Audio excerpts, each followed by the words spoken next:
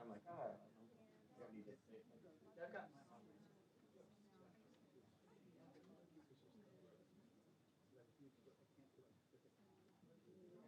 Oh, I did. I got mine.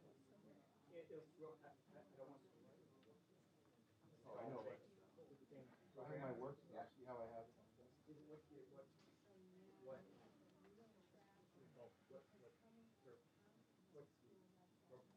Yeah, I know. But I saw it. I thought it was something else, so I ignored it. And then I'm like, wait a minute. I got two. I had to change. I just put some. And then now I just keep one.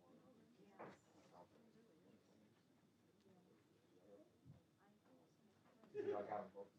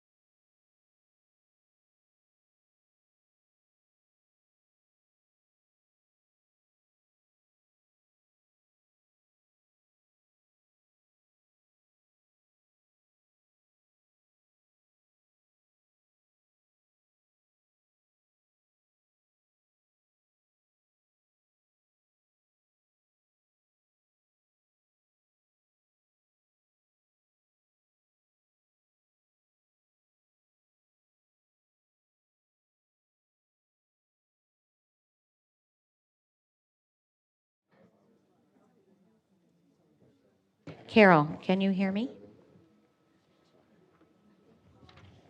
Yes, I can hear you now. Great, and we can hear you. Thank you. I know we talked about this a couple of years ago. That IT guy, we talked about it. We did. Working.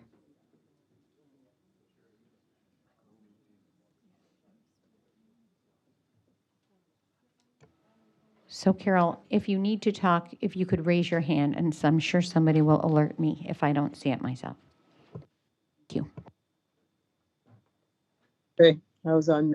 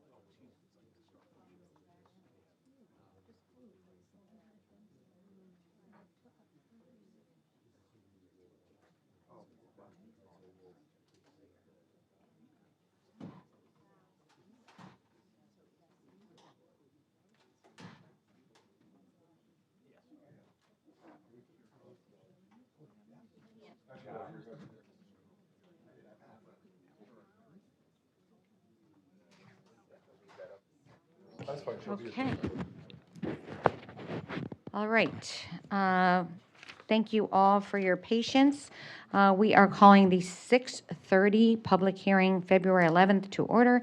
This is an application filed on behalf of Vessel Real Estate Holdings LLC and Vessel Technologies Inc., contractor purchaser of 29 Highland Street, for change of zone approximately 2.3 acres from the site, from a RI Single Family Zone to RM1 Multifamily Residence District and Special Development District Designation Overlay for the redevelopment of the site into a 112-unit multifamily residential development, which will qualify as a set-aside development under General Statutes Section 830G.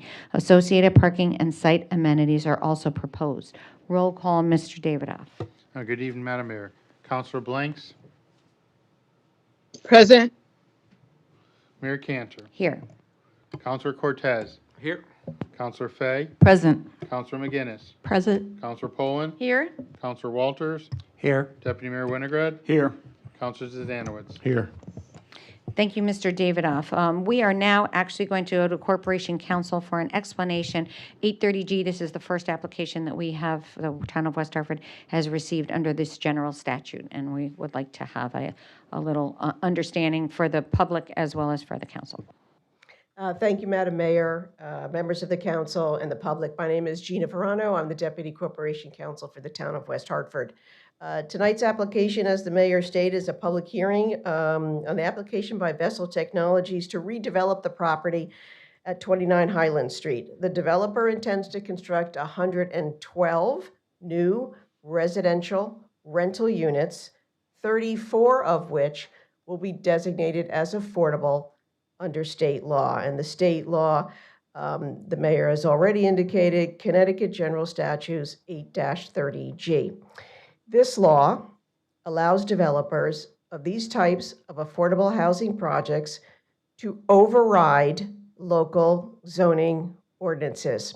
In other words, a zoning application cannot be denied on the typical grounds, such as it's inconsistent with the plan of conservation and development, nor based on concerns related to a project's density, size, height, design, or compatibility with surrounding properties, or the character of the community, or impacts related to traffic congestion. Rather, according to state law, a project can be defined only if it meets all of these three criteria with evidence on the record, and I will go through them one by one. The first one, the denial of the application must be necessary to protect substantial public interests in health and safety. 2, these public interests must clearly outweigh the need for affordable housing in the community. And 3, the public interest cannot be protected by making reasonable changes to the development plans. So, for the benefit of the public and the council, the consideration of this application is different from others that you have considered in the recent past, in that the basis on which this application can be denied can only be done on the 3 reasons for which I've already stated. The council, as a zoning authority, however, does have the ability to approve an application with reasonable conditions. Thank you, Madam Mayor. Thank you, Attorney Verano. Appreciate it. Okay.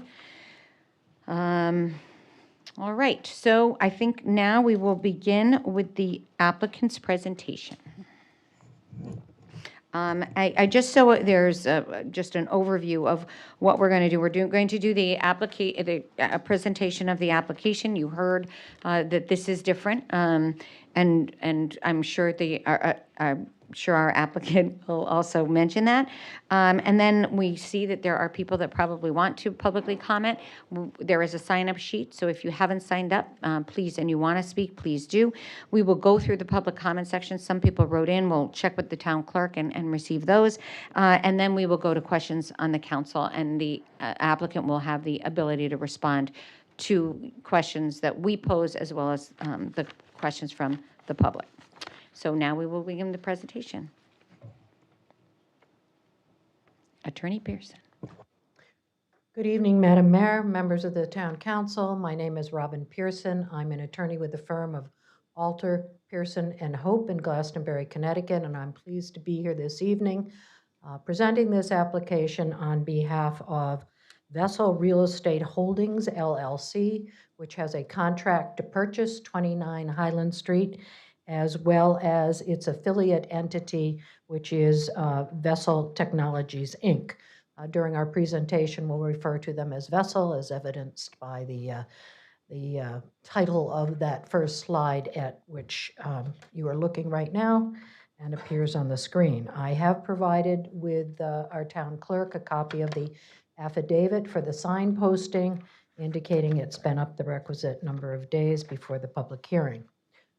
I think, do you mind if we lower the lights a little bit to make the visuals a little more crisp, or would That you would be prefer we proceed this way? That would be fine with us. Okay, how do I do that? I don't know if we completely have to turn it off, or there's No, a- no, don't turn it Well, off. I might be on off. It might not have a dimmer.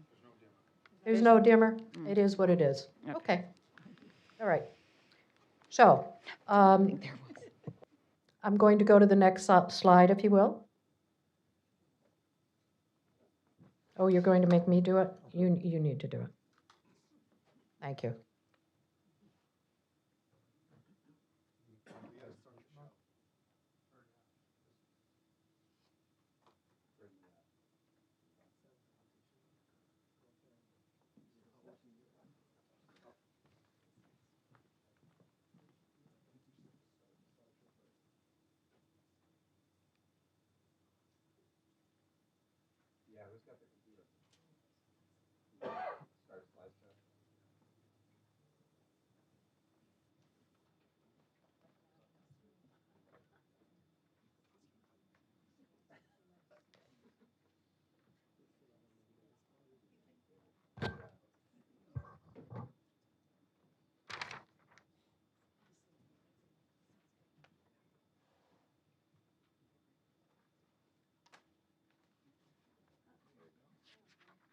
Hey, that helps, thank you.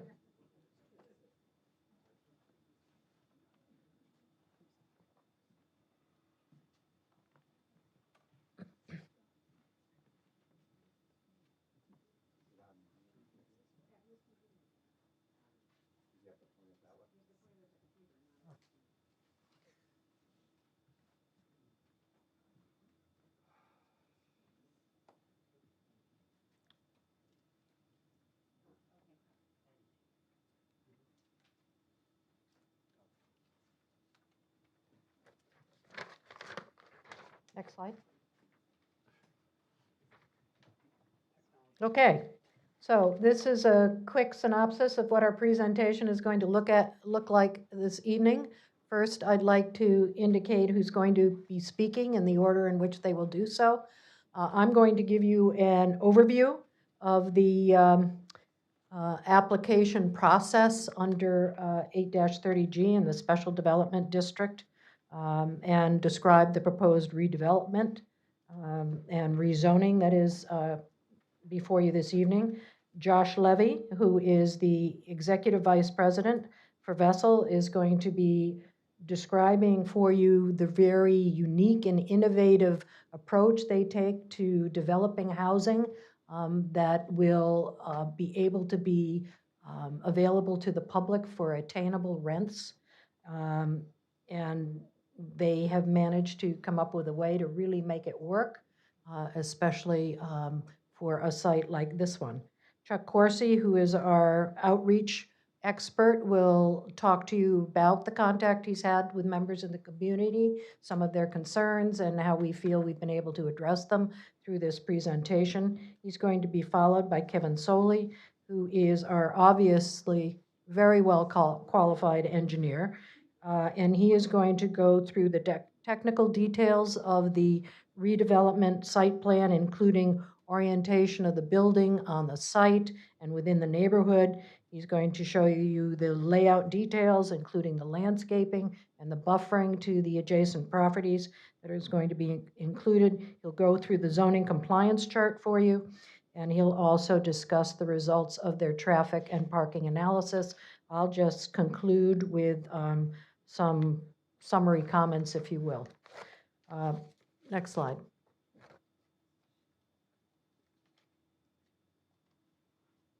Okay. So as far as a development overview, as already mentioned in the public notice, this is an application requesting a change of zone from the property from RI, which is a residence institute or institutional zone, to an RM1 zone, which is a multifamily zone, then to overlay the development site with a special development district. And then all of that application is being brought pursuant to the Connecticut General Statute 8-30G, also referred to as the Affordable Housing Appeals Act. You've already had a presentation as to what that means in terms of the factors you must keep in mind when you make a decision on this application, but from Ms. Verano, but I'd like to go into a little more detail on that. Specifically, under a special development district, you are already aware, because it's a vehicle that you often use to achieve a development which in your mind exceeds that which could be possible under application of the standards of the zoning regulations of the underlying zone. That gives you a great deal of flexibility in deciding whether or not it's appropriate to allow deviation from some of the standards that are set out in the bulk standard tables for a particular development plan. 8-30G, the statute, goes a step further than that and allows you to vary even those sections of the zoning regulations that you might not have been able to grant some leniency to through the special development district process. And in this instance, when you look at the zoning chart that is in the plans that have been submitted, and which we'll go through for you so that you can see what the standards are that are being varied, all of the requests for some relief from the RM1 standard, except for one, are items that could be achieved through your special development district process, even without utilizing 8-30G. There is one standard that you can't vary through a special development district, and that is the density standard. So we have noted in our zoning compliance chart that that is a standard that is allowable to be waived through the provisions of 8-30G, as long as the standards are met when you analyze the application, which has to do as to whether or not deviation from that standard presents any public safety or health issue that precludes you from developing it, for allowing it to go forward in the development. So I think it's important for you to keep in mind the standards as you go through the application. The specifics of the development itself, we are proposing 112 units. The building is proposed to be 4 stories high. There are 106 one-bedroom units and 6 two-bedroom units. The 8-30G statute requires, in order to utilize the special burden shifting aspects of 8-30G, that 30% of the units in any development that you're considering under 8-30G be set aside at income levels that allow persons who fall within a median income at 60% or 80% of the area median income to be able to afford those units. And that in this instance, that 30% number amounts to 34 units out of the 112. And 15% of those have to be affordable to those who earned 60% or less of the median income, and 15% of those have to be affordable for those who earn 80% or less of the median income. And what we've provided you with is a breakout of what we would anticipate applying the formula that's required by the 8-30G regulation now as to what the rental ranges would be for the units. And for 34 units, 32 of those would be one-bedroom 8-30G price-restricted units for 40 years. And the rental range would be $1,319 to $1,583 per month. Now, this changes each year depending on what HUD comes in with for the amount of area median income and utility allowances. But for now, you can appreciate that these are definitely significantly below the West Hartford market right now for 1- and 2-bedroom units. The price range for rentals for the 2-bedroom units is also set out there now. I also note that the application proposes 123 parking spaces. The number provided complies with the 118 space requirement of your West Hartford regulations, as well as the maximum the state is allowing for communities that opt into that maximum allowance, which is what you have done. Next slide. Okay, this is the zoning map change that's being requested. This shows you the site. There's a, perhaps you can point to it, Josh. Yeah, that's 29 Highland Street.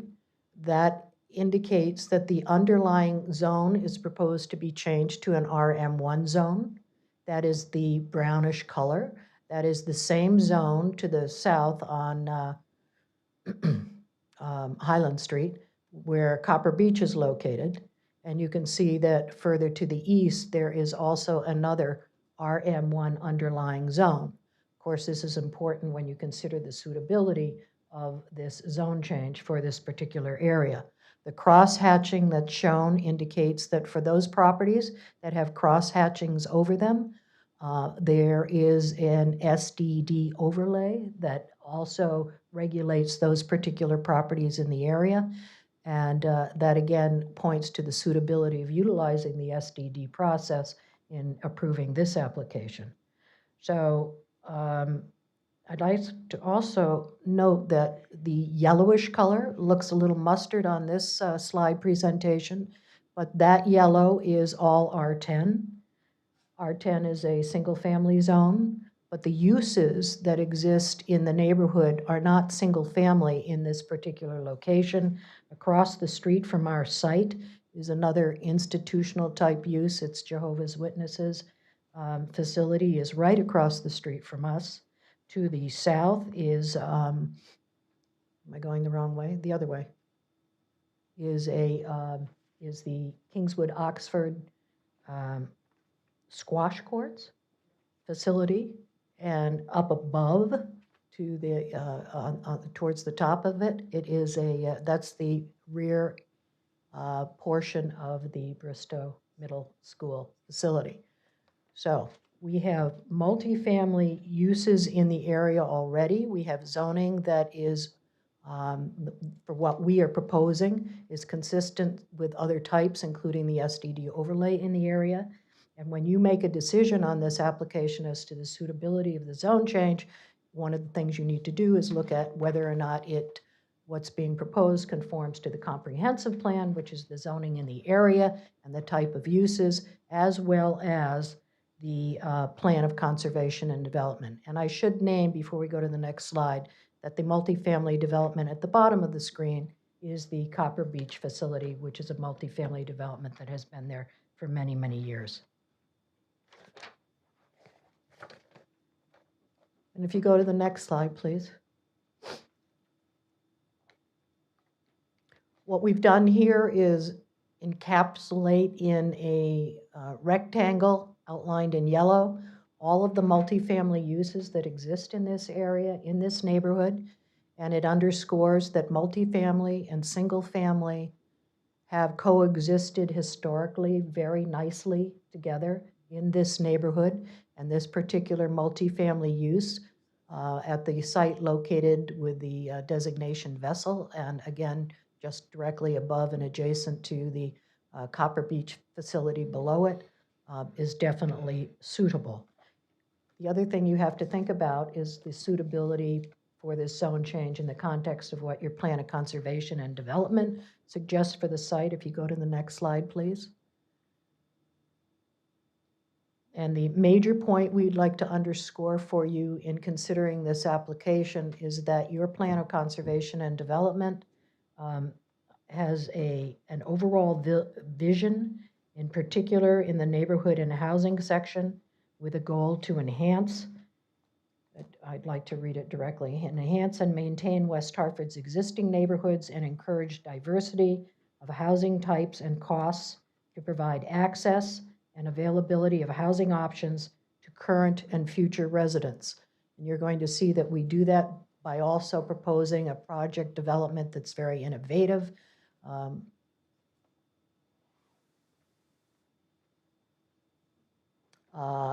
Has a lot of connectivity and sustainability, which are also part of the overall vision aspects in your plan of conservation and development. So we believe this is an innovative, sustainable housing development. The people who will live here do so because they will be able to afford to live here, and also because, and we believe this strongly, they will want to be part of this really very cool and new type of housing experience. So with that, I'd like to turn it over to Josh to go through exactly why and the ways in which this is such a new, exciting, innovative housing experience and what Vessel is all about.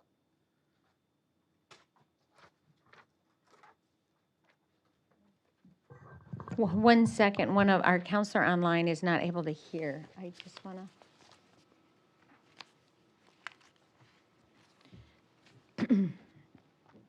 I don't know, Carol, if she could tune into WHCI, could she?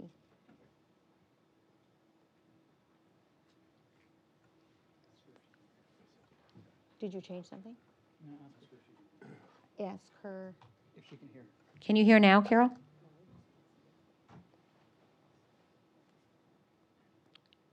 Can you speak? Can we hear you?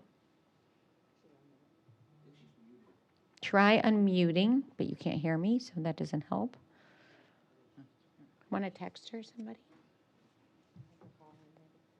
Yeah. Can we unmute Text her her. from this side? Like, do that, like that? It tested fine. What the heck? You know what, we were having issues earlier, I think it said something about sound, so it might, so I think it's something. Maybe she can call. Madam Mayor, if she can see us, could we set up a call with somebody's That's what cell phone? that's what we're doing. Okay. Yep. Leanne, I can't hear you, so. Carol, anything?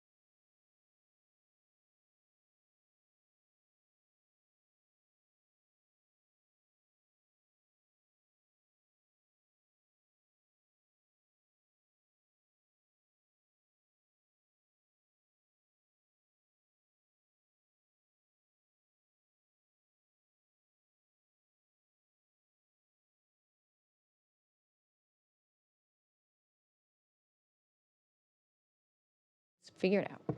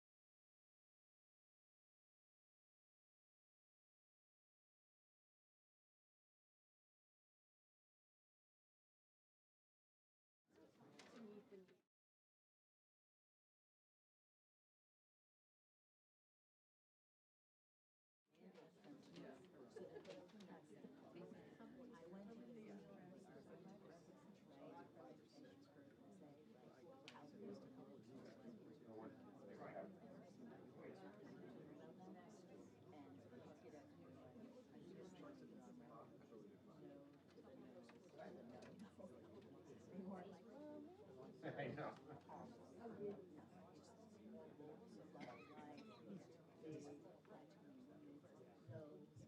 Oh, don't worry.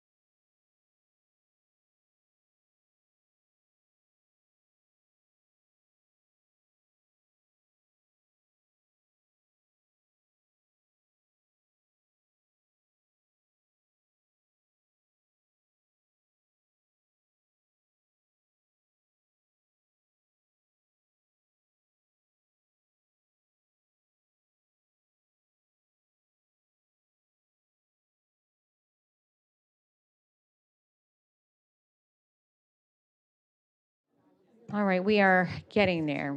Just give us one more minute.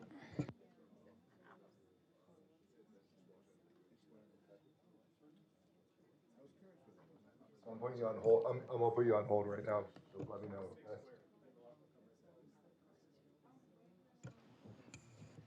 Okay, we are on WHCI, and we are we're coming out of recess. We're doing a test to make sure that the counselor on the line can hear us.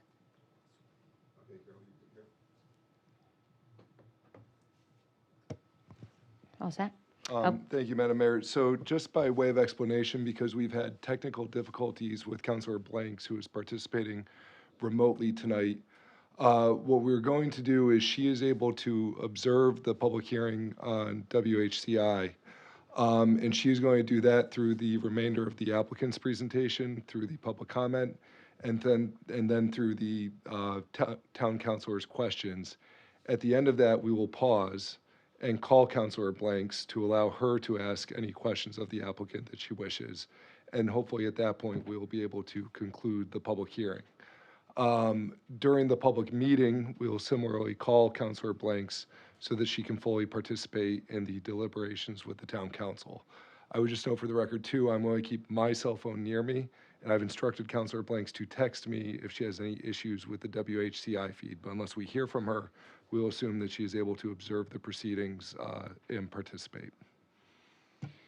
Thank you, Counselor Dodge. Okay, Mr. Levy, we will. Thank you, members of council. Thank you to the members of the public who are here tonight. Appreciate the opportunity to introduce myself and to tell you a little bit about Vessel. I'm Josh Levy, and I'm Vessel's Executive Vice President. Okay,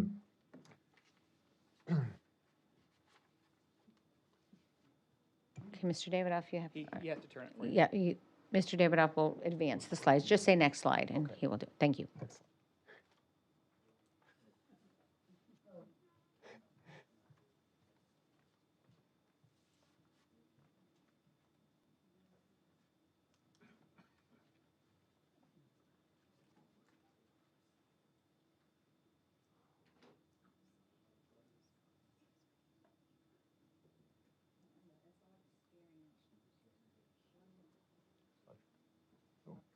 I think you just need to hit slideshow.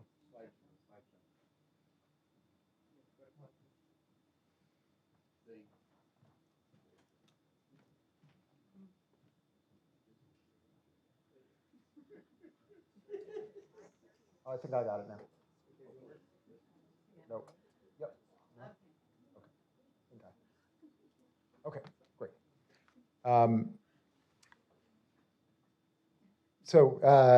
And apologies for all the technical difficulties to everybody. I know it's frustrating.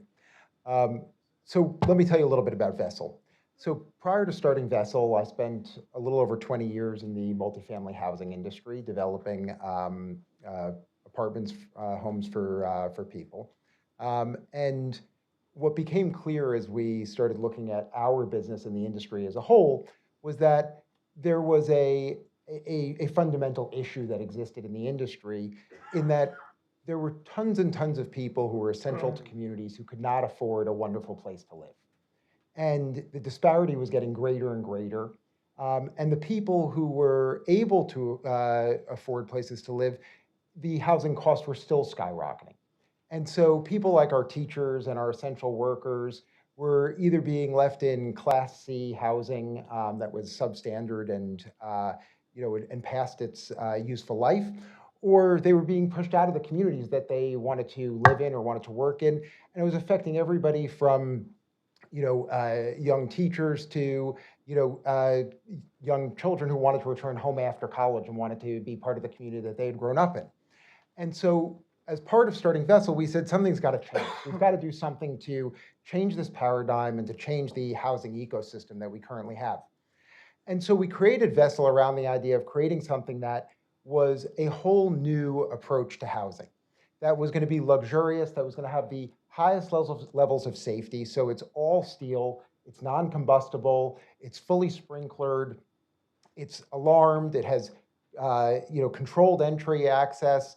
Everything is designed in the building even around what we call our entry court, which you can see here, is designed around the idea of creating optimal safety. So that entry court allows for 50% air transference, as does part of our roof system. And the idea is that smoke can never build up in the building. So smoke gets released both out the sides of the building as the top. So it's the safest for not only our residents, but also for our firefighters. God forbid something ever happens. So when they come in, there's nothing terrible that can happen to them, because we want their safety to also be of paramount importance. We also started to think about other things around wellness. So, we said today's tenant, we think, is really important to them to have a healthy place to live. And you see things all the time about old housing having mold in it or other problems. So we built vessels so those problems could never exist. We did away with things like drywall and paint in our unit. There's no off-gassing from materials. We have UVC technology in our bathrooms that sterilizes the surfaces. All of the surfaces we use in our units are hypoallergenic, they're antimicrobial, they're the safest, healthiest products possible, so that our tenants can, have a great quality of life from a health and wellness perspective. We have other things in our units as well. We have Cyrillic lighting, so people can, have better sleeps with their circadian rhythms. We have air monitoring and purification systems in the unit, so all the things that people are breathing are healthy and clean air. And our units are also designed so that anybody can use it, anybody of varying abilities, fully accessible. We design our buildings to universal design standards. So in our buildings, every building comes equipped with an elevator, and every unit is designed to universal design standards, so anybody can use it. We also have things like hearing and visual prompts for people who are hearing and visually impaired, so that there's no barriers of entry to being able to be part of the vessel, to be part of a vessel in any community. And then sustainability. So everything in the building is built around sustainability. We're all electric. We have no fossil fuels in the building. Our construction timelines are a fraction of what everybody else's are. So typical construction takes 18 to 24 months on a building. Our construction, the erection of the building takes about 6 to 8 weeks. And then the full construction of the building takes about 6 months. With site work, we're talking about an 8 to 9 month construction period in order to deliver homes into communities. So we don't have problems with idling trucks on site and emissions. Everything is designed for precision engineering and delivery, so that you don't have things like that are polluting, the neighborhood as well as our environment. We have high efficiency systems throughout the building, VRF systems with heat pumps in the units for individual HVAC control, solar on the roof in order to try to achieve a net zero design, building envelopes that are as tight as possible so that they're designed to passive house standards. We have information for tenants around how much energy they use, so that they can use their unit more intelligently to save water and save energy, so that they can be better stewards of the environment.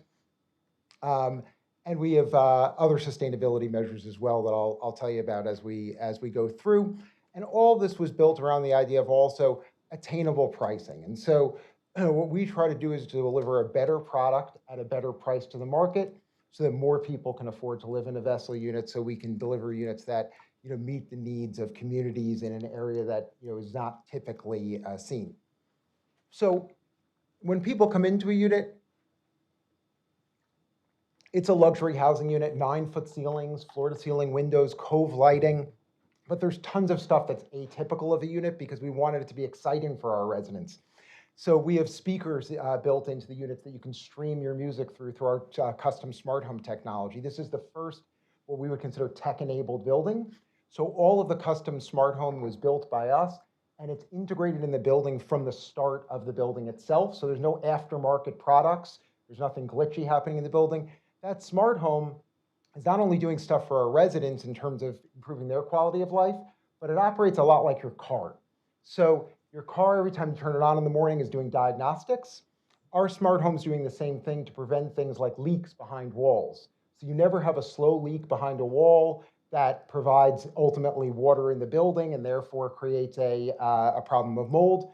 It's impossible to happen in a vessel unit, both because of the materials that we use, as well as the technology that we're implementing to prevent those things from happening. So if the building senses a change in water pressure, it sends out an alert to that area, cuts off that area, calls maintenance and tells them to come check it out so you don't have damage to people's units or any other problems like that. The lighting is all LED. You can choose from tons and tons of colors. Might not be what any of us choose, but for a 22-year-old, for whatever reason, I have an 18-year-old son, he thinks red is the best. Then the walls themselves are totally different. So as I mentioned, we don't have any drywall or paint in this entire building. These walls are an interior panel system for the units. They're hypoallergenic, they're antimicrobial, they're also pretty much indestructible. And so it creates two things. One is it gets rid of the need for things like cycle painting and other things that are a problem later on. But also it allows us to get behind these walls without doing demolition. So if there's ever a problem with electric or plumbing or something like that over the life of the building, we can quickly come in without destroying the unit and making a mess out of somebody's home. We can fix that problem, and then we can be out of their unit lickety-split so that they aren't annoyed by our presence in there, and get them moving on. Our bedrooms, obviously, sort of a typical bedroom, but beautiful natural light. We want people to have a wonderful living environment. And so let's talk a little bit about the why of the vessel. So we're faster construction. One of the things that people talk about is the design of the building. So everything about the building is designed around achieving different goals. The design is very purposeful. It's not just about delivering something that might be contemporary or is efficient. It's designed to achieve all these different goals so that we have faster construction, less waste during construction, greater sustainability, higher energy efficiency, lower cost for residents, and a safer building, so that benefits all of the residents as well as the community as a whole. And the building itself, not only during construction but also during operation, is extraordinarily quiet because we have such an airtight building, as well as no common areas where people are gathering and creating noise within a typical building that could disturb neighbors or anything else like that. So to go through a few of the things that we spoke about, the timeline's obviously much faster than typical construction, so we can deliver housing to communities when they need it, get people living in beautiful new homes. The construction process is extraordinarily quiet. You don't have any hammering on site. You don't have any cutting on site. Everything is delivered in the system, custom done, milled work with precision engineering, so that all you have to do is stack it up and bolt everything together, moving very quickly through the construction process. We have a waste-free site, so you won't see tons of materials on our site. You won't see overflowing containers for waste. There's very little that goes into those containers. Of course, we have them for whatever's needed. Less traffic during this process. Once we deliver the building, which gets delivered over about a 4 to 6 week period, the trucks pull up, they quickly get stacked out, and then they move on. Those are really the only major trucks, aside from some of the site work trucks, that are going to be there the entirety of the construction period. So there's not going to be tons of trucks creating a lot of noise for neighbors. The buildings themselves, just more compact than typical construction. We tried to create something that was more discreet than a typical building. As we were talking about in terms of safety, fireproof, non-combustible constructions, fully sprinklered buildings, tons of safety features within the units, whether it's our entry controls or whether it's our entry or controlled alarm systems in the units for our residents. On our sustainability efforts, we have water-saving low-flow fixtures, we have leak control systems, a extraordinarily tight envelope, solar power, designing to try to achieve net zero status on this. And this just shows you actually the delivery of a vessel building. So you can see here, these little vessel signs on these things. These are actually our panels. They create the structural system for the building, and they get stacked on the site. And it's just a series of these trucks that contain an entire building. So minimal transportation and allows us to create a better approach to construction for all of these things. If you can do me a favor, can you try to just click on this slide right here, on this thing right here? At the bottom of this area right here. Yes. So I'm a 24-year-old wedding photographer, and this is my first time living alone, first time having an apartment. I did choose this apartment, yes, because of the view, the lights, the speakers. The space is just gorgeous, super cute. I've been absolutely loving it. I come from a family of 8. That's some of the reason why I chose to live on my own. I have felt so welcomed here. Everyone has been so kind. So it's not done yet by any means, but I have been loving it here. I've been loving my first apartment and my first home. But yeah. So people often ask me, like, who's going to live in one of your Vessel units? And this is Lillian. I met Lillian last week. Actually, I was doing a tour of our building in New London, and she graciously said, why don't you show people my unit? And so we came in and I met her, and she was telling me her story about being from a family of 8. She grew up in Groton, really wanted to move out of the house and get a little bit of independence, and was so excited about, her unit and her new lifestyle. And so, wanted to just give everybody a view into, the different groups of people that, live in our units. Lillian is one example. Our New London building, which leased up in about 6 weeks, is fully occupied, has everything from a number of young people right out of college, Lillian, a young man working at Electric Boat, to an elderly couple who, were downsizing and wanted to still stay in the community. We've got, unfortunately, a couple of single divorced dads. So everybody who, sort of every demographic and every different group of people, and, people are loving that. We've got a building right now, actually, that's getting ready to open in Cheshire. That's 70 units. We haven't started marketing that yet. We already have 60 people on the wait list there. So we're super excited about the responses we're getting from community people like Lillian, and so excited to have other wonderful people from the West Hartford community join us as Vessel residents. So a little bit about the site. Obviously, this is what it is there today. So we've got the Hughes Rehabilitation Center. What I want to point out is this building is pretty much a zero lot line building except up in the front. So it's taking up the entirety of the site, very close to our single family neighbors along the back edge of the property. This is the back side of the property, so the side facing our single family neighbors. You can see that we've got very little in the way of a setback here based on the current building.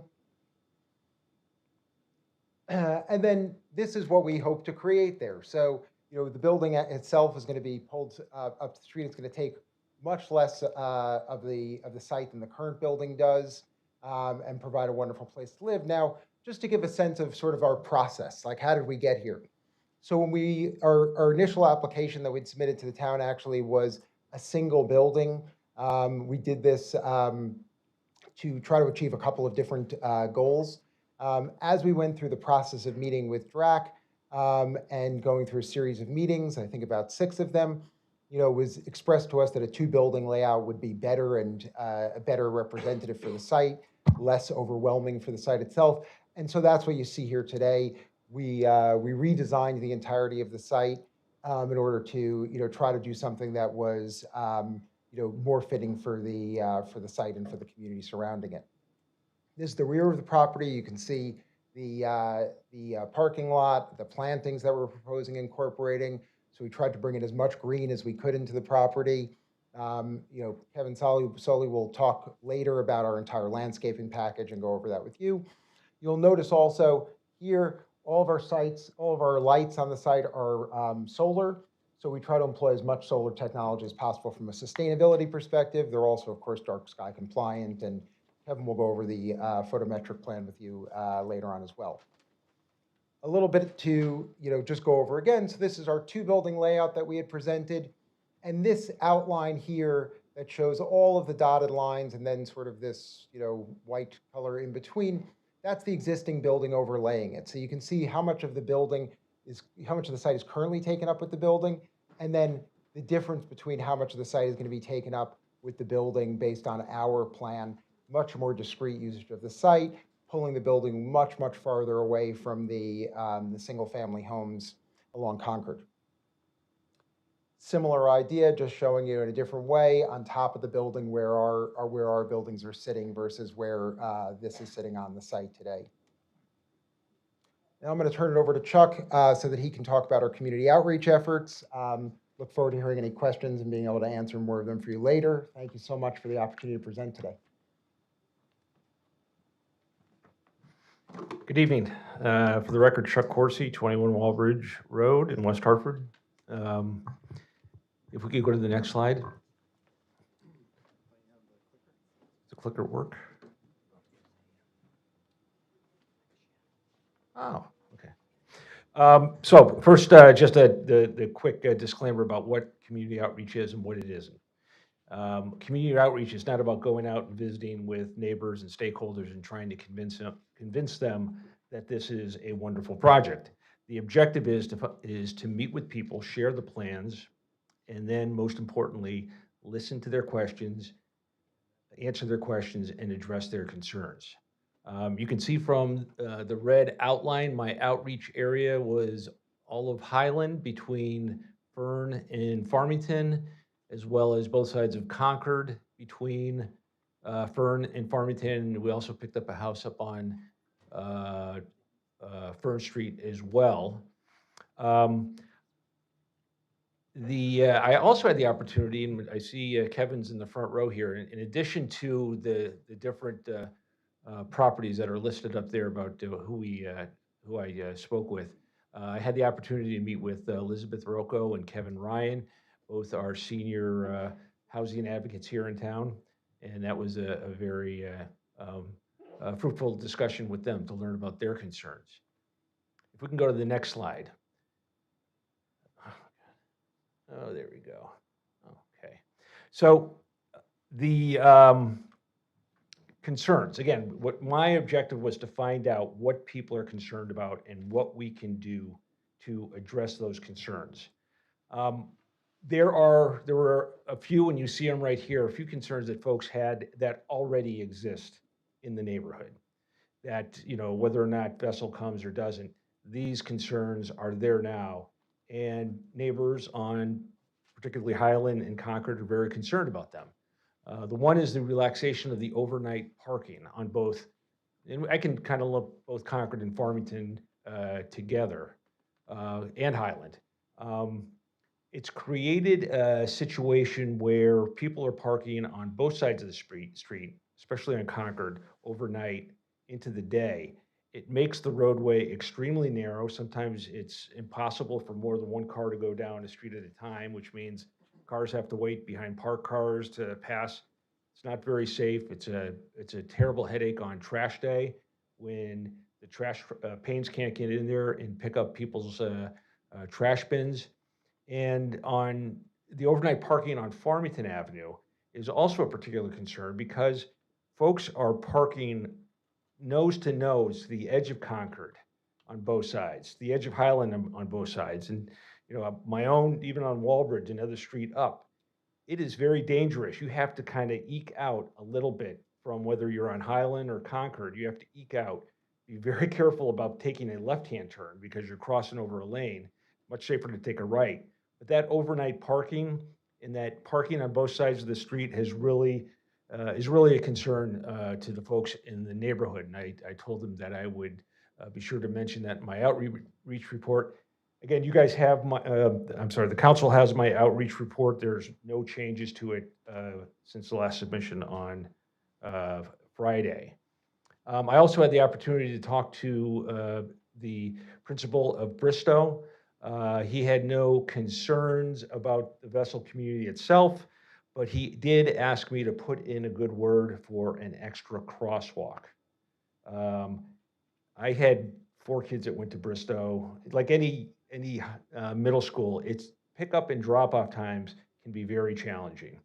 And especially when you see people parking across the street and kids crossing the street, he would love to see a crosswalk, and I think he's brought it up, and I know I'm not at the Board of Education tonight, but he thought that a crosswalk closer to the Vessel building, maybe closer to where the Holiday is, would be very helpful and provide better safety. And then again, my meeting with Kevin and Elizabeth, they, their concern is that there is not enough senior housing specifically for seniors in West Hartford. And, while I told them that, we're not, this is not a age targeted or age restricted development, we spent a good deal of time talking about some ideas about what they might be able to do to try and get the word out. So these are conditions that already exist, and again, that neighbors asked me to include in talking to you. Let's go to the next slide that I can turn.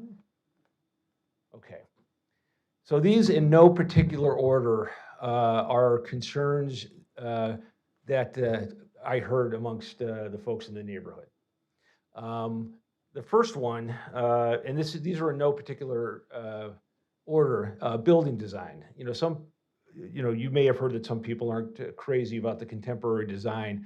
I think Josh did a very good job just now talking about what the design gets you. It's not building a contemporary building just for the sake of building a contemporary building. It's getting a building that is also safe, sustainable. The flat roof allows for the solar panels on top of the building that power the entire building. So there's a key sustainability feature right there. And it's very safe. It's non-combustible. It's not, this is unlike a lot of the other communities that are being built around, there's not wood. It's not made of wood, and you don't get a lot of sawing. Josh already talked about this, and nailing on the site. The building height. Vessel's building, the proposed two buildings, are approximately the same height as Copper Beach. And they're also approximately the same distance away from our neighbors on Concord.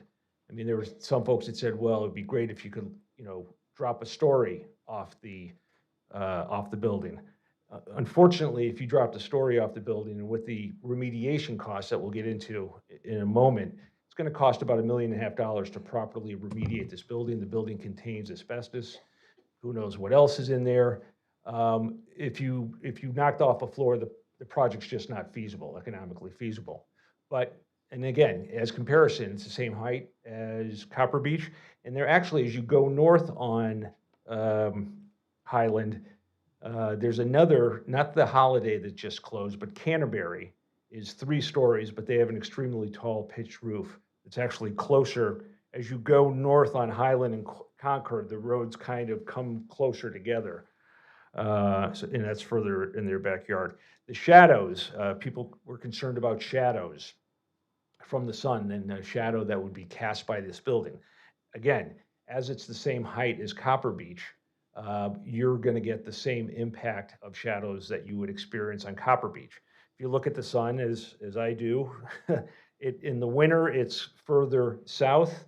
Right now, it's kind of rising over Copper Beach, but it'll make its way as we get into June in the summer, closer to our building. But the impact of the shadows will only be for the first, hour of the day. It's not going to cast a shadow over Concord in the neighborhood thereafter. Buffer and landscaping. Again, Kevin is going to share the plan, but that was probably a major concern of our neighbors, especially those closest to us on Concord. We are going to enhance what's already there and protect and fill in those areas that are where there are gaps. I'm sure you can already see on some of the slides tonight, there are some gaps in the buffer, but there will also be fencing. And that's the next one, is that the existing fence that separates our neighbors on Concord with our property, that fence is decaying, it's dying. We're going to replace that with a taller fence that is solid so that light will not penetrate through the fence. And it'll provide that buffer from our neighbors. Let's see, lighting, Josh hit on that. The headlights, you're not going to see headlights in any of our neighbors' yards on Concord, because the fence and the grading and the new landscaping is going to protect that. There's no light spillage off the property. Noise and privacy. Yeah, there will be no outdoor gathering spaces. There's no outdoor seating, no fire pits, no dog parks. There's not a gathering place, so there's not that opportunity for people to gather there on property. I happen to think that we have one of the best gathering places in Connecticut, just a couple blocks north at Elizabeth Park, which I'm sure will get a lot of use. Traffic. Fortunately, I'm not a traffic engineer. I'm going to leave that up to Kevin as well. But, and I think that, you know, we've all seen a lot of the multifamily. Let me just start by saying, I completely understand concerns about traffic. It makes almost no sense when you say we're going to bring 120 new units and there's going to be no traffic concerns. That said, the multifamily doesn't have these peak traffic hours. Like, we'll go back to Bristow. Bristow has a peak, not even a peak hour. They have a peak 20 to 30 minutes in the morning and afternoon, which is, it's very congested during those times. People that in multifamily, and we've seen this in other communities that have opened and are full and are much larger than this, that folks were concerned about traffic, but that traffic concern never materialized. I'm thinking of Steel Road that has now 200 units, and most people don't even know it's back there behind that berm because there's just no impact. But I'll let Kevin fully describe that, the traffic impact there. Parking. Parking is a huge concern, and a lot of that goes back to the first concern I brought up about the overnight parking. My friends over at Copper Beach especially are very concerned that, you know, if people, if we don't have enough parking on our site, they're afraid that people are going to park on the street and it's going to make the street less safe, and I totally get that. But as was otherwise noted earlier, the town and the state's regulations require us to have 118 spaces at this property. We have spaces for 123. Vessel does not want to have inadequate parking. They're not going to be able to rent their apartments if their residents don't have their own parking. That's enough based on their experience, and we meet the state parking regulations. So we believe that there's adequate parking. There's not going to be a gate there. We're not going to have a parking gate. This isn't going to be like that. Our delivery parking, and Kevin will get into this as well, will be in the back of the building, closer to the entrance, the back entrance. Let's see. Property management. The management of the property will be handled by a professional property management company with a local presence. So again, we want to, since Vessel's name is on this building, it shouldn't be the reason, but they're building other communities like this in the region, in the state. They want to keep their building clean, safe, active, and vibrant. So they're going to have a professional property management company with a local presence taking care of that. Construction, demolition, and remediation. Again, another major concern, understandably, that neighbors have. What's that going to be like? Vessel is going to follow, and they have a demolition and remediation plan that they've submitted that staff has signed off on. And they will, you know, follow that to the T, and it's going to have the oversight of the town as well as the West Hartford Bloomfield Health District. But it's similar to the situation we had just over at the Old Children's Museum. That project was similar, had a lot of asbestos in that building. And you probably had, you know, some of our furry friends burrowed underneath the property that had to be taken care of, and so they wouldn't escape to the neighborhood during demolition. Their plan, which is almost identical to ours, similar to ours, worked very well, and you know, we will do the same thing here. And again, the health district and the town will be on top of us, making sure we do that. And yeah, I can't believe we're 3 hours in and we haven't gotten to the rodents yet. So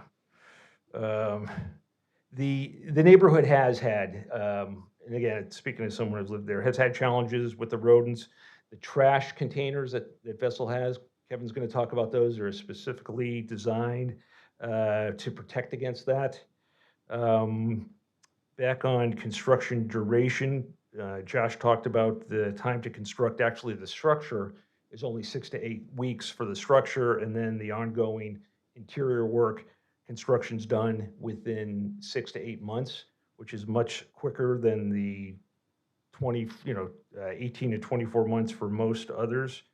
The hours of construction, Vessel will abide by the town's regulations for allowed construction times. I believe those are Monday through Saturday, 7 a.m. to 1 hour past dusk. But whatever it is, they will abide by those. Trash locations, the trash is not going to be located as at the far west adjacent to our neighbors on Concord. There are going to be 2 trash enclosures, and again, one on the north side and one on the south side of the parking lot. And then finally, snow runoff. I'm going to refer that to Kevin and the grading and drainage plan. But again, that drainage and grading plan has been approved by town staff. I'm happy to answer any questions you might have now, or if you want to save them for later.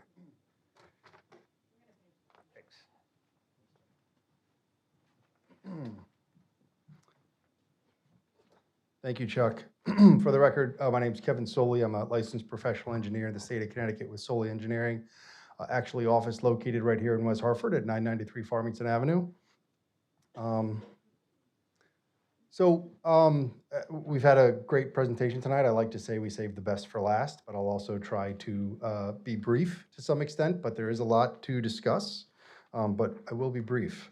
As we've talked about, I think we've got a great discussion and understanding of the Vessel product, the building, how the apartments will be operated, and some of the benefits of this type of development. I'm going to focus more on obviously the existing site conditions and the proposed site development. So the existing site, as we talked about, is approximately 2.32 acres. It's frankly, as we've shown on some aerials, the site is mostly building and mostly impervious surface. It's got a 50% building coverage, a 0-yard lot line essentially along the west side of the site, 84% impervious. So as we took a look at this project, we saw a lot of opportunity to actually improve what's out there today and still achieve the goals that were looked at for the Vessel project. So as has been discussed, the site is comprised of 2 buildings, 56 units in each building. We're approximately 21% building coverage, so a significant reduction from existing conditions. We've been able to, increase setbacks along the rear and both sides. We've increased that rear yard setback from 0 to 119 feet, so just under 120 feet, which we think will be a significant improvement for the residents to our west. We've designed the site to provide access with 2 driveways, one to the north and one to the south of each proposed building, and then locate all the parking behind the buildings themselves. We've tucked those up closer to Highland Street to create that better curb appeal, that improved aesthetic from an operation standpoint. And we've reduced the impervious coverage from 84 down to 65%. So we've been able to considerably better plan and program the site design and the site development to accommodate the proposed use. As Mr. Corsi mentioned, we do have dumpsters on both the north side and the south side, and we've been able to create some separation from those properties to our north and south. We've also located some electric vehicle charging capability spaces to the south of the building in accordance with some new building code requirements that have recently come out. So I just want to touch on quickly, obviously, as has been discussed, this project is going through a little bit of a different application process with the 830G component, but it also is an SDD. So there were a few items that we are waiving as part of this SDD and 830G process. One is the front yard building setback, so the building separation from Highland. 55 foot is the required building line. We're at 30 feet. The building height We are slightly higher from a building height standpoint, but actually we're very consistent and somewhat comparable to the building to our south. So it does not create some overarching towering experience. It's actually very in line with the character of the community. And then as Robin mentioned also, there was also two other components. The number of units within the building, we have 56, while 40 is permitted. And then the open space requirement or density requirement, we are approximately 63 square feet of open space per unit versus what's required in the underlying zone. So that's another provision that we're requesting to be waived as part of this process. From a stormwater management standpoint, so this plan rotates. So now Highland is to the bottom of the page. So north is to the right. The project has been designed in accordance with the 2024 Water Quality Manual as administered by DEEP. Because of the significant reduction in both an impervious surface and coverage, we have a significant reduction in stormwater rate and volume for all the storm events that have been analyzed. We've been able to significantly increase, obviously, the impervious or the pervious surface on the property, created some larger buffer areas around the perimeter. And we do satisfy all of both the town requirements and the state requirements through the Water Quality Manual. And I believe, as Mr. Corsi mentioned, we do have sign off from the town engineer. This has gone through that comprehensive review process, and we've met all of those requirements. Included in the package is a lighting plan. This site is designed from a dark sky compliant lighting design. We have all recessed LED fixtures, so that bulb is recessed. It reduces glare around the perimeter, and we're able to make sure that we have adequate light coverage without spillage around the, from any considerable, function to the perimeter of the property.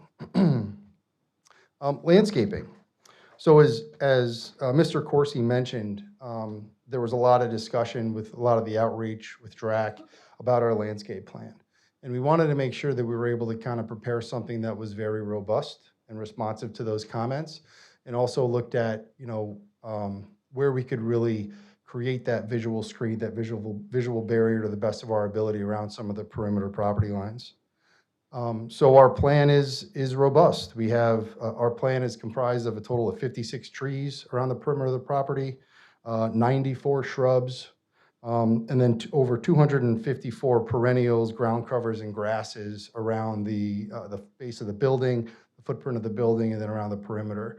In addition, we are, as Mr. Corsi mentioned, there's an existing, very decrepit fence along that western side that is all being replaced with the new 6-foot stockade wood fence to provide that screening.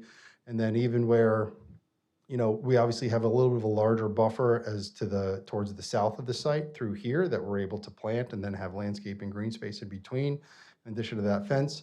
As the property line does pinch a little bit, one point that I'd want to make out is that the existing grade for the residents on Concord is actually approximately 5 feet higher in grade than our parking lot. So we're going to have a stockade fence right on the property line, which is really going to provide that maximum blockage from a visibility standpoint with landscaping behind it. And then we slope down as well. So further kind of recessing ourselves from that to really minimize the view shed impact. And then I just wanted to show some of our landscaping planting palettes, red maples, river birch, pin oaks, eastern red cedars, green giant arborvitaes. We wanted to make sure we had a mix of both deciduous and evergreen so that we do have that full year-round visual barrier to really minimize that potential site impact related to any of the surrounding properties. From a traffic standpoint, for the record, I also hold a designation as a professional traffic operations engineer. And obviously, as Mr. Corsi started to allude to about trip generation for multifamily developments, they do not result in a considerable trip generation in any meaningful way. And one of the things that we wanted to do to demonstrate that is we included in our trip generation statement an analysis of what that existing development, when it was operating, would generate during those peak hours. And when you look, we actually generate fewer trips on Saturday during that midday peak with a little bit of a slightly increase on the weekday AM and PM peak hours. But from a big picture standpoint, during the morning peak, this would generate a total of 41 trips in the entire day. That's 10 entering, 31 exiting. During that weekday PM peak, 27 trips entering, 17 exiting, for a total of 44. And then on that Saturday midday peak, we would estimate 22 trips entering, 21 exiting, for a total of 44. And if you think about this, that's really less than a vehicle a minute from an overall standpoint. It's actually considerably less than that. And if you think about vehicles coming in and out of the driveway, if we're looking at on the Saturday midday peak, 22 trips entering, that's, one car every 3 minutes. So from a big picture standpoint, this is really nominal trip generation use. And we would not expect any adverse impact to any of the surrounding roadway networks. We touched on parking, and I know there was concern about parking. Obviously, as Mr. Corsi and Mr. Levy both indicated, Vessel wants to make sure they have adequate parking, and they have a very robust plan and program, and they know what their parking generation rates are. The good news is the town of West Hartford and the state of Connecticut also establish required parking requirements. And for this size development, they would require 118 parking spaces, and we actually provide 123. So we exceed that minimum parking requirement, and we're very comfortable and confident that this site will have more than sufficient parking to address the needs from the residents. So I think with that, that summarizes tried to keep our site presentation brief, but I'd like to welcome Robin back up, and we're happy to answer any questions that the commission may have. Thank you. I'll stay up. Oh, good. Some quick concluding comments for you to keep in mind as you deliberate on this application. You do have most of these materials in the agenda package that you've already received, but we'd like to remind you that there was a unanimous recommendation of approval by the Town Plan and Zoning Commission. That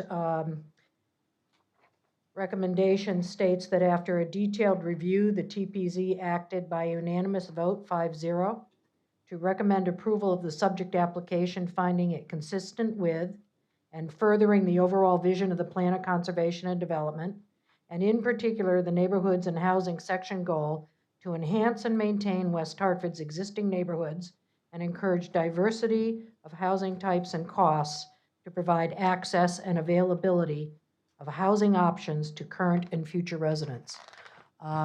While DRAC did not recommend approval for your consideration on this application for two reasons, both of which we actually do not agree with, but nonetheless, it did note the applicant's sincere effort to work with the committee and make those changes that we were able to make and still allow this development to be remaining attainable, affordable for people who wish to live in West Hartford. I'd like to just read something from their letter, notwithstanding the end result they reached, but while it says that while the committee did not support a favorable recommendation on this application, it sincerely appreciates the applicant's active participation in the design review process, of which there were, I believe, 6 design sessions, including multiple review sessions, its discussion of and exploration of some design alternatives, and its ultimate consideration and inclusion of a meaningful and positive change in the building massing from 1 volume to 2. With regard to the other reviews that this application underwent, you have memos or letters in the file from the fire chief, which says that there are no outstanding comments. From engineering, you have a statement that there are no outstanding engineering comments. From planning, you have a statement that there are no outstanding planning comments. And from CROG, the Capital Region Council of Governments, you have a letter from them indicated that they commend this zone change application as it significantly aligns with the regional plan of conservation and development, in particular, the strategy outlined in the regional plan of conservation and development to diversify the regional housing stock. And as we started out this presentation, we talked about the other controlling findings that you must keep in mind as you decide this application.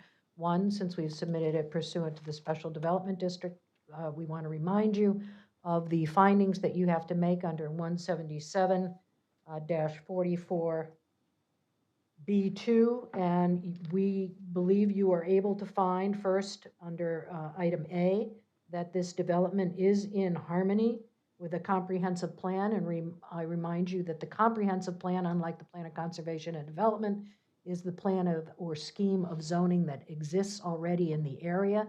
This use is, and the zone that we are requesting for the underlying zone change is compatible with existing zones and uses in the area. B, it is superior to a plan possible under the regular RM1 standards, and I would argue in this instance, the reason is because we are now able, with the relaxation of the standards, to achieve one of the main goals of your plan of conservation and development, which is to encourage diversity in both housing types and income and costs for those housing types. This plan does that.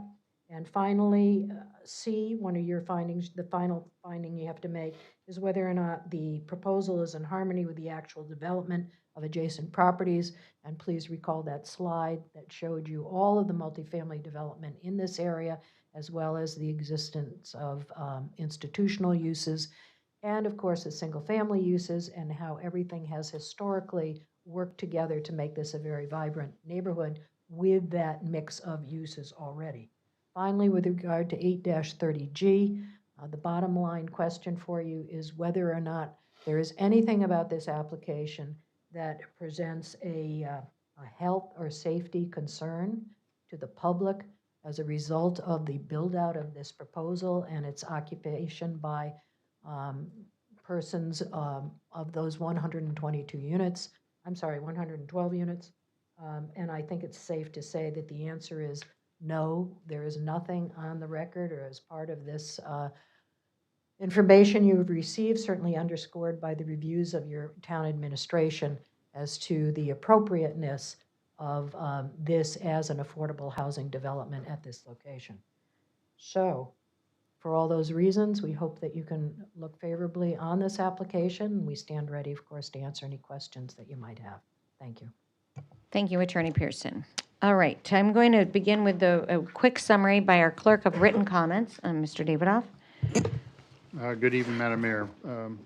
My office has received the following correspondence, which has been uploaded to all the councilors' packets.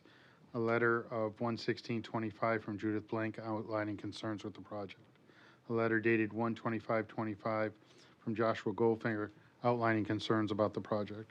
A letter dated 1/27/25 from Rod Shoemaker outlining concerns about the project.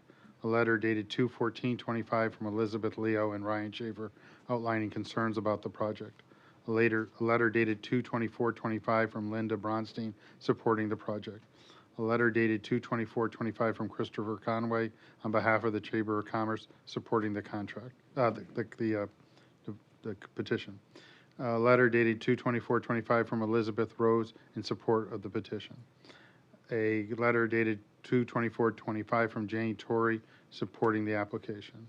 A letter dated 2/25/25 from Matt Morgan of Journey Home supporting the application. A letter dated 2/24/25 from Linda Fazina outlining concerns with the application. A letter dated 2/25/25 from Margaret O'Neill outlining concerns with the application. A letter dated 2/25/25 from Park Road Association supporting the application. A letter dated February 25th, 25 from Walter Adave outlining concerns with the project. Thank you. Thank you, Mr. Davidoff. Okay, we will go to public comments, and what I'd like to do is make sure that before speaking, please state your name and your address. All speakers, please try to keep it to 3 minutes so we can hear from everybody, because we still have deliberations in the council, and we also have another project that we're also voting on tonight. So we really want to hear from you, but if you can keep it to 3 minutes, that would be really appreciated. And if there is somebody that you agree with, you can just share that. If you are representing a group, you are welcome to go 5 minutes, but like a legitimate group, not like a bunch of neighbors kind of thing. And so then we will go back to the applicant and they can address issues, and we will obviously also open it up to council for questions. All right, so we'll go to the sign-up sheet, and if we can, Mr. Dodge, I don't know if you, oh, sorry about that. All right, I will state the person that's up and then the person on deck, so you can be ready. George Fazina, and then on deck is Linda Fazina.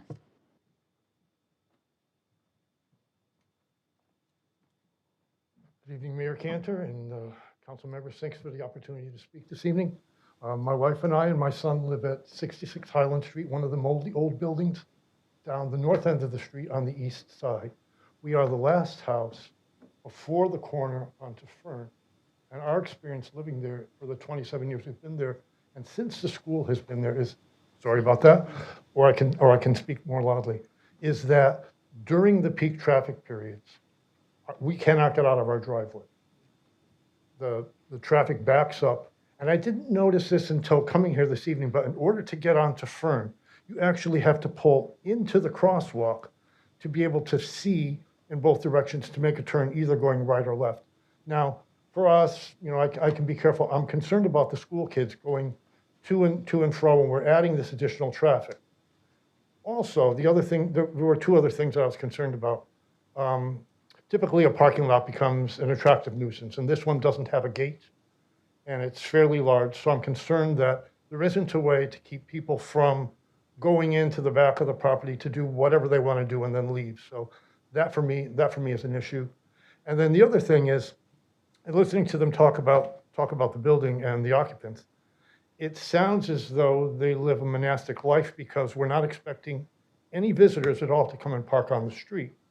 So that adds to the safety issue. I understand that 8-30 doesn't allow for traffic to be considered as an issue, except for the fact that traffic in this case is across the street from a public school, and I think really that does need to be considered anyway. That's all I'll say because I know there's a lot of other people that want to speak. Thank you for the opportunity and have a good evening. Thank you, Mr. Fazina. Linda Fazina, and then on deck, Ann Shapiro.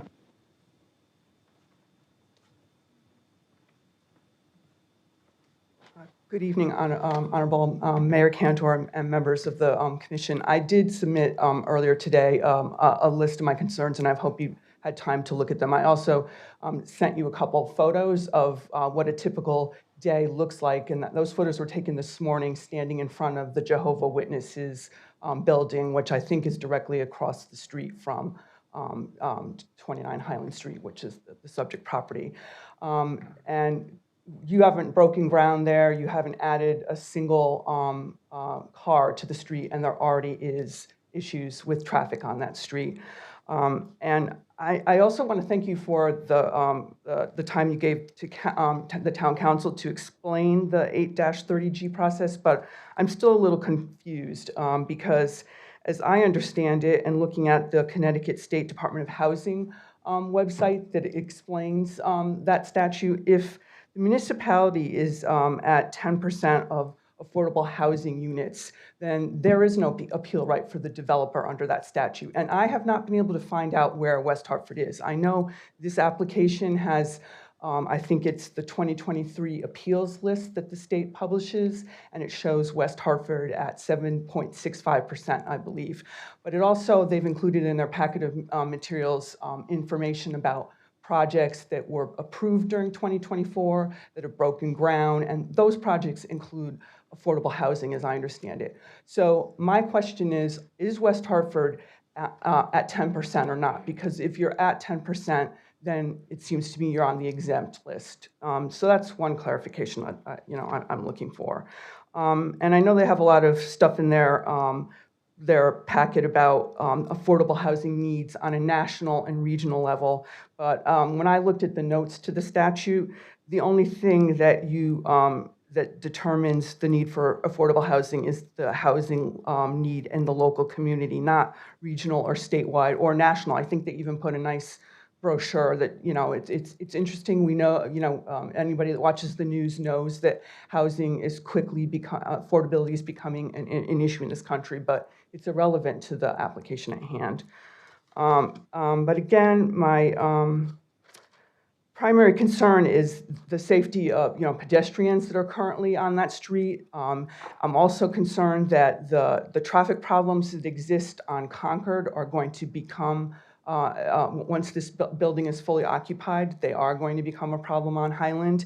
I question the data tables that they use to generate, I forget what the term was, the visits of, people coming and going, especially during peak traffic. As I understand it, their primary target is college graduates or. Ms. Vizzini, reach 3 minutes, so just wind up. I'm just Okay, saying- it doesn't seem that they're correctly considering that likely every person, if there's one person in each unit, they're each going to have a car. It takes no consideration to the fact that some of those units are going to be, there's cohabitators that they're probably each going to have a car coming and going. Thank you. Thank you. And we don't answer the questions, but we will in the, when we collect all the information.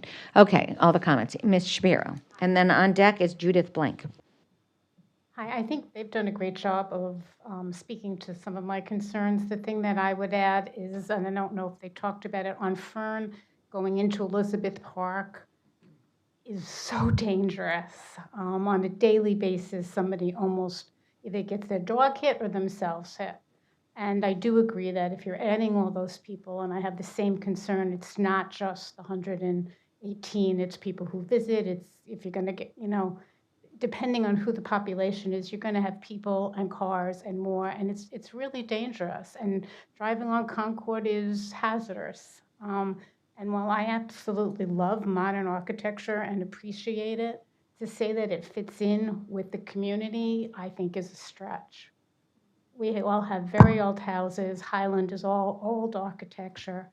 It's lovely, but it doesn't fit in with, that's a stretch. So, thank you. Thank you, Ms. Shapiro. Ms. Judith Blank, and then Ryan Schaefer.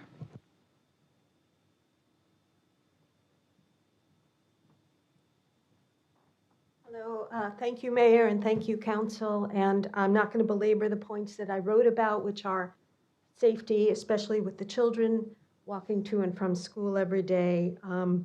I'd just like to ask you to look into what has happened with vessel projects in the area. Recently, I don't think they've achieved their 6 to 9 month construction schedule in any of the projects that exist. And I'd also like you to make sure that your building department has the opportunity, the time, the resources to educate itself on the new technologies they're using. They may indeed be wonderful, but I think my understanding is that the building professionals in the area are not yet familiar with them, and they need time to review them before they can go ahead and approve them for the safety of all of us. And those are my real comments. Thank you, Ms. Blank. Okay, Ryan Schaefer, and then Elizabeth Leo.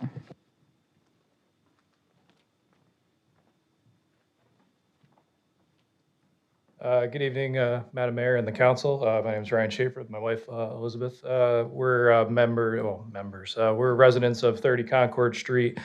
We've lived in West Hartford for the past 7 years and have lived on Concord for the past 2 in a very lovely community that we have. We have several issues with the proposed area rezoning for this development and the proposed plans for 29 Highland Street. I think first and foremost is the lack of DRAC approval. We feel this proposed development does not fit the aesthetic needs or character of our neighborhood. First and most importantly, the DRAC committee did not approve that proposal with a unanimous vote in the past few weeks.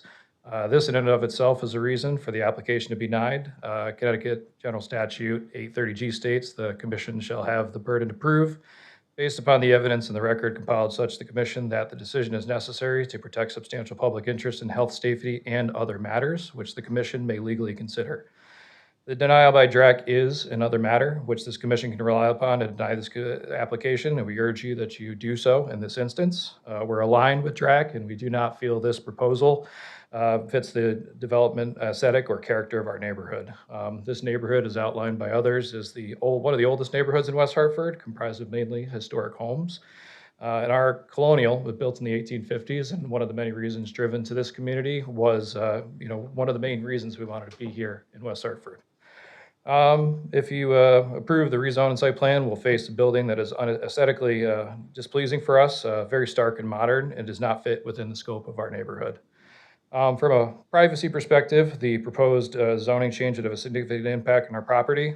The building is too high and wide for the lot and is a serious safety concern from our point of view. The height of the building is taller than what exists now. Right now, we have a view of a single-story building with a generally aesthetically pleasing bell tower at top, while a very aging building nonetheless. And there's only one point on the existing block that looks directly into our windows and our property. We have a drastically different view with a multi-story building apartment directly behind us, as we are in the middle of this slated property. And the DRAC was concerned about the number of units proposed, and that's too much in our opinion, to jam into such a small space when you consider some of the needs in our community. We're now going to have hundreds of people being able to look into our backyard on a regular basis from 3rd and 4th floor of apartment buildings, and we're extremely concerned about this proximity to our property line. From a health and safety perspective, having to look at a massive 4-story building that would have windows facing our property, specifically our pool area where we look to raise our children, is a serious safety concern for us. Connecticut General Statute 830G requires the Commission to deny this application if it's necessary to protect substantial public interest in health, safety, and other matters. We have a significant personal safety risk for our own backyard for peering and loitering. This property would allow strangers to look into our private spaces and really have a significant impact to us. I would also call out that while verbally commented in forum today, it had never been presented about a fence in property, either communicated directly or another outreach from this project. So very concerning to us that this is a last-minute add. Mr. Schaefer, the went off. I don't know if Ms. Leo, you're going to, what? You can take your time. Yeah, just wind up. Yep, no worries. I think, last and foremost, lighting is a significant concern for us, as outlined. And we are asking you to reject this plan for rezone and site development. We do not believe it aligns with the character of our neighborhood or the spaces over in that area in West Hartford. And it's something that we're going to have to stare at daily. And, personal point of view, we've considered moving as a result of this project, which would be a rather unfortunate decision for us when we made this decision based upon the current parameters of that property. So I appreciate you consideration, and thank you so much for the opportunity to speak tonight. Thank you, Mr. Schaefer. Ms. Leo, do you have anything further? I think you covered it. Okay, thank you. All right. Susan Kennedy and then Josh Goldfinger.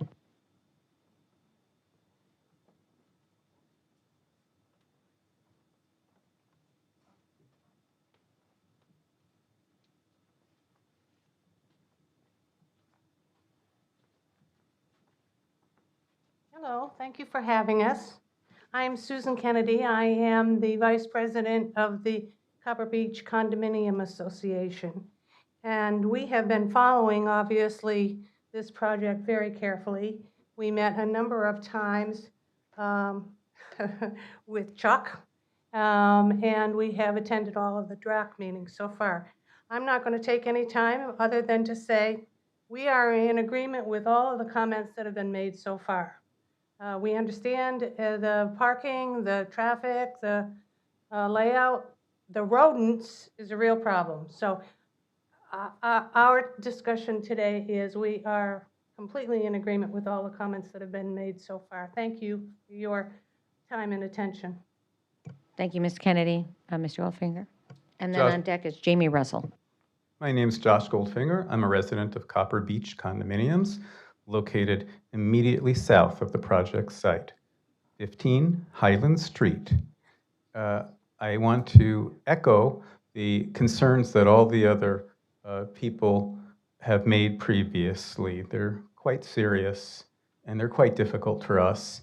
It's extremely distressing that our state law does not balance the interests of neighborhoods, communities, and even entire town governments with the other pressing interests of creating affordable housing. I want to direct your attention to a concern that I have that was reflected in the applicant's presentation. If you'll notice, the size and configuration of the proposed units is very small, and in particular, the bedrooms are the only rooms that have natural light.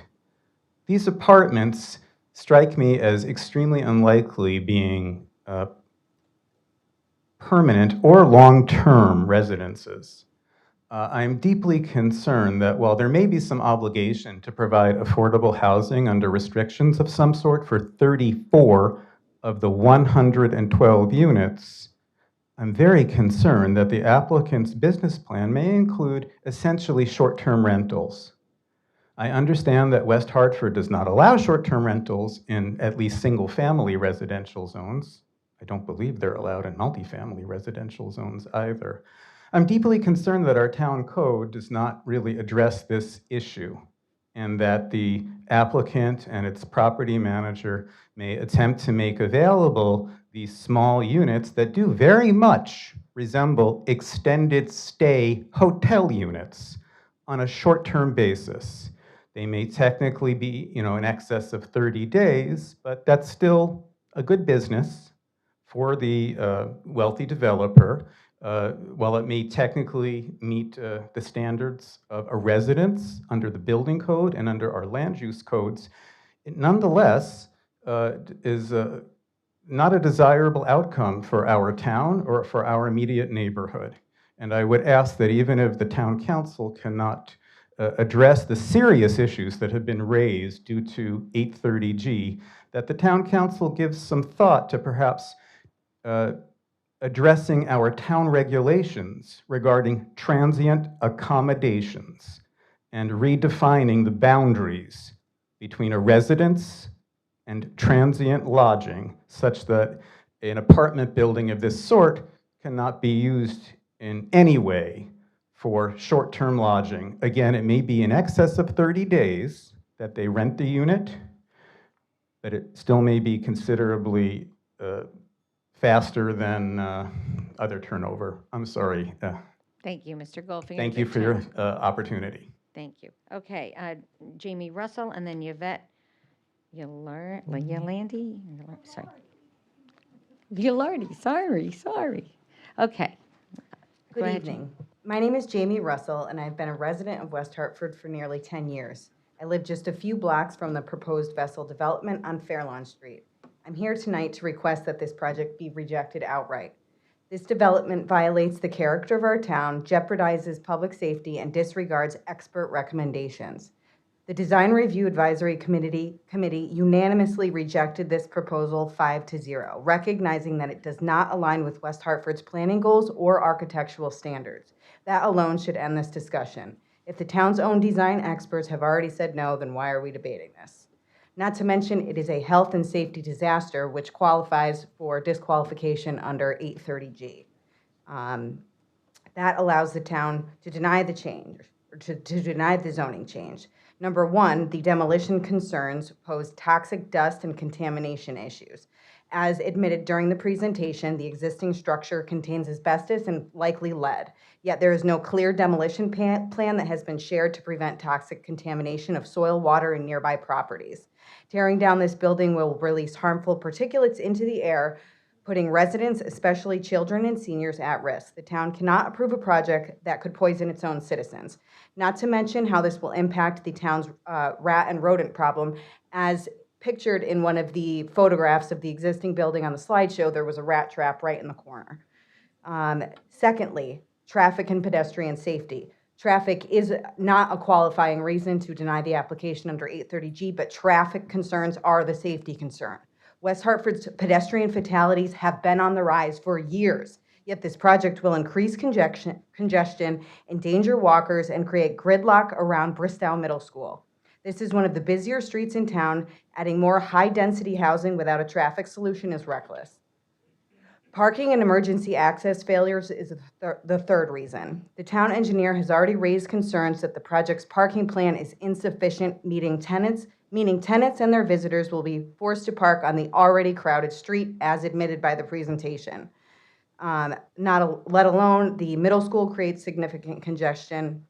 Nearby churches and businesses rely on the street parking, and emergency vehicles need clear access, especially with the school around. The DRAC rejected this proposal in part because of these concerns. This project is wrong for West Hartford. West Hartford is a town known for its historic charm and cohesive neighborhoods. The Vessel project is a modern box-like structure that does not fit within the neighborhood or town's character.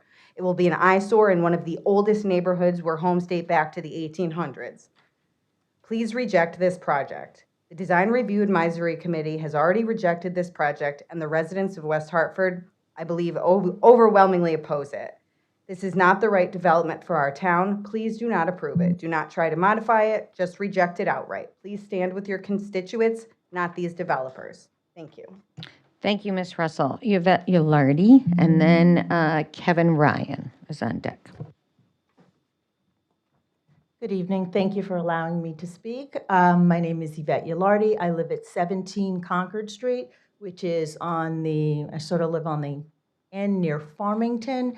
And my safety concerns that I have right now on Concord will definitely be what it will be on Highland. A couple of things that we have sort of left out. We talk a lot about the parking, and which is, yes, it's parking, but it's a parking lot is the street, not active parking where people are going in and out. I've lived there 7 years and a lot has changed. People are working from home. That means the cars sit there. We have cars have been stolen. We've had a car that all 4 tires have been removed in the middle of the night. We've had cars that have been abandoned. We have a ton of commercial vehicles that are there overnight, sometimes vans, and it's a lot. And the lot is never cleaned. I clean it. Thank you very much. I pick up all the garbage. If you were to drive tonight on your way home, make a left onto Concord from Farmington, and then stop in front of my house and pick up the Coors Light bottle and the seltzer bottle that I couldn't pick up because I was running to this meeting. That is going to happen on Highland. The other thing we have not talked about is, and we've left out, we've talked about, fire, police, traffic. We haven't talked about Uber Eats and Uber and Amazon and TikTok Shop and the post office and UPS and FedEx. These are all of the trucks that when they are parked in front of an apartment building, it's not a one-off. There's 112 people who have ordered something from somewhere where a truck needs to sit on that street, blocking the street. More traffic from a safety issue. I have done renovations on my home. I have had a couch delivered.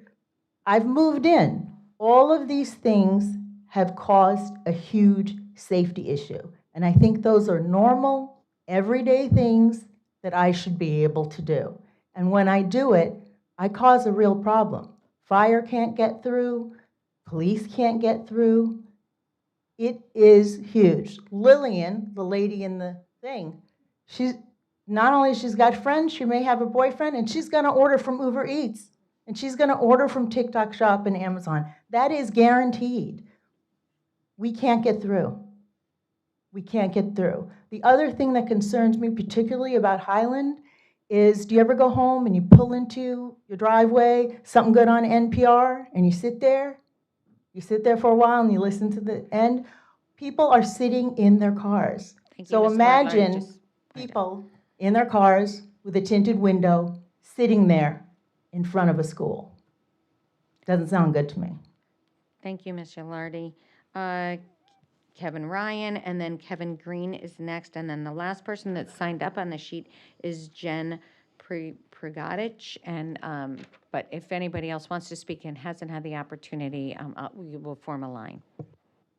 Thank you, Mayor, and thank you, members of the council. My name is Kevin Ryan. I live at 29 Meadow Farms Road, West Hartford. And I'm here to talk a little bit about a group that doesn't always have cars. I'm very active here in the community trying to identify ways to make the older people in the community to stay in the community and to have available housing that is appropriate for older adults. I am not talking about subsidized housing. I'm talking about age-appropriate housing.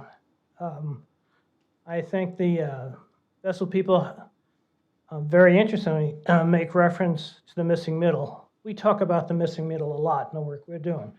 The missing middle are the people who are comfortable, but they're not the Rockefellers either. So we're really trying to find a way that we can keep our senior citizens in town. Survey that's been done nationally, the primary reason why older adults leave the communities they're in is because they're afraid that they won't be able to afford the long-term position. So we've been looking, I'm on the Senior Advisory Commission, and we have a subcommittee on housing, and we have been looking to see how we can make an appropriate alternative to the people who are living in houses here in town, including me, who has a house that's too big for me, but it's also a lot more affordable than some of the options that are being considered. So we have a problem. We're landlocked. We have housing that becomes functionally inappropriate over time. And we've looked at a lot of the remediations. And the thing we want to have you keep in mind in general, and specifically I think the Vessel project is interesting to us with one large exception, and that is that there's a portion of older adults who need to have live-in assistance, and one-bedroom units do not work. And we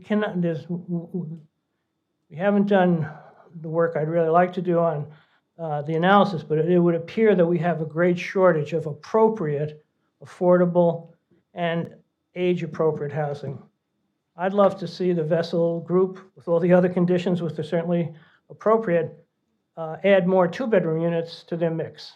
I think economically you can basically make up the difference and probably maybe only lose one square footage of one-bedroom unit to create 6 two-bedroom units. So that's my request, is that we seriously look at our older folks who, by the way, 27% of this community is 60 years and older, and 27%, interestingly, own single-family houses. And of those, half of them are single occupants.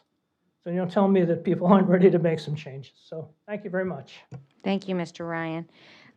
Next is Kevin Green and Jen Prigodich. And then again, if you haven't signed up and you want to speak, you'll let me know. Thank you. Good evening. My name is Kevin Green. I live at 45 Lexington Road, and I've lived in that neighborhood for 54 years. And I'm here to oppose the project and the application and urge the council to follow what DRAC did and deny this application. Basically 3 reasons. One, the suitability, and Attorney Pearson in her comments talked about, well, you already have multifamily dwellings in this area, and that is true. And there are tremendous problems with the multifamily dwellings that are there right now in terms of the garbage, in terms of the congestion of trying to get through there, in terms of noise. So my argument would be that in terms of suitability, the fact that we already have these clusters of multifamily dwellings along Farmington Avenue doesn't mean that we should just have more of them and they should try to jam this project in there. You're only going to exacerbate a problem in a very unique part of town. And by the way, a fantastic part of town. It is such a great area to live and a great area to raise children because of the walkability factors, because of all the things that give that area that character. But I would ask you to follow DRAC and protect the unique character that we have in that community and deny this application, and not just say, well, because we already have multifamily dwellings there, we'll just put another one in. It's suitable. It's not suitable. It exacerbates the problem. Secondly, my main concern is pedestrian safety, both in relation to Bristow. I find the the traffic study that was done to be woefully inadequate to address the special circumstance of having Bristow Middle School and all the kids in our community that walk to Bristow have to deal with what is essentially doubling the morning and afternoon peak. And I really question that study in terms of its legitimacy, that you would only have 44 cars coming out of there in the morning. But I think pedestrian safety in relation to the synagogue that's right there, the Jehovah's Witness temple, St. John's Church, in the evenings, Friday evenings, Saturday afternoons, Sunday mornings. There are a tremendous amount of people walking around in that area to go to services. Trying to cross Farmington Avenue, trying to cross at that intersection with Highland is an absolute nightmare. I run through there. You take your life in your hands, literally crossing there, and all up and down Farmington. And this is only going to exacerbate that problem in terms of pedestrian safety. I believe that there was a project 3 days ago. This exact project by Vessel got rejected in Newtown. It was going to be built right by Newtown High School. Mr. Green, it went off. Just wind up. You don't have to, you just wind up your. So, Newtown didn't want it. It was near a school. It got rejected. DRAC doesn't want it. 5-0, they rejected it. And I would ask you to protect our community and reject this application. Thank you. Thank you, Mr. Green. Okay. And after Jen, if you want to come up, you could line up next to that table if you would like to speak. Hello, I'm Jennifer Progodich. I live at 38 Concord Street.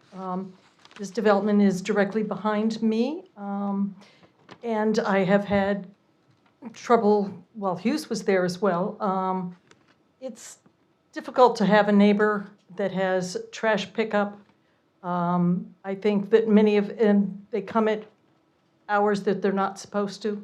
The trash is often not contained the way it's supposed to be, and the rodent problem was significant since Hughes has been dormant. My rat problem has gone from 30 active burrows down to none, as far as I know.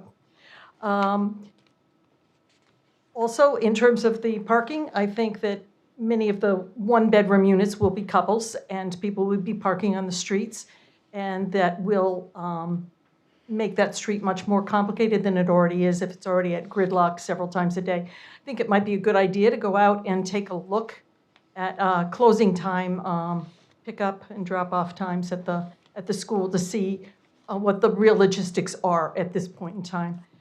Other concerns, and I do appreciate the fact that Chuck came out and spoke to us and got a lot of our issues on the table up front. In terms of the plantings, I would like them to be the evergreen predominantly. I don't want to be raking the leaves that fall over the fence into my yard and don't block the traffic. Also, one of the things is maintenance of the planting. I've been in situations before where the plants die, the row of arborvitae is now dead, and things are not replaced. So I know that also that in the neighborhood, many of the apartments have not had responsible oversight. So that would be a concern. Also, the destruction of the property is going to be a very big deal for us, and I don't think we know sufficient amount about how that's going to be conducted and whether it will be safe in terms of this giant property that is full of asbestos and when it will be done in terms of people being in the yards, debris coming into our yards. So I think there's a lot more to be considered before any approval is made. Thank you. Thank you, Ms. Progodich. Is there anybody else that has not spoken that would like to come and speak? Oh, careful. All right. Then I will go to the council for questions. We'll open it up, and then we'll have the applicant respond. I don't know if, Mr. Zdanos, do you have any questions? I was going to go back and forth. Yeah, go ahead. All right. I'll start with, probably Carol would be helpful to start with, Mr. Dodge.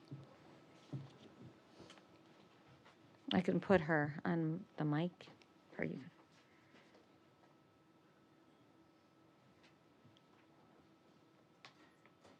And we can circle back around with her if she has anything else.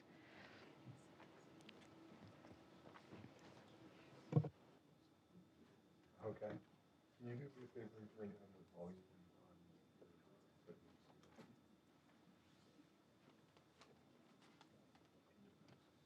While you're getting Carol on the line, because she should hear. Oh. Yeah, right, we can't.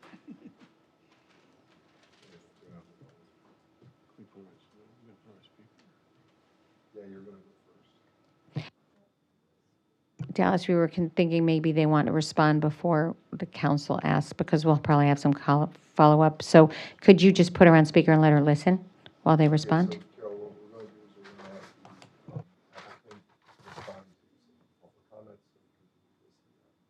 So we can do this, WHCI, and then we'll call you. Okay? Thank you, sorry about that. Yeah, I think the council will probably want to hear some of the follow-up answers before they ask questions. So why don't you address those, and then we will follow up with questions.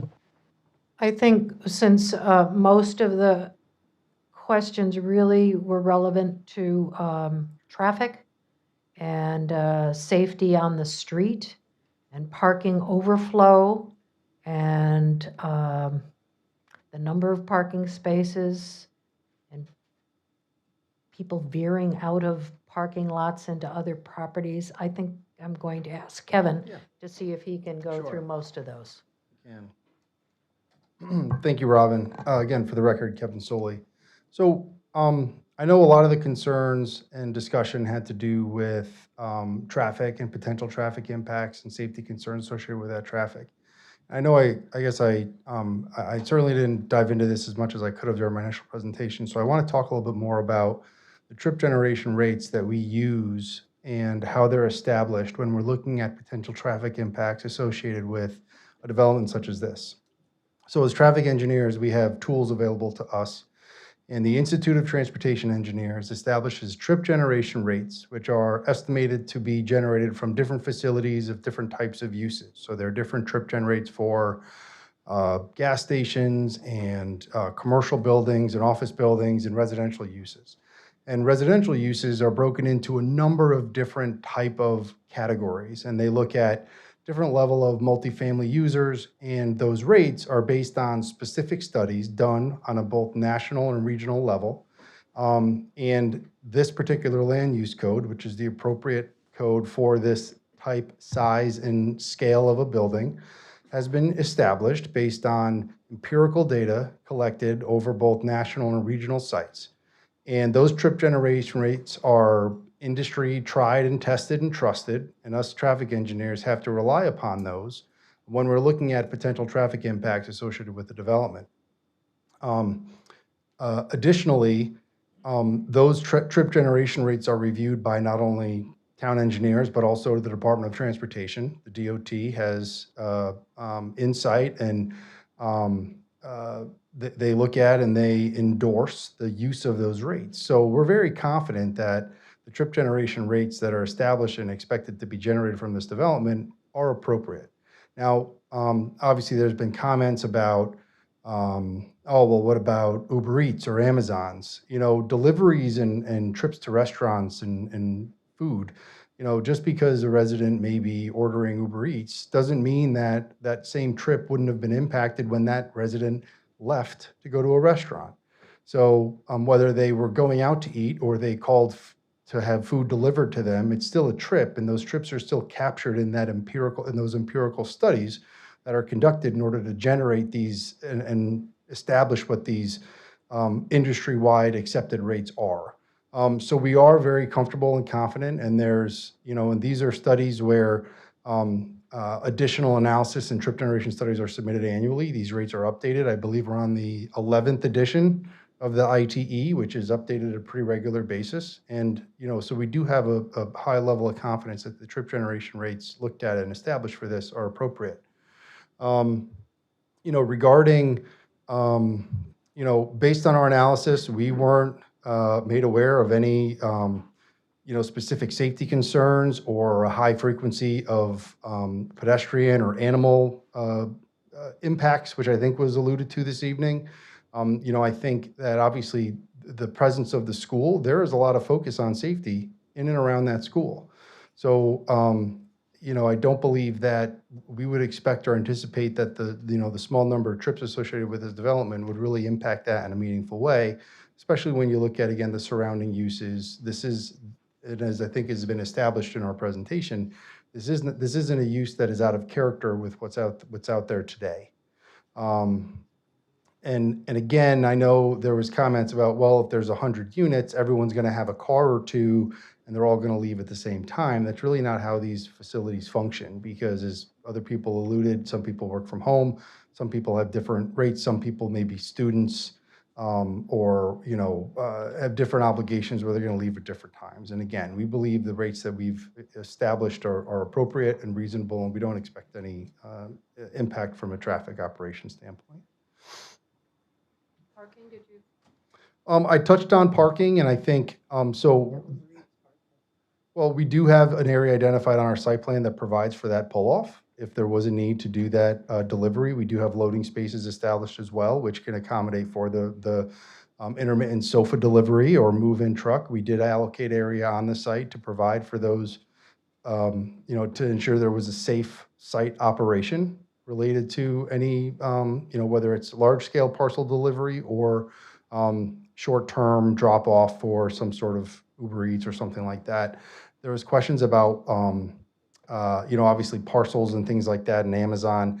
So the vessel facilities within their lobby, they do have a parcel management system, so that if somebody does get a package, it kind of goes into a cubby. And I'm sure Josh could touch on that a little bit more detail, but they do have that established so that they, that can be managed. And, they do, for facilities like this, I think they do a decent job of consolidating those deliveries, so they're not doing it, so not bringing each package individually, which sometimes happens at single-family homes. I think they try to do a better job when you have a larger development such as this to manage that and reduce that potential traffic impact. Thank you, Kevin. And one more thing I just wanted to reiterate, because she mentioned the parking, she asked about Uber Eats. But again, I just wanted to reiterate, so the town of West Hartford, in their regulations also references the state statutes regarding parking requirements for facilities such as this. And as I indicated in my presentation, this project does meet and actually exceed those parking rates established by both the town and the state of Connecticut through their state statutes. I think it's 118 required, we're at 125, or 123, excuse me. So we believe, again, there's adequate parking. I am going to just answer some of the quick questions that I'm able to address. First of all, there is a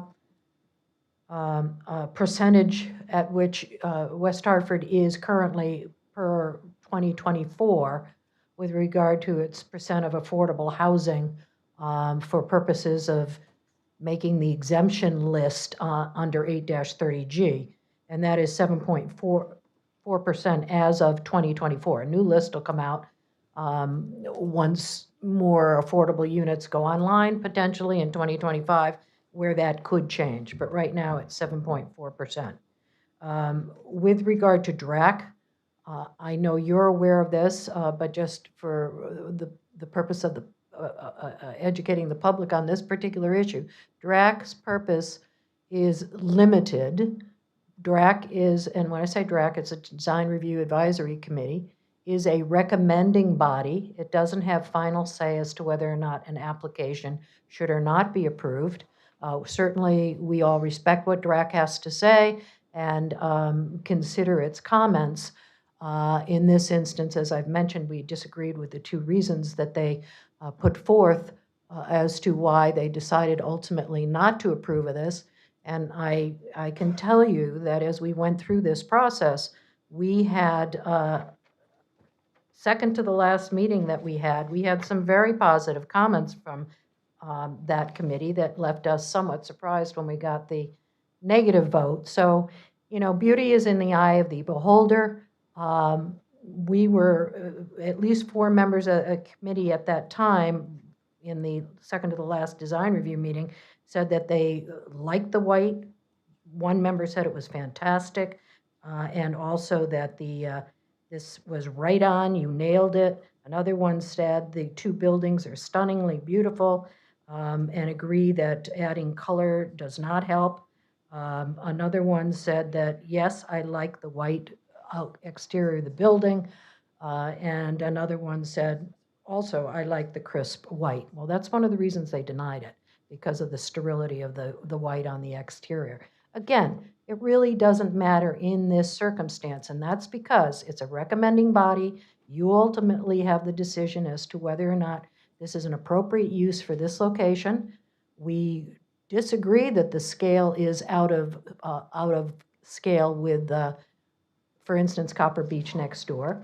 We believe this in many ways is further away from the neighborhood up on Concord Street and provides better protection for the neighborhood that way. This is a 4-story building. Copper Beach is 3 stories on a parking podium. Basically, I think it's approximately 5 feet lower than our building is. Not a discernible difference in terms of the height. And bottom line, the Design Review Advisory Committee does not have to take into consider either the Special Development District criteria that you need to review in deciding whether this is an application you should approve, and certainly it's not required to adhere to the criteria of 8-30G, where you have to consider whether the concerns that have been raised create health and safety issues that are more important for the location of an affordable housing development on this particular site. And I don't think there's anything in the record that would indicate that the reasons that they gave for the height and the massing and the color of the building would indicate that that in and of itself presents any kind of health and safety issue for this particular site to be developed in accordance with these plans. So yes, we respect what DRAC had to say. We tried to work very closely with it. We did go to the 2 buildings, which they encouraged us to do. We think, and many of them at the time did agree, that it was they were attractive buildings. Ultimately, they chose not to support it based on their own guidelines, not the guidelines you have to consider, but their own guidelines. I'm trying to think what else I can answer that might be relevant. We have an extensive landscaping plan. We have fencing that we are proposing on the rear of that site. Don't know if you can get to that plan to show it.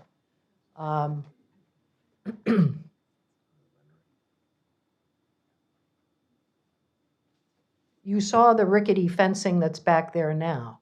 There's going to be a solid 6-foot-high fence. This site is somewhat lower than the sites above it on Concord. You will not see parking lights. People will not be peering over the fence and through the extensive landscaping that's being provided.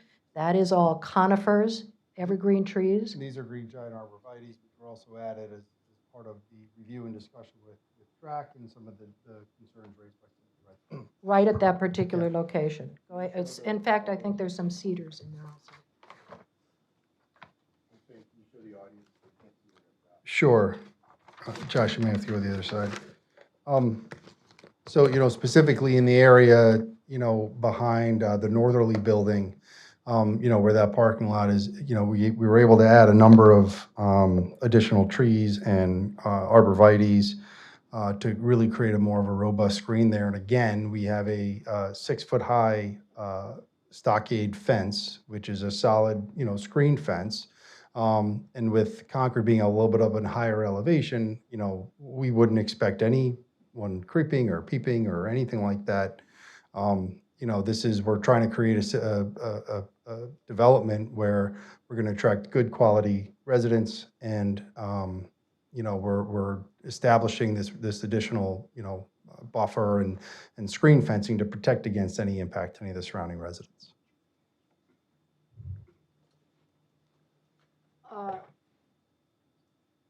Yes, go ahead. There were also some comments and concerns raised about rodents and pest management.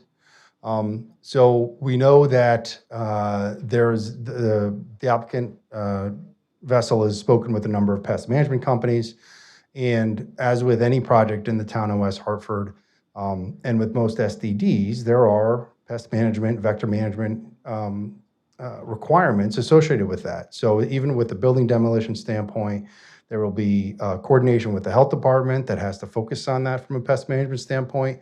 We'll have an exterminator come out prior to demo and then periodic visits on a recurring basis to make sure that those pests are being managed appropriately. And frankly, any existing issues, this development, the focus on maintenance and ensuring that there's a quality residential experience here, this will be a significant improvement than what likely happens today, especially since that development closed down. And I believe one of the residents even commented the problem has gotten worse since that facility no longer operates. So now that whatever issue exists is being unchecked, and this project will. Oh. Rats are gone. Excuse me. I misspoke and I misheard. But either way, the focus on this project from a maintenance standpoint, pest management standpoint, will be there and it will be concentrated. Thank you.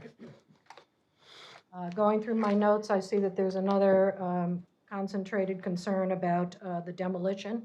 And as you're aware, any demolition in town will go through, permitting with the town to ensure that the demolition is handled in the appropriate way. That is certainly the case here. And as far as the effect of dust and other issues associated with demolition, I mean, any demolition issues are going to be inherent with any demolition that takes place on the site, whether it's for this or a single-family house on that site. That building still has to come down for something to happen on the site. So it will be strictly regulated by the town. We will adhere to any other requirements. It'll be handled through people who are able to do it and deal with the issues associated with asbestos removal also. So that will be strictly controlled by the town. With regard to maintenance of landscaping, once the whole thing is built out, this is a special development district. Even though it's presented to you under 8-30G, it will still be under the purview of town staff. They will do inspections. They will make sure that the plan is adhered to with regard to the landscaping. That is what they do. So that should be assured going forward in terms of what this site will look like. It will be required to follow this particular special development district plan if approved. Anybody, are we missing anything else? Just quickly, in regards to the landscaping, the plant palette that was selected was designed to be drought resistant, relatively low maintenance to make sure that it does create that positive environment. So that was something that is put into a lot of thought into creating these landscape plans when we're looking at these types of facilities. Thank you. There was a question on short-term rentals that I wanted to have you address because I think that's an operations and. This is certainly not intended to be a long-term stay hotel. This is a rental facility in the normal course of a rental facility. Mr. Levy wants to add anything else? I don't know, but he said, yeah. Okay. Just making sure that the questions. Okay. I think we should get Carol because I think it's going to be cumbersome otherwise. And get Carol on the phone. See if she has any questions. And then Barry, we'll go to you. We'll go Mary. My only suggestion would be if we wait for Carol till the end, some of her questions might be Okay. answered, and that might make it less. All right. cumbersome. We'll start with Barry. Go ahead, Barry. I'm starting with you. I know. How unusual. And then go to Mary, so be ready. I'm thrown, as I'm sure Mary will be as well. We get the first questions. All right. Well, I'm going to go back to my notes here. Thank you, and through you, Madam Mayor. Thank you for the presentation, and thank the audience and the residents for their questions and concerns. It is truly appreciated, and I did take some notes here.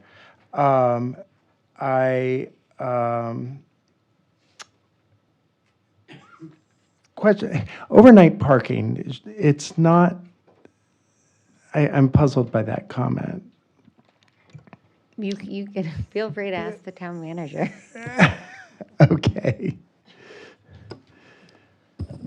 Through you, Madam Mayor, to Councilor Walters' question. So, Mr. Corsi referred to the loosening of overnight parking rules, and essentially it's a grid that runs from Prospect over to Farmington and from Farmington to Fern.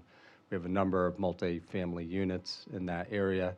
And some of those units, as were mentioned during the presentation, have been there for a long time, and when they were built, they weren't built with adequate parking.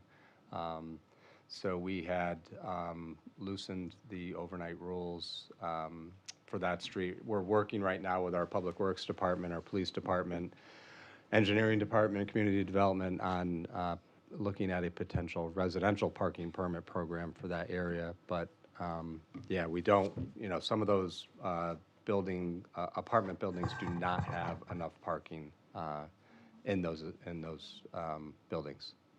Okay. Resulting to parking on the streets.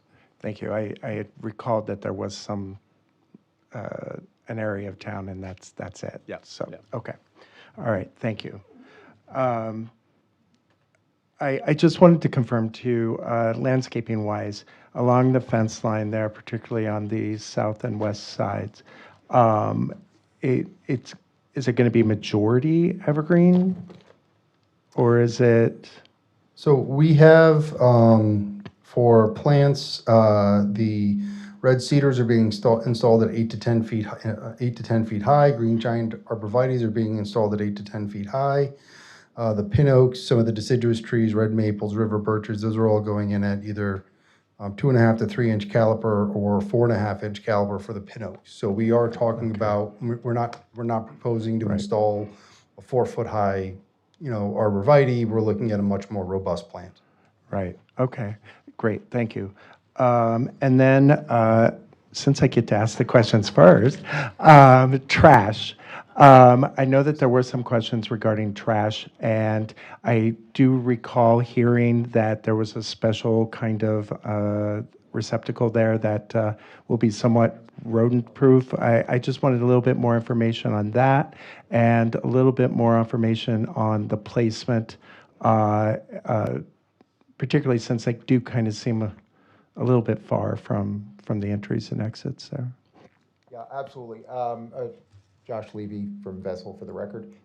So trash, you'll see that there's 2 trash areas. One is over here, the other is over here. We met with 3 different trash companies that are active in West Hartford, knowing that we had heard that trash had been an issue in this area as well as rodents have been an issue in this area, and asked them for best practices in terms of trash control and making sure there weren't, minimizing, the risk of rodent issues. Their suggestion was smaller sizes, smaller container sizes, separated into different areas so that you had less density of trash, and then obviously covered trash containers so that the trash was protected, as well as, the enclosures themselves. And so that's what we did in terms of implementing this. We separated them away. Originally, when we came with our first plan, the trash was actually right here. There was a common larger trash receptacle area.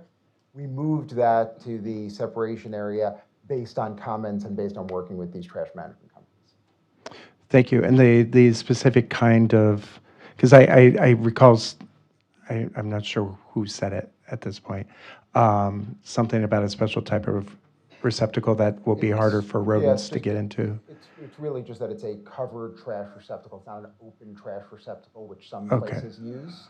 So it's a covered trash receptacle that they use heavier lids for them, so you have less of an issue in terms of, any sort of rodent infestation. Okay, all right, thank you.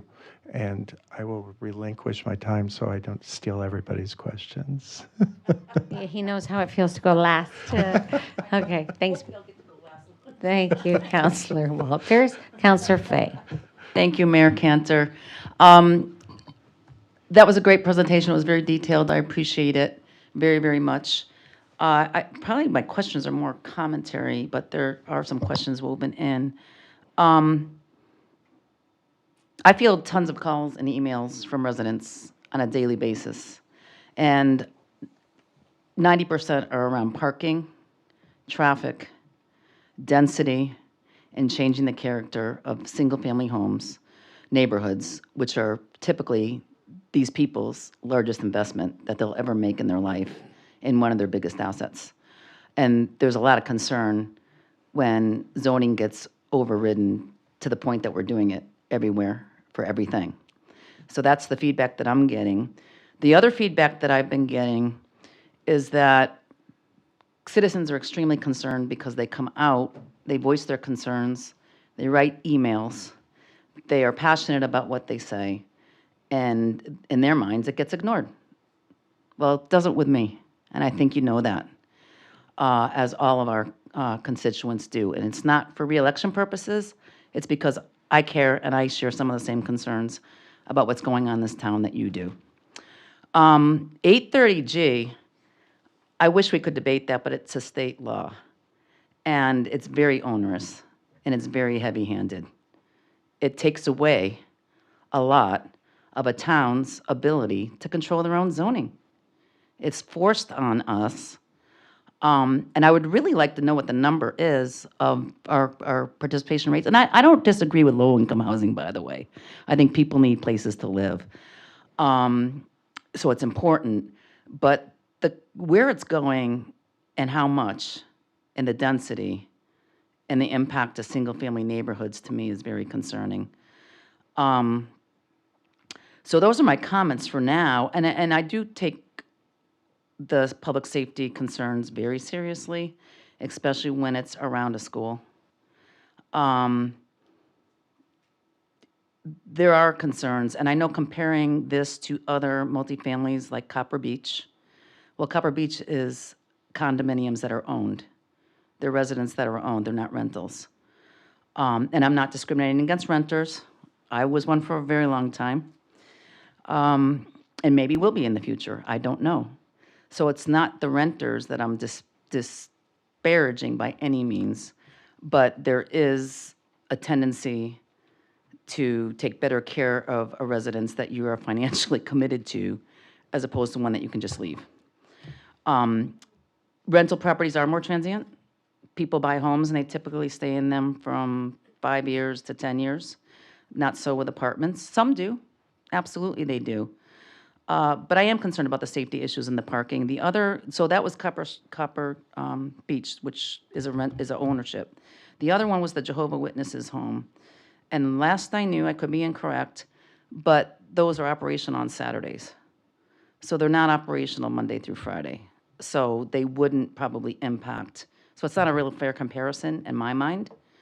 And seeing some of these pictures, that pool, there is legitimate concern, not from the fencing and from people in the parking lot, but on the upper levels. You do lose your privacy. And with the swimming pool, that is concerned. You could have people, kids, running around in bathing suits.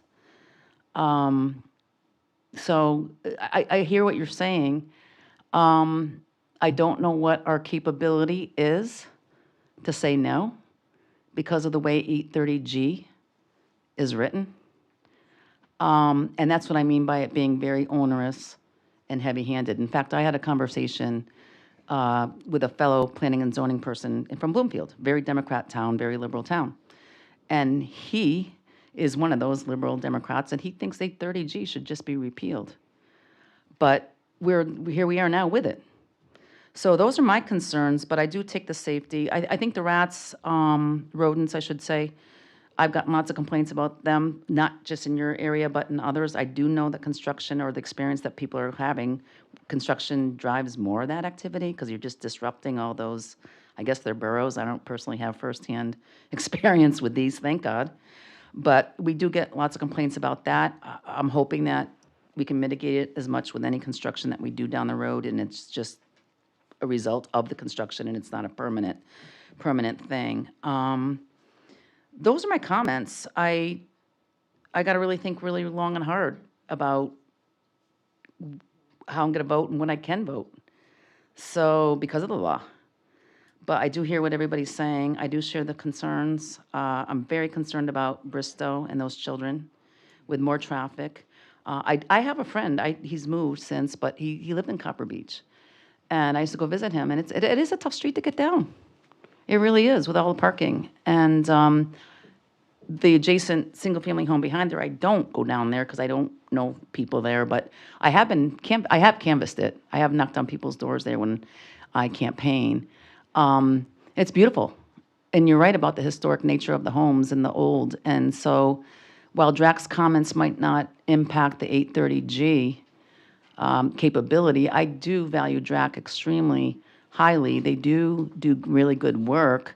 And I think the buildings are beautiful, by the way, so I'm not against a modern building. They are aesthetically pleasing. I'm just not sure they fit in this neighborhood. So those are my comments more than questions, but I certainly welcome your ability to respond and maybe correct where I may have gotten something wrong. So thank you. Thank you, Ms. Fay. I don't know if you had any comments or No, not really, other than to say that, change is always hard.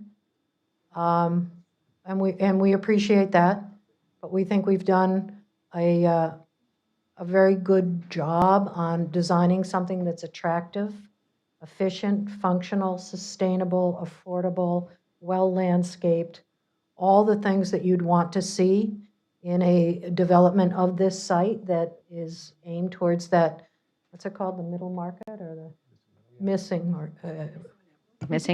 middle. I am so sorry. But this is going to serve a community that needs this type of housing. And, the 8-30G, of course, it's extremely controversial, but there's a reason they passed it. And they passed it because so often what you hear is that, well, we certainly aren't against affordable housing. And we definitely think this is a nice looking building. It's just not right for this particular site. That's the reason 8-30G was adopted so many years ago, to really get down to the heart of the matter and see what the issues are that would make it an unsafe, harmful development for a community. And frankly, many of these, and West Hartford has a large number. Many of these, people probably don't know that there's affordable housing development on Brace Road. That was the first one in West Hartford that was adopted with 200 people opposed to it and 200 people in favor of it. Many, many years ago, it was one of the earliest under 8-30G, and the town council in West Hartford unanimously supported it and said, we stand by the need to provide affordable housing in West Hartford. And they did it, and that's kind of what West Hartford has done since then. And so I guess that's it. 8-30G has a purpose. And we hope if it's approved, and once it's built, that people will recognize it as, again, something that is multifamily and has just become part of this very vibrant neighborhood. Thank you, Ms. Fay. Thank you, Attorney Pearson. Ms. McGinnis. Not finished? I just, maybe this is for the town manager. Do you have an estimate of where we'd be with the low income that's coming online, such as the, we're just there. The Camelot, the one on the north end, and I think there's some scattered in some of the other new developments. Would we, not that it impacts this decision, but I want to see where we're going, and with this, will we get to 10% with these new things coming online? Thanks. Through you, Madam Mayor, to Councilor Fay. So we are in that 7.4 to 7.65% range presently. And to Councilor Fay's point, we're in the process of having a number of developments that have been approved in some form of construction throughout town. If all of those developments are fully constructed and all of the affordable units within those buildings come to fruition, we would we would just be south of 9%. So right around 8.99%, something right there at that range. So we'd be a little bit quite a ways from 10%. Thank you. Thank you. You're welcome. Mr. Letwith, thank you, Ms. Fay. Ms. McGinnis. Through you, Madam Mayor. Thank you so much for the presentation. Two quick questions. One, what are the lease lengths that you offer? Yes, that is tough to say. And also, is there any leeway on adding an additional 2-bedroom for affordable into that program? Thank you. And I'm not sure I understood the first question. What was the first question? Oh, length of lease. On the length of the leases, our typical leases are 12-month leases. There are other leases. There is variation in any community in terms of lease lengths, but we always comply with the standards for any town in terms of multifamily housing. It's not we don't structure the building to be a long-term stay hotel or anything else like that. And then the other question was, could we swap a 1-bedroom for a 2-bedroom Yes. and affordable? I'd have to look at it, but it's certainly something I could look into. I mean, I don't know what the economic impact is, but we could certainly look into that and take a look at what the impact was. Is that it? Yes, thank you. So is that, I don't know how, so you will look at that and Well, we're not respond? going to. You'd have We tonight. will not keep the hearing open for that Right. purpose. I think right now, there was a question about whether we had 2 bedrooms that would be available, and there are 6 2-bedrooms already. I know we had a few more proposed, did we not, when it was a single building, but had to break it up more to be able to make it work when we separated it into 2 buildings. But I'll tell you what, during the course of your questions, are you checking on that right now? He's checking, so maybe we'll have an answer for you once we finish all Okay. the questions. All right. There are 2 right now, correct? No, there are 2 affordable.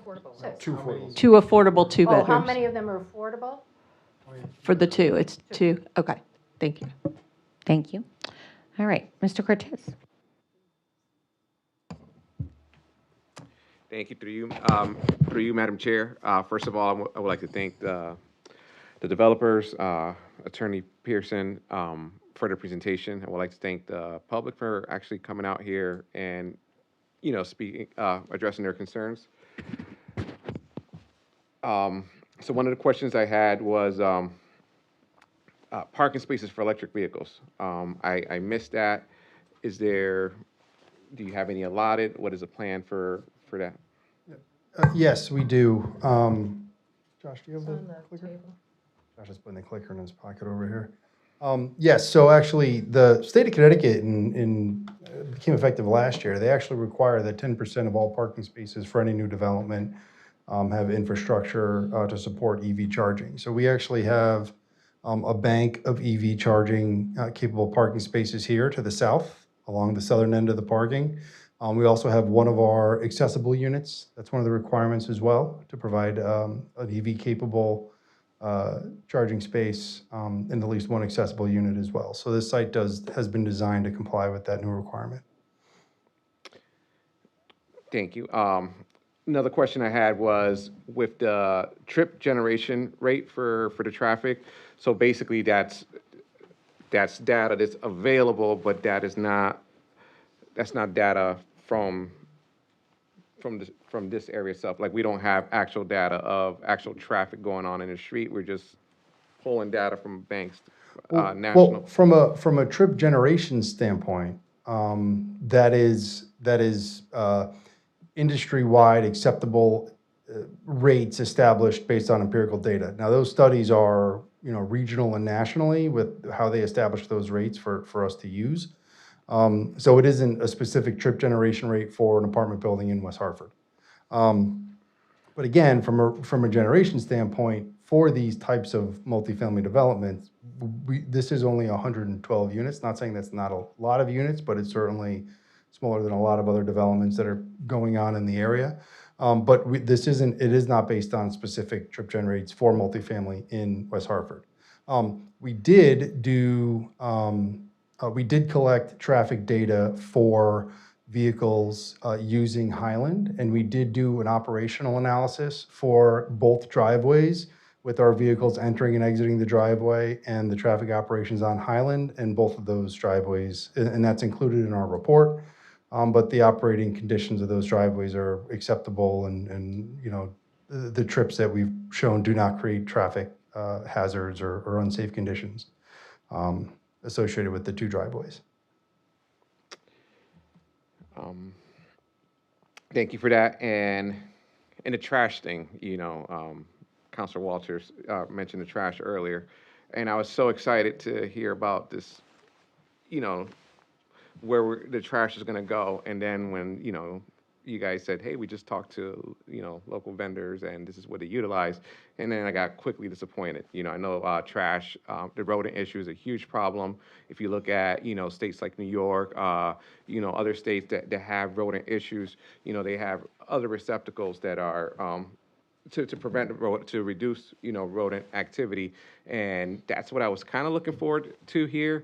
But to see, you know, for it to be a solution, like we're going to put one small receptacle for in one end and another for at another end, and have over 100 units available, that to me increases the amount of times we're going to have traffic dump, right? So creating more noises for the neighbors. And you know, when you look at all the technology that, you know, is being thought in this building, and it's kind of like forward thinking for West Hartford. I mean, it's modern not only outside but inside. And then we're then in the trash, you know, I was kind of disappointed with the trash feature, especially the way it was kind of laid up to us. So I was hoping, you know, that you guys are going to say, hey, this is what we're going to do. We're going to be the first ones to kind of bring in this dumpster that already exists out there in other communities.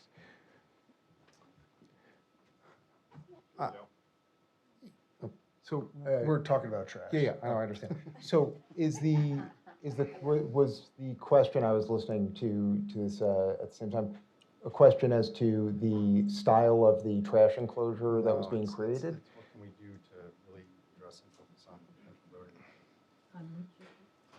rodents? Rodents. On the trash and the trash management, really, because. Yeah, so the control of rodents in terms of this, as I was saying before, is the way you accomplish it best is by having multiple locations that are smaller, having covered trash receptacles, and then having you know, trash pickup on a regular basis. So part of our, you know, trash management plan will be to have pickups multiple times a week with our trash provider. They are also available on demand, as they've told me, so that if there's ever an unexpected buildup of trash, let's say Thanksgiving, you can call them and they can come out at an additional time during the week without any problem. And so all of that will be monitored in order to ensure that we don't have that we minimize any potential issues associated with rodents, and maximize, you know, the well-being of everybody in the community. Thank you. And I do have a lot of comments and concerns here, and I think I'll save some for later.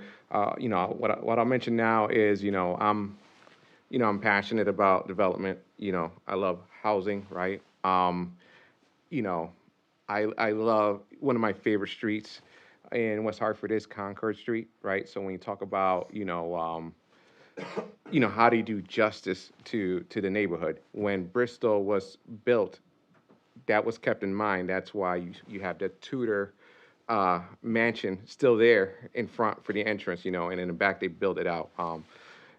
I kind of appreciate that it looks like Bristol from behind, you know, it almost has that style.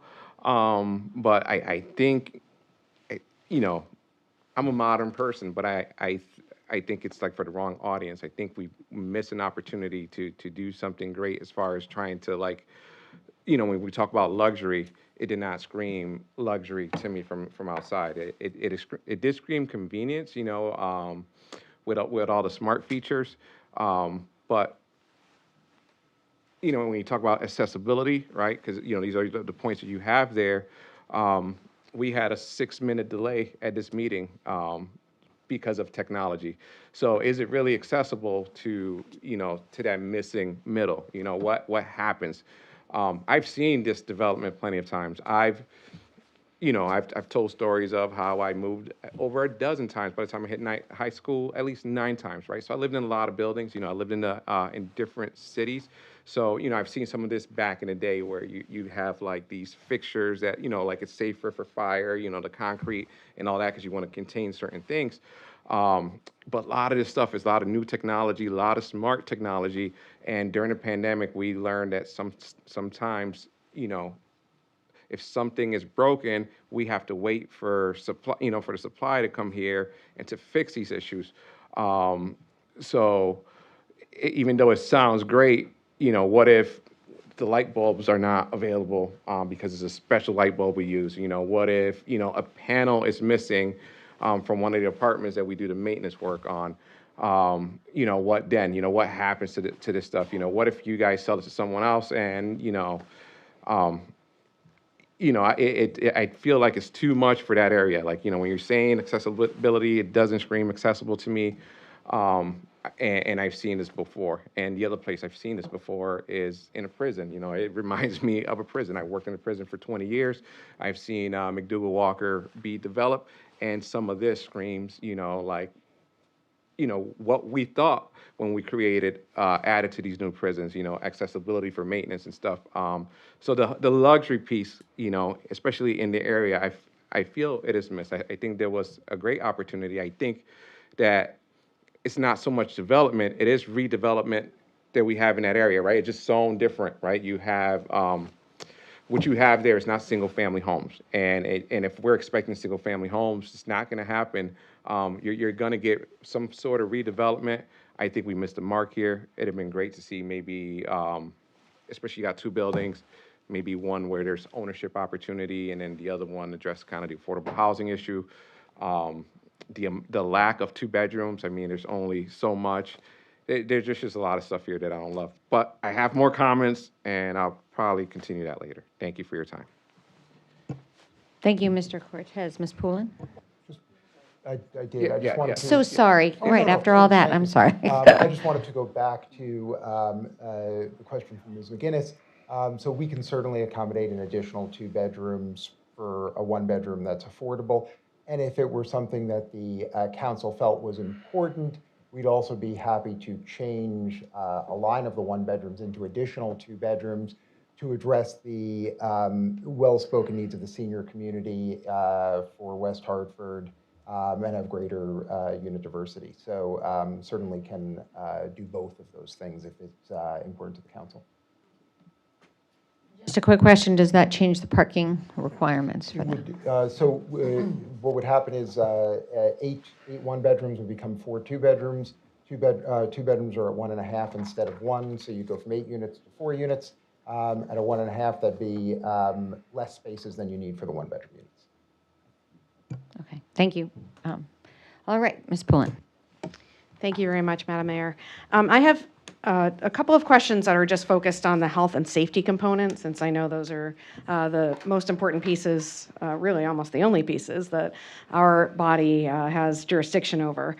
So my first question is really just a clarification on how one enters the glass entry hallways. It says in your presentation there are sliding automatic doors, but it's not clear to me whether those are locked. Are they accessible by everybody, or is it just you have to have like a fob or an intercom system? So can you just address that, please? Yeah, absolutely. The doors, the front doors that you're referring to are controlled access, so they're controlled by, you can only access them if you're a resident of the community.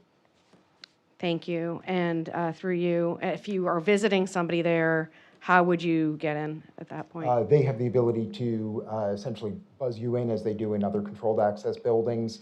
And also the way our system works, they can actually, for instance, if it were a delivery of food, they can ensure that the person is traveling from the door to their unit by seeing them through the common camera areas. Thank you. And one more question about those areas, and then I have another set of, God bless you, to my fellow counselor. Is there any ventilation in that glass entryway with the staircase and all of that? Can you show that? It looks like a lot of natural light, which I think is good. I just was checking on like whether it would be breathable air in there in Yeah. hot days. Absolutely. So this area here, the top of this area is a skylight to bring in natural light. This area that encloses what we call the entry court is actually a 50% air, it's a mesh screen. Oh. And there's 50% air transference in between this. So there's always fresh air coming in and out of the area. Can we have that in the microphone too? Oh, I'm sorry.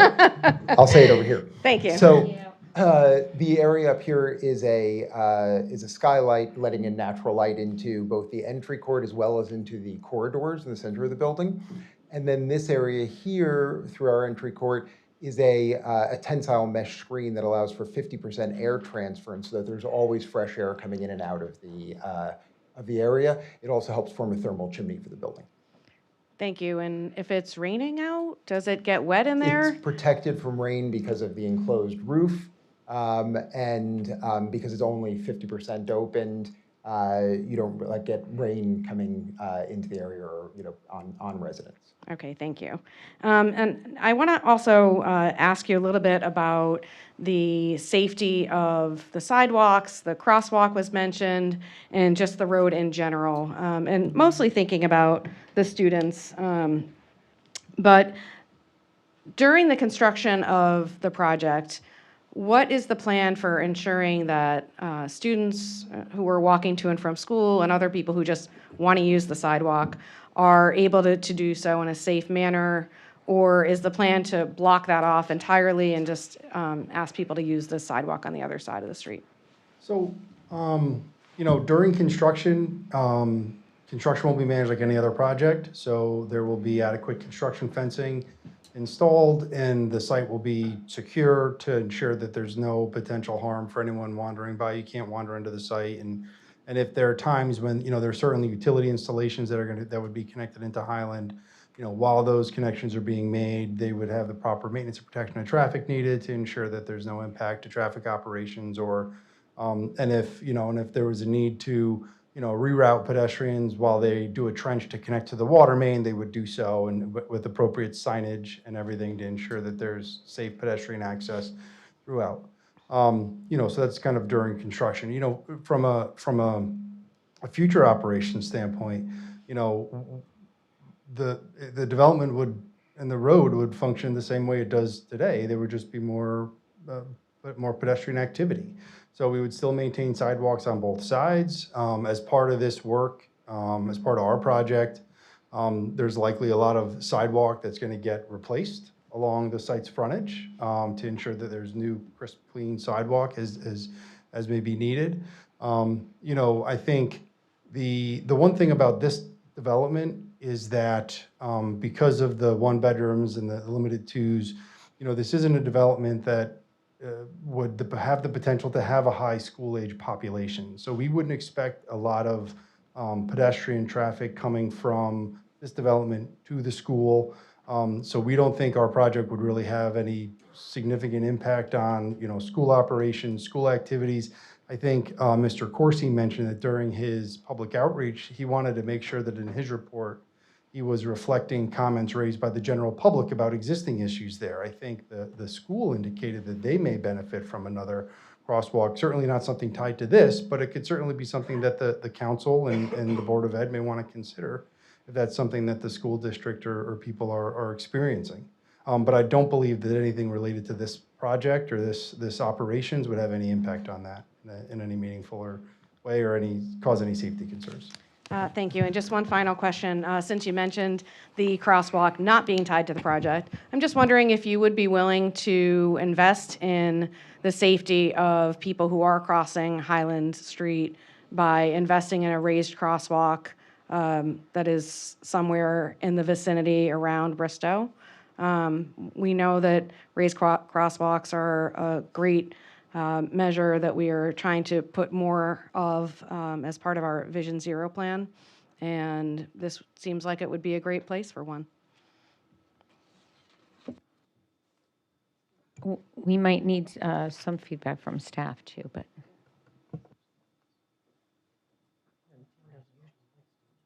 So I guess I'll clarify and say, if our town staff thinks that it would work in this vicinity. Thank you.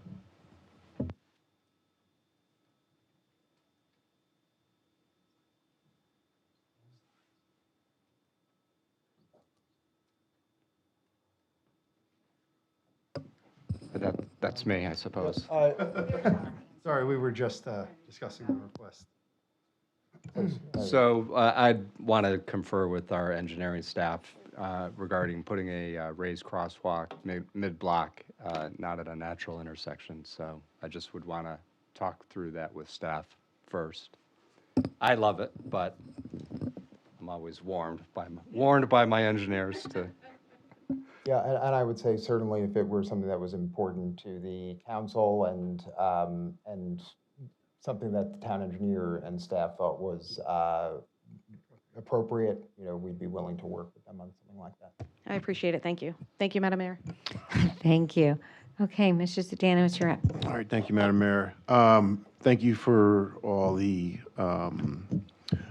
residents that came out today, and thank you for the proposal. Affordable housing is essential for some of these projects, and I appreciate that. But you mentioned that this building is going to be 100% electricity. And electricity in Connecticut is one of the highest in the country. And there's really three, Hawaii, California, and Connecticut, with the highest electricity rates. So with this being 100% electric, cooling, heating, and I know all the new efficiencies, but yet still, that's going to cost a significant amount of money for someone in an affordable housing unit, more so than it would any fossil fuel. So it's a concern of mine as well. And in that same piece, I haven't seen any plans for a generator backup, and if so, how large, and how often would it exercise for the people in this? I could stop there too if you want to answer now. I got more. But. Yeah, sure, happy to answer. So electric, just starting out with that. The building is all electric. It also has solar standard on all of our roofs. Our buildings, because of the efficiencies of the design and the systems we use, are projected to operate at or near net zero. And all of the building systems, namely heating, cooling, hot water, all are hooked up to the solar and are part of the common meter, so they don't get charged to our residents. Okay, thank you. And then I noticed your renderings, and I don't know if it's just a rendering for these purposes, but the kitchen's obviously very small. Are there no ovens in them? Because I just saw microwaves and a sink. We have smart ovens as part of our kitchens, as well as induction cooktops as part of them. Okay. As well as dishwashers and washer dryers, all standard in our units. Okay, thank you. So, I don't want to do your presentation for you, but I often get, because when I first started doing this, traffic was a concern of mine, and I just want to address some things here. And I've been around long enough, and I've heard a lot of these traffic reports. And one of our largest events for a meeting like this was 243 Steel Street, where it was standing room only, and I believe the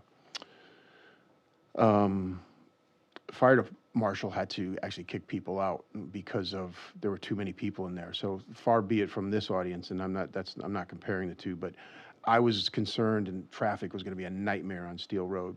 I don't think anyone even knows it's there. I think someone had mentioned it before. I only do that just as a talk because we didn't see detailed numbers on the traffic.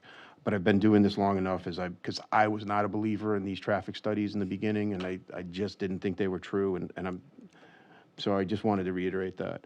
I appreciate that. It's just, and I don't want to do your job for you. It's No. just that traffic is a big concern here in town, and I often said too, is like, you know what big traffic is? Schools getting out, Aetna getting out, Cigna getting out, high schools getting out. That's traffic.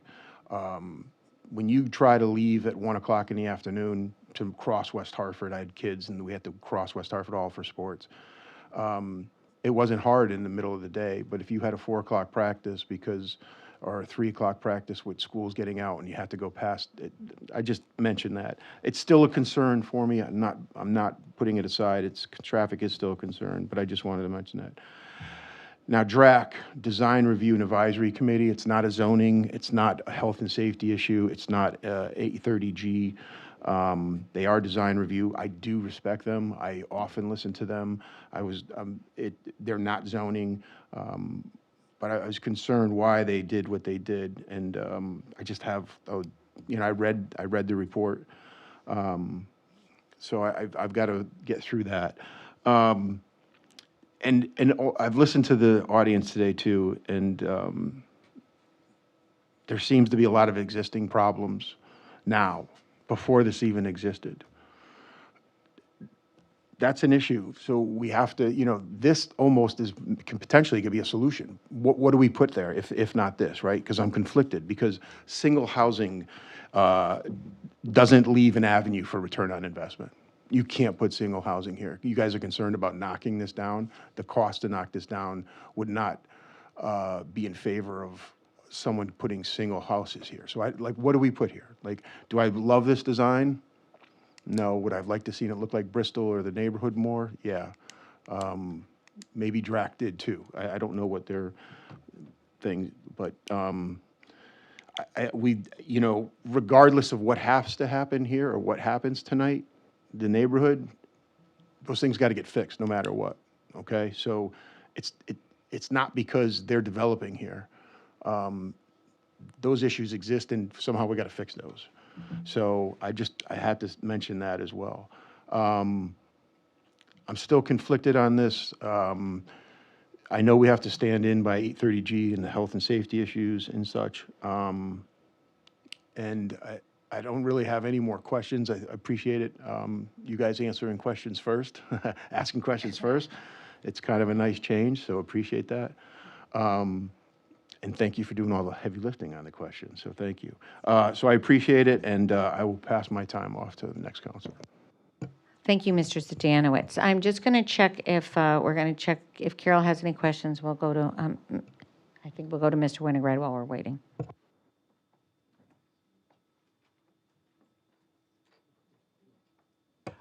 Thank you very much for you, Madam Mayor, and thank the residents for coming out and for all the information we've been given tonight. Appreciate you. Just one question. And I think I read this correctly. You showed the prices that you expect on the 830G, the 30%. Do you have any idea yet on market rate for the apartments? We haven't priced the market rate yet because, obviously it's, still with permitting and everything a year away. But we did look at where other buildings are pricing in the market, obviously.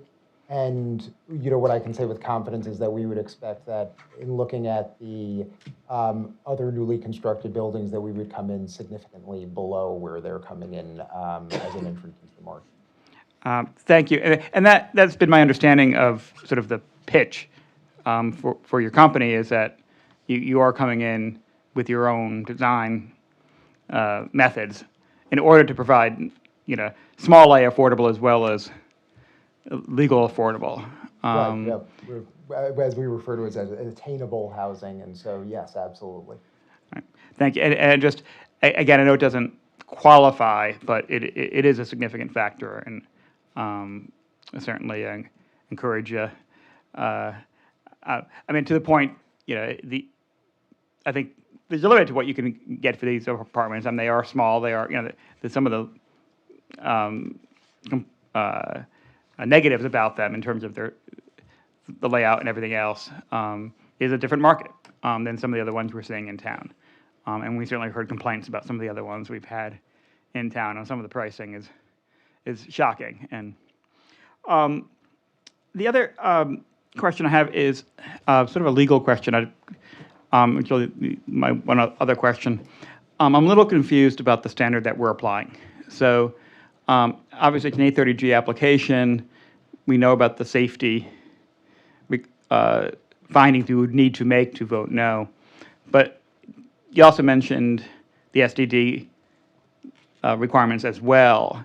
And those two standards seem inconsistent. In other words, if we found no safety problem, or that it's outweighed by the need for affordable housing, do we also need to make the findings for an SDD? Because otherwise, that would seem to trump the 830G requirements from the state. So if you could explain that and maybe have Corporation Counsel sort of weigh in as well if there's any discrepancy there. I'll take it from you. That's a good question. Under an 8-30G application, frankly, any of the standards that are in place for zoning can be not abided by. Bad English, but you can, to say it would be, if an application still makes sense in terms of the standard for 8-30G, which is that it doesn't present any health or safety issue for the community that overrides the need for affordable housing in the community, and there is a need, and the fact that we're at 7.4 right now in 2024 quantifies that need. It could well be more than that. And there are no reasonable conditions that can be applied to remove that particular health risk or public safety risk, then frankly, the community has an obligation to approve the application. I may have confused the issue. First of all, the decision was made to come before you with a zone change and SDD to be able to afford the community with a public hearing process that would give people comfort in knowing that we'd gone through all the traditional routes that and agencies that you would typically have an applicant encounter in going through the SDD process, and to make changes during that course of review by both town staff, DRAC and TP&Z, that might make for a better project, and we have done that. But and I mentioned that the SDD table and the fact that we, except for one element, were doing something different from what the zoning standards required that would otherwise be allowed through the SDD process, was meant to give you comfort, not to confuse you, which I have apparently done. So I apologize for that. The bottom line is 8-30G controls. And unless there's something about this project that presents, through substantial evidence in the record, a health and safety issue that overrides the need for affordable housing that can't be fixed by a change to the development without defeating the fact that it can remain affordable, then you have to approve it. I didn't design the law, but there's some very good developments that have come to West Hartford under that law. And frankly, as with Metro, and I appreciate the reference to traffic at Metro, once a development has been built that has been well reviewed, and certainly in the case of traffic, the traffic engineer for Metro and here established that the amount of traffic generation was not going to be and create the horror show that the neighborhood anticipated it would when Metro came before the town council. And Metro therefore agreed to do a follow-up traffic study. The results of that traffic study came in just under what the traffic experts had projected. So traffic will not be an issue with this one, and with other developments, once they're in, people forget that they're there, frankly. And I think people will appreciate the uniqueness of this building, and that once the dust settles, everybody will find that it is a good, positive addition to this neighborhood.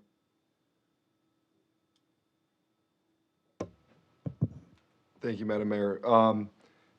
And Madam Mayor, counsel for the applicant put that very well, and I don't disagree with anything that she said. I would just offer to the council that there are some nuanced legal questions involved in the approval of this process, of this project. And we have prepared a confidential attorney-client privilege memorandum on those issues. And so if the council wanted to have a more candid and fulsome conversation about that, we could go into an executive session to discuss that memo. So I would just offer that to the council if they felt that it would be helpful. That's not to say that I disagree with anything that counsel for the applicant said, but I would just offer that if there was a desire to have a more robust conversation about that under cloak of privilege. Thank you, Mr. Dodge. I know that at least one of my fellow counselors would appreciate that, and I think if one does, then we should honor that. But keep going with your questions, so I think we'll. No, I have no more questions, and I thank you. I've no longer confused. It was my understanding coming in, so I appreciate sort of what you were doing with, our normal procedure, it is back to my understanding. But again, certainly it does get pretty confusing, and we can certainly talk about that in executive. If there's any, make sure we're all on the same page on that. Thank you. Thank you, Mr. Winograd. Yes, Mr. Dodge. And Madam Mayor, I would just suggest that if there is a desire to go into executive session, that we do so before the close of the public hearing, so that if there's any other information that the council wishes to obtain on the record after that session, that we still have an opportunity to do so. I agree, Mr. Dodge. Did you happen to check in with Councilor Blanks on whether she has any questions? Hopefully they've all been asked or close. Hey,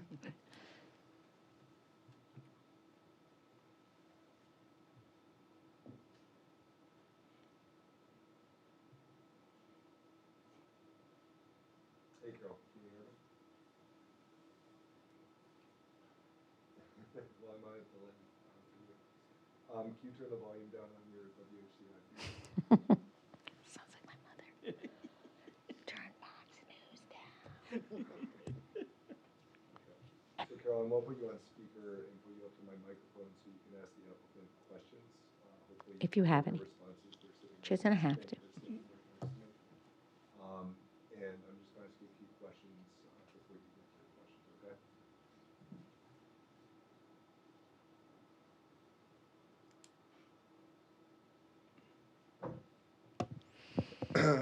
Madam Mayor, we have Councilor Carol Blanks on the phone, who's been participating in this meeting remotely.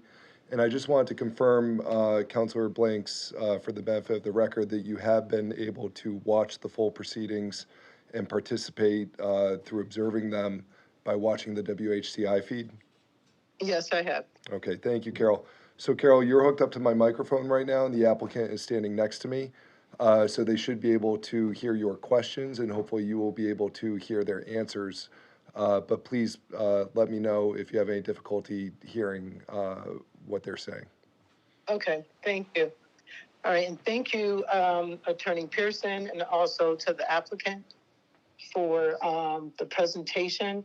I found it very informational, and in reading through the information that we received as an attachments was also appreciated.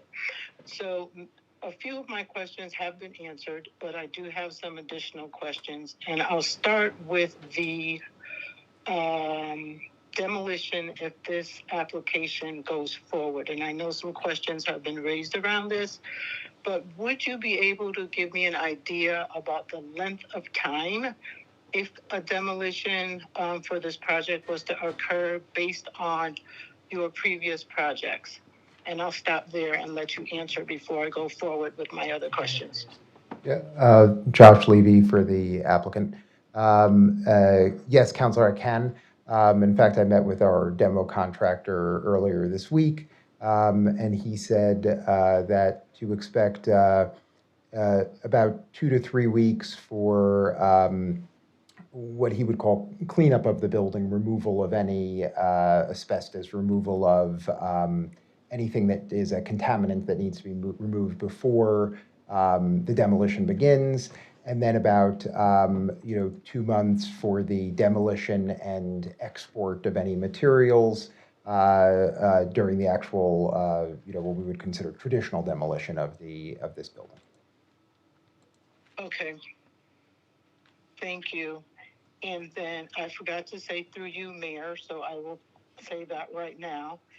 And the other question that I had, I believe it was Councilor Cortez that raised the question around charging stations, but I didn't hear offhand, and perhaps you don't have that number, is how many charging stations for a building of this size?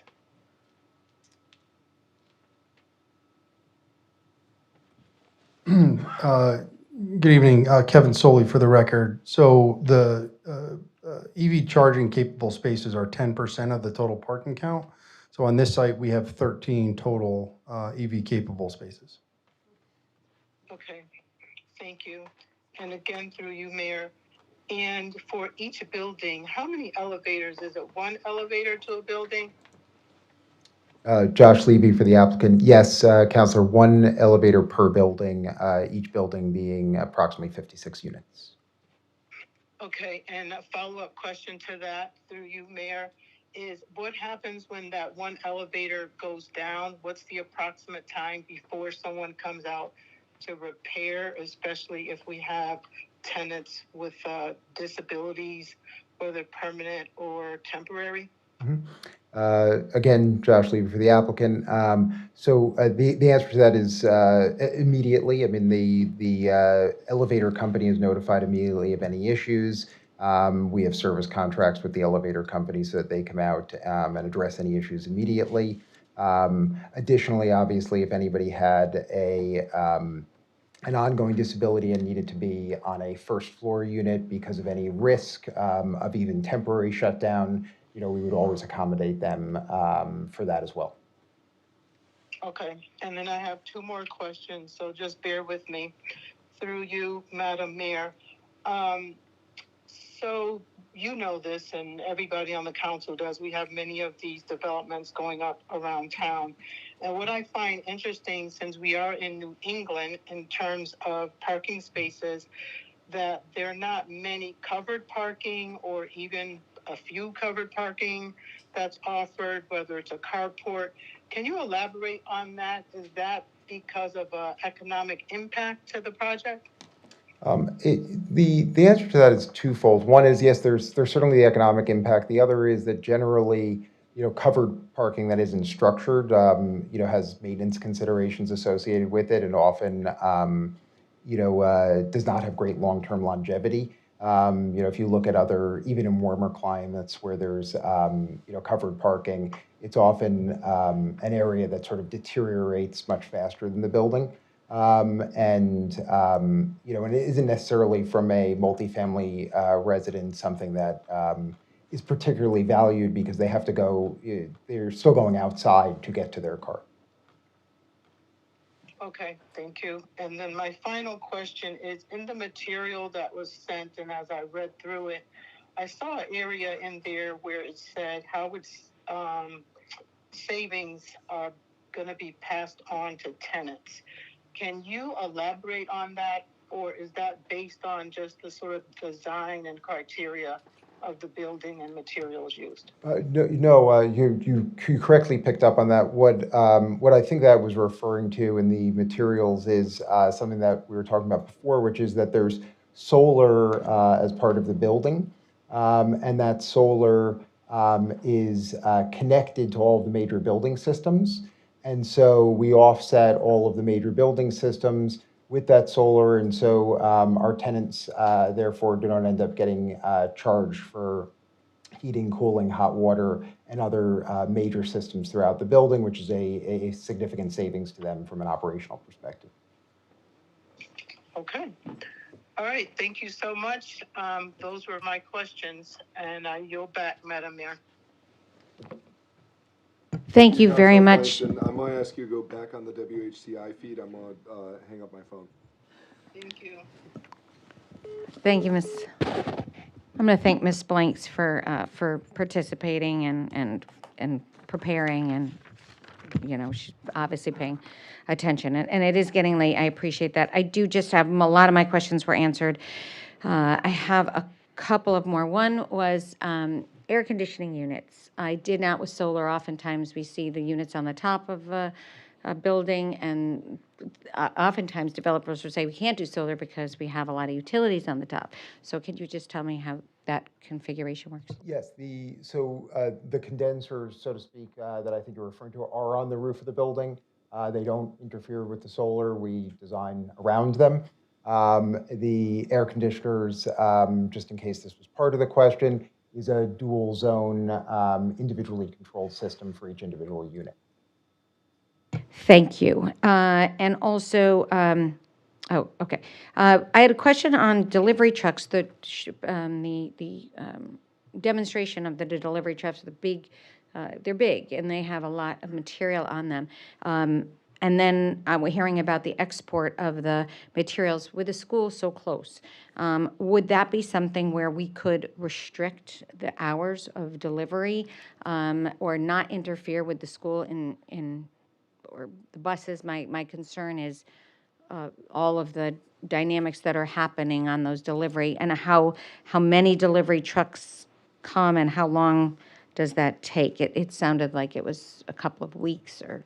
Yeah, the delivery trucks are regular sized flatbeds. They're not extra large or any or special sized trucks.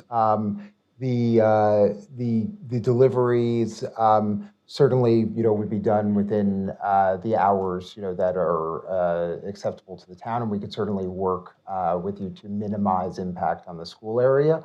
Within obviously within reason. We can't there's imperfection associated with traffic, things like that, in terms of how people arrive and what it looks like. But certainly, we would do our best to minimize any traffic impact with the trucks during the construction process. Will there be a construction manager? A normal, obviously, site, you have a construction manager where residents, if they had concerns, if there was a truck blocking, they couldn't pick up their child or something, there would be some number to call and. Yes, there will be a construction manager on site, so there won't need to be any number to call. Since Vessel is the product producer and supplier, we will be there also accepting delivery, and there's a full-time construction manager as well. Had a question on the 6 to 9 month schedule. Someone said that other projects you have done have not met that time frame. Could you respond to that? Yeah, so obviously there's initial projects that we did that had a longer time frame than 6 to 9 months. For instance, one building required a podium construction that took longer than typical construction takes. But the actual building itself gets faster actually each time we do that. That's part of the ingenuity of what we're doing in terms of replicability. And so, and we monitor the construction time periods very closely. So we actually, our construction managers, unlike a typical building where they're sitting in in like a trailer all day, our people are always out on site, and actually they're monitoring with stopwatches the timelines for how people are working in order to ensure that we're hitting benchmarks and operating as fast as possible.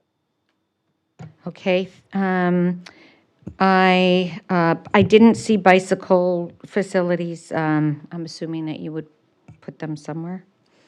Sure, we actually do have, and I failed to include them in my presentation. We have 2 bike racks, one by the northern building here, and then one by the southern building here. So we have a separate bike rack for each building to the north and south of those facilities.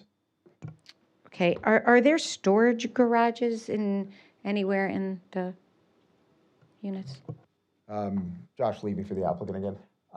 No, there's not storage garages or individual storage spaces in the building. Okay. Just a couple more. Question on food waste. Obviously, there are very real concerns, and we've navigated our way, but we don't want to take a step back with rodents that this particular neighborhood has been plagued with, and partly as a result of COVID and all of that. But it's real, and we want to make sure. And we've been really careful about other projects using compactors. And the other thing that we've in town are trying to do is extract food waste from our trash. And is there a way to do that to keep it rodent free? So whether that's a pickup, often, or people can store buckets in their, in their units, and then you take it out that day and it's picked up. I don't know. So we don't, to answer your question, we don't have a spot for compactors like within the building because we don't store trash within the building. I'm not particularly familiar with sort of food waste and the process for that.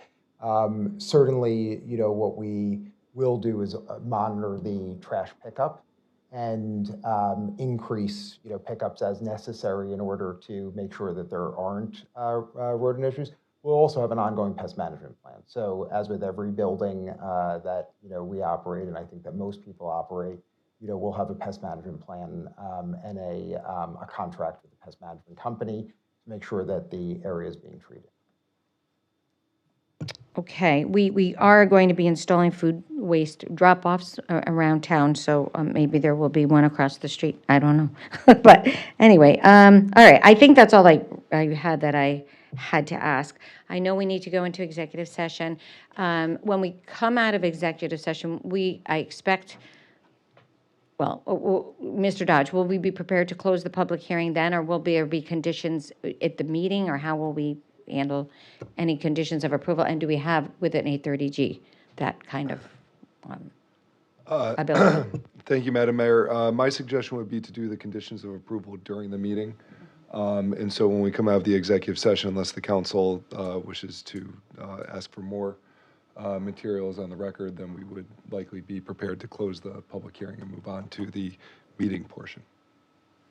Okay, I apologize for the late time. This is, it's important, and that we go through all this. So we are going to go into executive session. I don't think it'll be very long. We will come back, close the public hearing, and then we will have a council meeting and we have two votes that are really important for the community, this one and another hearing that was held over. So, Mr. Dodge. Thank you, Madam Mayor. And before we go into the executive session, I just want to set some ground rules for this because obviously we've had an evidentiary hearing this evening to consider this application. I want to make clear that the purpose of the executive session is to discuss an attorney-client privileged memorandum on 830G applications, and there will be no discussion of the actual evidence that was gathered during the hearing. With that being said, Madam Mayor, I would suggest that the Deputy Mayor make a motion pursuant to Section 1-206 of the General Statutes to go into executive session for the purpose of discussing a record that is exempt from disclosure under Section 1-200B10, to wit, a confidential privileged legal memorandum considering Connecticut General Statutes Section 8-30G. I would also suggest that we invite the town planner, the town manager, and the director of community development, as well as Deputy Corporation Counsel Verano to join us. I know that was a mouthful. I think that would be I wrote down 1-200. I think a simple "so moved" would be appropriate, Mr. Deputy Mayor. Thank you. So moved. Second, Madam Mayor. Motion's been made and seconded. All those in favor? Aye. Any opposed? Again, thank you so much to the public for your patience, your input, and for being here. We will be back shortly.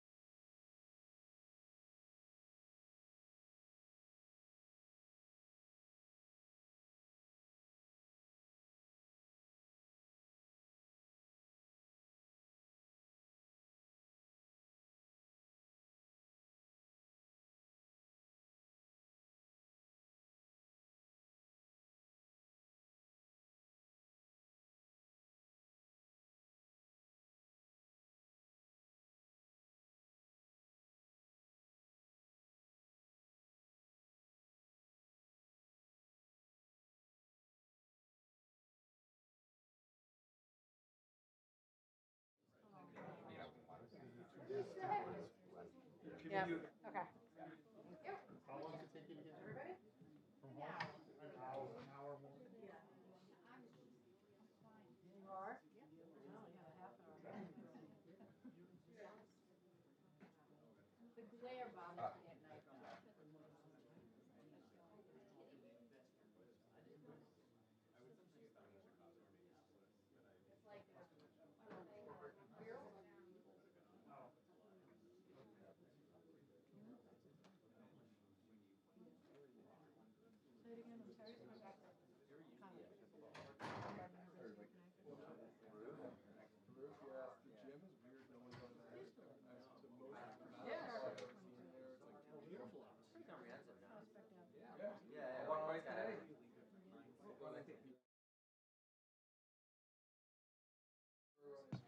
Okay, we are recessing, no. Okay. All right. We are recessing the public hearing. I think our Corporation Counsel is coming to talk to the applicant on some outstanding issues that we need to clarify before we close the public hearing. So we are actually recessing the public hearing, but we're going to start our council meeting because we also have a important vote on there. And so we will begin. And I think town managers and announcements and corporate, we can be very light on those things. Oh, it's very delayed. Okay. All right. Okay. I am calling the February 25th, 7:30 Town Council meeting to order, and will we begin with the Pledge of Allegiance? I pledge allegiance to the flag of the United States of America and to the republic for which it stands, one nation, under God, indivisible, with liberty and justice for all. Roll call, Mr. Davidoff. Good evening, Madam Mayor. Councilor Blanks. No, wait, you lost her. One sec. What did you do? We're off speaker because you could hear. God, 1 second. All right, come back to her. Okay, come back to Councilor. Mayor Cantor. Here. Councilor Cortez. Here. Councilor Fay. Present. Councilor McGinnis. Present. Councilor Poland. Here. Councilor Walters. Here. Deputy Mayor Winograd. Here. Councilor Zdanowitz. Here. Councilor Blanks. Present. Thanks, Carol. Okay. Yes, thank you. We got it. Thank you. Okay. All right. We go to public forum because if there's anything else on the agenda that people would like to speak to, raise your hand. Okay, I don't think so. All right, number 4, Mr. Winograd. Without objection, I move that items 5A, 5B, 7C, 7D, and 10A be placed on the consent calendar. Is there any objection? Okay, hearing no objection, the items are placed on consent. Mr. Winograd? I move adoption of the consent calendar. Second? Motion's been made and seconded. All those in favor? Aye. Any opposed? Motion carries. We are going to skip over number 6 because the public hearing is still in recess, 6A, and we are going to go to 6B, Mr. Winograd. Thank you, Madam Mayor. I move to approve an application filed on behalf of Weha Development Group, LLC, owner of 1800 Asylum Avenue for change of zone of the approximately 33.5-acre site from a R10 single-family zone to a BS shopping center zone with Special Development District Designation, overlay for the redevelopment of the site into a new mixed-use development of commercial and residential uses, along with associated parking and site amenities. I'm sorry, I'm going to make that motion to approve, subject to the conditions. Second? Motion's been made and seconded. This is, I don't know if, Mr. Ledwith, if you want to do a quick summary, and then we can. Madam Mayor, so at this point, I believe Mr. Dodge, Corporation Counsel Dodge, would go through the conditions of approval. So we need him to be here to do that. Does it make sense to pause this discussion and go to 7A and 7B? Yes, so we will skip over 7. And I would do them, but I don't. Yeah, no, I agree. Okay, 7A, Mr. Winograd. Thank you, Madam Mayor. Move to adopt the resolution authorizing the town manager to participate in the Brownfield Municipal Grant Program to support the environmental remediation and redevelopment of 579 New Park Avenue. Second?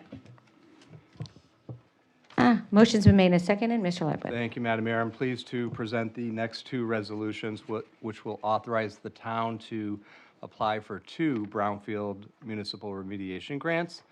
And these grants will mark our 4th and 5th applications over the last 3 years, building on our continued commitment to revitalizing underutilized properties and fostering economic growth.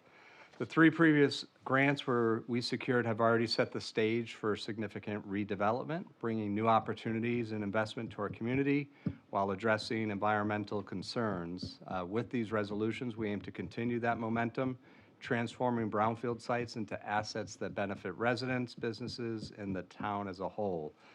The first resolution, which you just mentioned tonight, would support the remediation of 579 New Park Avenue, where a mixed-use multifamily complex would be developed along our fairly newly created transit-oriented development district. This $688,000 grant would be for the remediation, abatement, and demolition of the existing property. We did discuss this grant in our last CPED meeting last week, but through you, Madam Mayor, happy to answer any questions that the council had. Thank you, Mr. Ledwith. Ms. McGinnis, I don't know if it was in your meeting. I'm sorry if you're reaching for something. But I didn't know if you wanted to say anything. If not, don't feel like you have to? No. Okay, all right. And are there any other comments or questions? I just want to thank our town staff, but especially Ms. Gorski for doing the work that she does. This has really helped our transformation and adaptive reuse to properties that have been really defunct and not useful, and it's really livened up our community. So all those, if there's no other comments or questions, all those in favor? Aye. Aye. Any opposed? Motion carries. B. Mr. Winograd. Thank you, Madam Mayor. I move to adopt a resolution authorizing the town manager to participate in the Brownfield Municipal Grant Program to support the environmental site assessment of 240 Park Road. Second. Motion's been made and seconded. Mr. Ledwith. Thank you, Madam Mayor. This resolution is for a $200,000 grant to support the environmental assessment of the approximate 1-acre site located at 240 Park Road. This would afford the existing tenants to invest in the adaptive reuse of unused space located within the 44,000 square foot building at that location. And again, this was discussed at CPED as well, but happy to answer questions that the council had. Any comments or questions? And this one, again, is a little bit different because this is an assessment as opposed to the actual remediation. So if remediation were to happen, we would probably try to apply for another grant. So again, wonderful use of resources that really are lighting up in our community. All right, all those in favor? Aye. Aye. Any opposed? Motion carries. Okay, now we can do announcements. We'll go to town manager's report. We're still waiting for our corporation council. Thank you, Madam Mayor. I'll be brief. We did post our report online for residents to view, but I'll just quickly remind the town council that we do have a Human and Community Services Committee meeting tomorrow evening at 7 o'clock, and we will hold that meeting here in the council chambers. So we may just roll into tonight, right into tomorrow night. Who knows? Thank you. Happy to answer any questions that the council has. Any questions for Mr. Ledwith? Okay, Corporation Council is not available right now. I was meaning to start the meeting with this, and so I'm going to do it now. And it actually was the first item on announcements, and I will just briefly until he walks in, then I'll stop. But I want to start by recognizing the loss of our dear friend, Dr. Tracy Wilson. We were so lucky to have had Tracy as a teacher in our schools. Teaching was in her DNA. She could connect with every student, whether they struggled or sailed academically. She inspired the desire to learn more and ask questions and critically think, what we need so much today. As our town historian, she continued to teach our community about our history and learn how we could recognize how to do better and be better. She loved what she loved what she believed. She lived was that's what I meant to say. She loved it too. She lived what she believed. She was strong and kind, and she cared deeply about our community and our world. She had deep, meaningful friendships with family and friends, and we're thinking about all of you, Beth, Peter, Brittany, Adam, Caroline. We are all better for knowing her, learning from her, and being inspired by her. We are grateful for her gifts and will celebrate her by continually learning, questioning, inspiring, and living and loving each other. And I would say, rather than a moment of silence, I would say, take a moment, think about something in history and how it can change your life going forward and how you can apply it to make your own lives better. So you can think about that. We will be doing there will be a memorial service for her March 6th, 11 a.m. at First Church, followed by an open house reception and celebration here in Town Hall. And anybody that would like to attend, please do. It will be an open house format. This is very dear to my heart. Congratulations to Emmett Drake. On February 5th, 2025, Emmett was named National Federation of State High School Association's Outstanding Music Educator of the Year. The organization described him as a visionary orchestra director known for his transformative impact on music education. He directs 5 youth orchestras through the Hart Community Division and is the co-producer of Pops and Jazz. And he was a student. He was like a TA and was teaching teaching at Hall and was one of my son's first music teachers in the high school, which was really cool. Hall's Jazz Band wins Charles Mingus Festival competition. It's the 2nd year in a row they won this, and it is a very, very high-level competition. You can experience the talents of Hall School's acclaimed jazz band singers and dancers in their 67th annual Pops and Jazz production, which will be held March 21st, 22nd, and March 27, 29. Tickets can be purchased, and there's a link on our website or Hall High Bands if you go to their website. 13th annual Vines of March will take place this Saturday night, March 1st. This is the primary fundraiser for the Rotary Club. Mayor's State of the Town will take place on March 3rd at the JCC between 5 and 7. And there is it's a different format than has been done previously, and there is a link to register. International Women's Day Rally, it will be March 8th from 10 to 12 at Town Hall Auditorium steps. It is an opportunity to unite against chaos and express themselves in defending women's rights and bodies and the future. Irish and how they got that way is Playhouse on Park, taking place March 12th through 30th. Award-winning Pulitzer Prize award-winning author Frank McCourt. Women Educating and Inspiring Generations in Small Business will take place March 12th at 9 a.m. There will be a live stream on this on Channel 5. This is in honor of Women's History Month. Office of Economic Development, Office of Equity Advancement are hosting this panel discussion. Hart School Dance Division presents Horizons, March 12th through 14th. This is a conclusion to 4 students' artist journeys. Tickets are $10. Nutmeg State Orchid Society show, which is really a wonderful sign of spring, March 16th and 17th, right in the Town Hall Auditorium. It is beautiful. Conard High presents Disaster, March 15th and 16th, but also at the high school auditorium. It's interesting, there are 2 different dates, March 7th, 8th, 14th, and 15th. Is a hilarious homage to era of bell-bottoms, platform shoes, and the hustle. Oh, God, it is my high school days. Disasters, earthquake, tidal waves, infernos, killer rats. Everyone struggles and survives and repairs the love that they've lost. So that's the announcements. Normally, we would conclude here, but I am going to go check and see where we stand.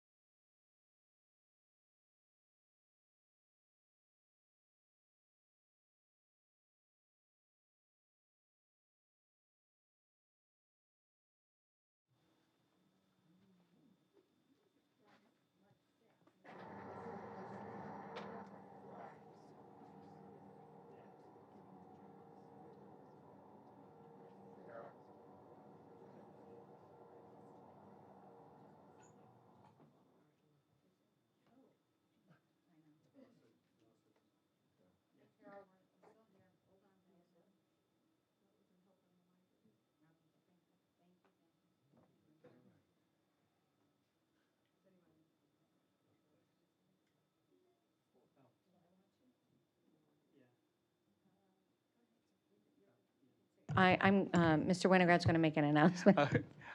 Rick, I'll just add to your report, we'll have finance next week. Is being rescheduled from Monday to Tuesday, same time, 6 o'clock. Okay. And that'll be by Zoom. Okay, Mr. Dodge, we were on, we're going back now to 6B. Mr. Winograd. Oh. I don't think you need to. I think this is all. This is you, Cohen? Yes. No, then she doesn't. One second. I'm not sure. I'm not sure. No, because she only.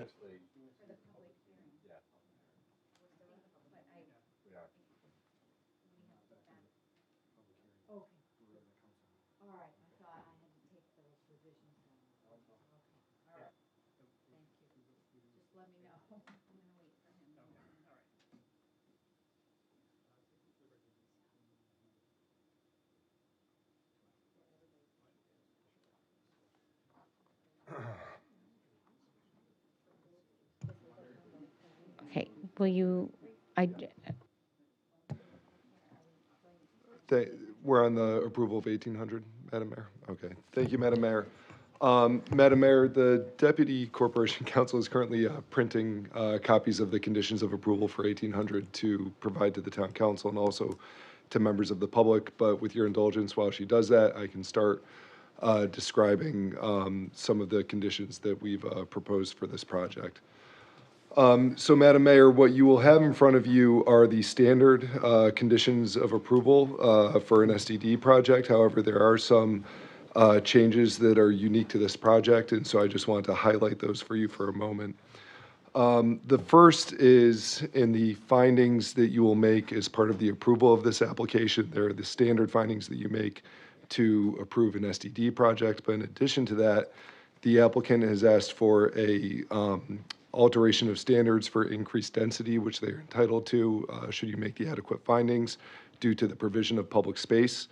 And those findings are outlined in the initial part of the conditions.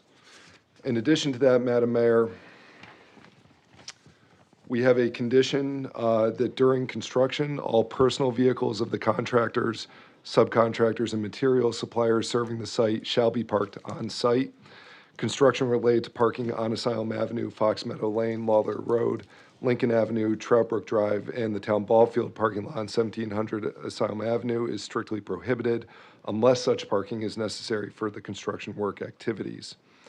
In addition to that, Madam Mayor, we have what is now become effectively a standard condition of approval, which is that prior to the start of any site disturbance or the issuance of a demolition permit, the applicant will conduct a pest assessment to be performed by a licensed pest control company, identifying and mitigating any pest problems on the property during the construction phase. In addition to that, Madam Mayor, we will require all construction-related vehicles, including trucks, trucks and tractor trailers servicing the site, to use designated routes that will be designated by the Director of Community Development. Use of the following streets will be prohibited, however, Lawler Road, Lincoln Avenue, and Meadow Lane. And the applicant will also comply with all of the requirements identified in the Metropolitan District Commission's letter of December 16th, 2024, regarding sewer adequacy and availability and capacity analysis. In addition, Madam Mayor, as contemplated in the application, we are requiring the applicant to make a number of off-site improvements. Those sites are detailed in the conditions of approval. They include the submission of a detailed design plan for a proposed traffic signal at the site driveway on Troutbrook Drive for review and approval by the town engineer, as well as submitting revised traffic signal plan showing the proposed timing and operational changes as recommended in the traffic impact study or as agreed to by the traffic engineer. And Madam Mayor, those improvements will need to be made will need to be completed and installed prior to the issuance of any temporary certificate for the site. In addition, we are requiring the applicant to make a number of pedestrian improvements. That includes in installing new sidewalks along the northern side of Asylum Avenue from Lincoln Avenue to Troutbrook Drive, as shown in the plan set. Installing new sidewalks along the southern side of Lawler Road from the western property boundary of the parcel to Troutbrook Drive, as shown on the plan set. Installing crosswalk enhancements, including accessible pedestrian signal equipment to the crossing at the intersection of Asylum Avenue and Troutbrook Drive, and coordinating construction activities with the development of 1360 Troutbrook Drive, which was formerly 1700 Troutbrook Drive, and the town's culvert improvement project to ensure that the that the public has pedestrian walkway access. I apologize, my voice is a little tired tonight. To ensure that there's pedestrian access along Troutbrook Road at all time. And I know that that's important, especially for our Jewish community that uses that corridor to be able to walk to services. And again, these improvements will be completed and installed prior to the completion of Phase 4 of the development. We're also requiring off-site improvements on Troutbrook Drive and Asylum at the site driveways.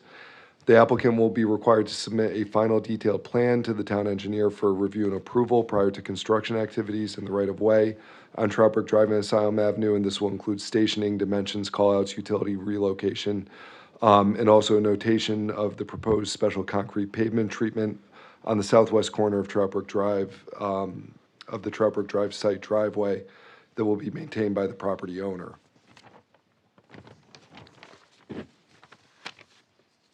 In order to ensure that the applicant performs these obligations, Madam Mayor, we will require the applicant to file a performance bond or other surety acceptable to the town planner, an amount to be approved by the town planner, an amount in the amount of the town-approved estimated costs of the off-site improvements, as noted earlier.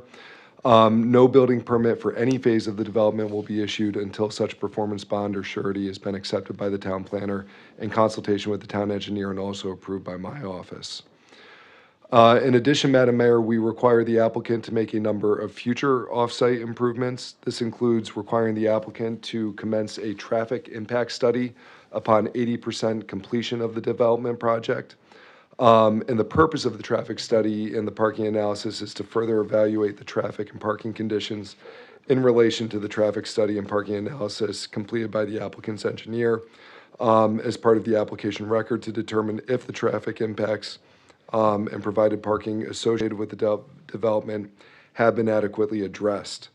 To the extent that additional off-site improvements are required as a result of this study, as determined by the town engineer, a plan identifying the improvements to be constructed will be submitted to the town engineer for review and approval.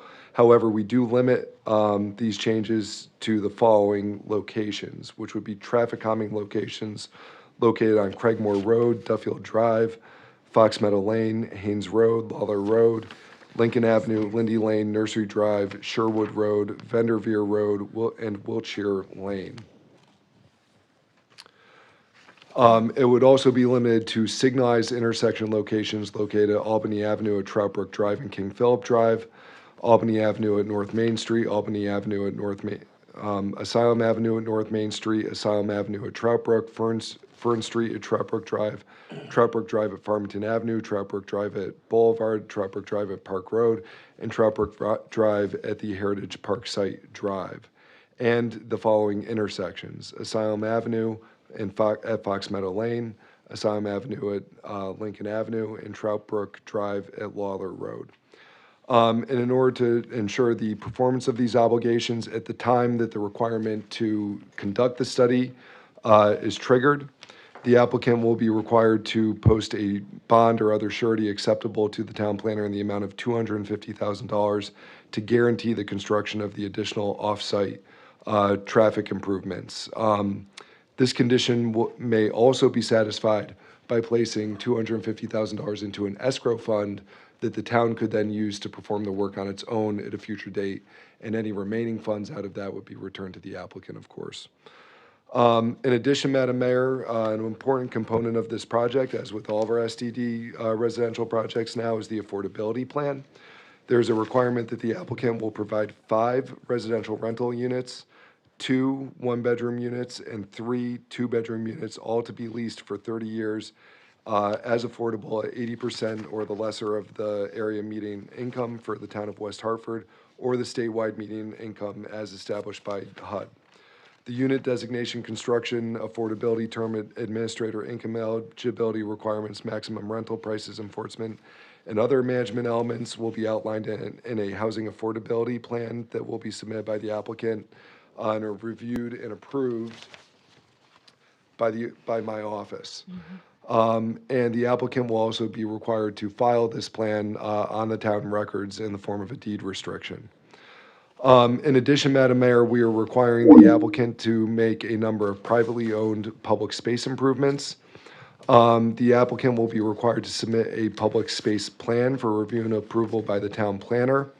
And this will provide an updated survey that identifies the metes and bounds of the public space, a detailed plan that documents and identifies all the amenities, such as but not limited to paving, seating, landscaping, lighting, and the Trout Brook Rail Extension mile marker posts, and also detail of the signage that identifies the public space as part of the town's privately owned public space system, and lists the contact information for somebody who is responsible for maintenance.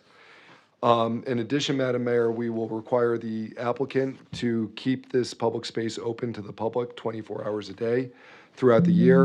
And just to clarify the importance of that, technically, Madam Mayor, for the rest of the Trout Brook Trail, because it's considered a linear park in town, that is technically closed dawn till dusk. Obviously, we don't enforce that rule very often unless there's mischief or some other problem occurring there. So it's important to the connectivity of that, that this area also be open, practically speaking, for those. Unfortunately, there's really no way of enforcing that without requiring a 24-hour opening requirement. And that's just to make sure that whether this owner or any future owner continues to make sure that that public space is open for public use at all times and it remains connected to the rest of the Trout Brook Trail system. And Madam Mayor, this public space plan will be required to be filed on the public records in a manner and form approved by my office. And these requirements, the requirement of the public space plan, will be completed before phase 3 of the development.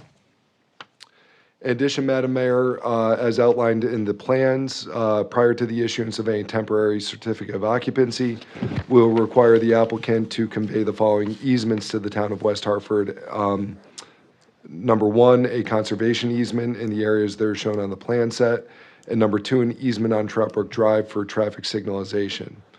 And prior to recording these plans on the land records, the applicant will convey to the town two temporary and permanent easements along Trout Brook Drive for the purposes of the town's culvert improvement project, which again is shown on the plan set. Madam Mayor, that concludes the special conditions of approval. With that, I'm happy to answer any questions that anybody has. Thank you, Mr. Dodge. There was a lot in there. And we had discussed, this was I don't remember how long the public hearing was, 3-4 hours. And we left it open to close all of these items out. We sort of discussed them. We knew where we wanted to go. But I appreciate all the work that went into this. Yes, Mr. Dodge. And just to clarify, Madam Mayor, the public hearing was not left open. We simply postponed consideration and debate of this issue, so the public hearing is closed.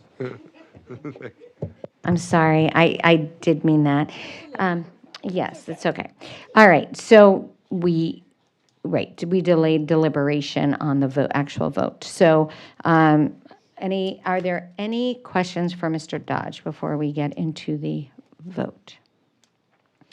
So we are going to make a motion for, but I don't know if we did it subject, we did, subject to conditions, you did? Okay. All right, so motion's been made and seconded.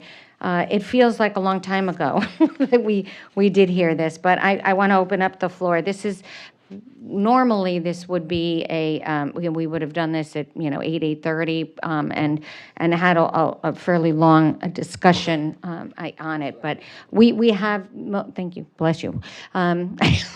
We have been talking about this particular development for years. And I think it was 8 years ago that UConn gave notice, maybe it was even 9 years ago, that they gave notice that they were relocating to Hartford. And 12 years ago, it was 12 years ago, gosh. And so since then, since the actual move, that property has been left fallow, and the neighbors, and there was one neighbor in particular that really tugged on my heartstrings. That property has been deteriorating in front of the neighborhood's eyes, and people did use the property for a while, walking through it, and then it was clear that there was a lot of environmental damage and again deterioration. So it's over time to do the right development there, and that's what I think we have seen. But I do want to just also give an incredible thank you to the volunteer groups, Design Review Advisory Commission, and our town planning and zoning that spent an inordinate amount of time on this particular project development. And this project went to Design Review Advisory Commission 13 times. And the beginning plans did not look like the plans do now, and that are before us for approval. And that is because of the intense work of the collaborative work that staff was able to do with this developer to bring a development that will support our community in a lot of different ways. And just to add to the collaboration, the conditions that our corporation council just outlined, the public safety, the road safety, the commitment to keeping 40% of their development of open space open to the public, donation of the ball fields across the street, and the remediation of a very contaminated property that is long overdue, and in removing the buildings that are also deteriorated and contaminated. So a lot of expense to remediate that property. The town had the opportunity to purchase it until the land samples came back, and we saw the level of deterioration, and a municipality would have had to do that right away. We didn't know if it was in the water courses and all of that, and so the town council was not able to get a majority vote to purchase that property. And so I'm really excited to be at this point where we see what can be, and we hope it comes to fruition in a not too distant future, but something that the community can really all take advantage of. The extension of the Trapwick Trail is another addition that that was just part of the conditions of approval. So a lot more to talk about, but I know we're all a bit at the end of our day, and you might not get at the level of how transformational this project is, and the timing of it. We've been waiting for this for a long time. So, are there any other comments, Ms. McGinnis? Through you, Madam Mayor, and I will keep it short. I actually wrote this at the last meeting. I just wanted to say, from the public space to the use of native plants, it's obvious that there was a very real effort to develop this property in a way that's rarely seen. Mixed-use developments are still a bit of a rarity in Connecticut. So I don't think that people who haven't lived in one can fully grasp how much they offer the people who live in them or live near them. I lived in a mixed-use development in Tennessee and lived very close to one in Chapel Hill, North Carolina. I feel very confident in this plan. All the revisions it's been through, it's been going on way before I was on council, and I will be supporting this tonight. Thank you, Ms. McGinnis. Mr. Cortez. Through you, Madam Mayor. So this is an exciting project. It solves some issues, right? One, this property that's decaying, sitting in there, spewing God knows what, onto the land. Right now, West Hartford, as of today, has 33 homes for sale. This is going to add 26 more, so that solves a huge issue. I kind of like the mixed use piece of it. I like the green space, and I love that in 2 weeks, a lot was accomplished in 2 weeks, right? I feel that they've addressed a lot of low-hanging fruit issues. It's, again, something exciting. The last time we seen something this exciting was Blueback Square. And that lies my concern. There's vacant space in Blueback Square. And then when we're talking about, when I ask questions during the public hearing, especially with timeline and phases, there was, for good reasons, they didn't have certain answers for, timeline, that you had to wait on mediation. It can take up to 10 years. If they didn't like the direction something was going, they can scale back on certain phases. So those are comments made by the developer on that day. Which reminds me of another great project, exciting project that happened 7 miles from us, called Avon Village, right?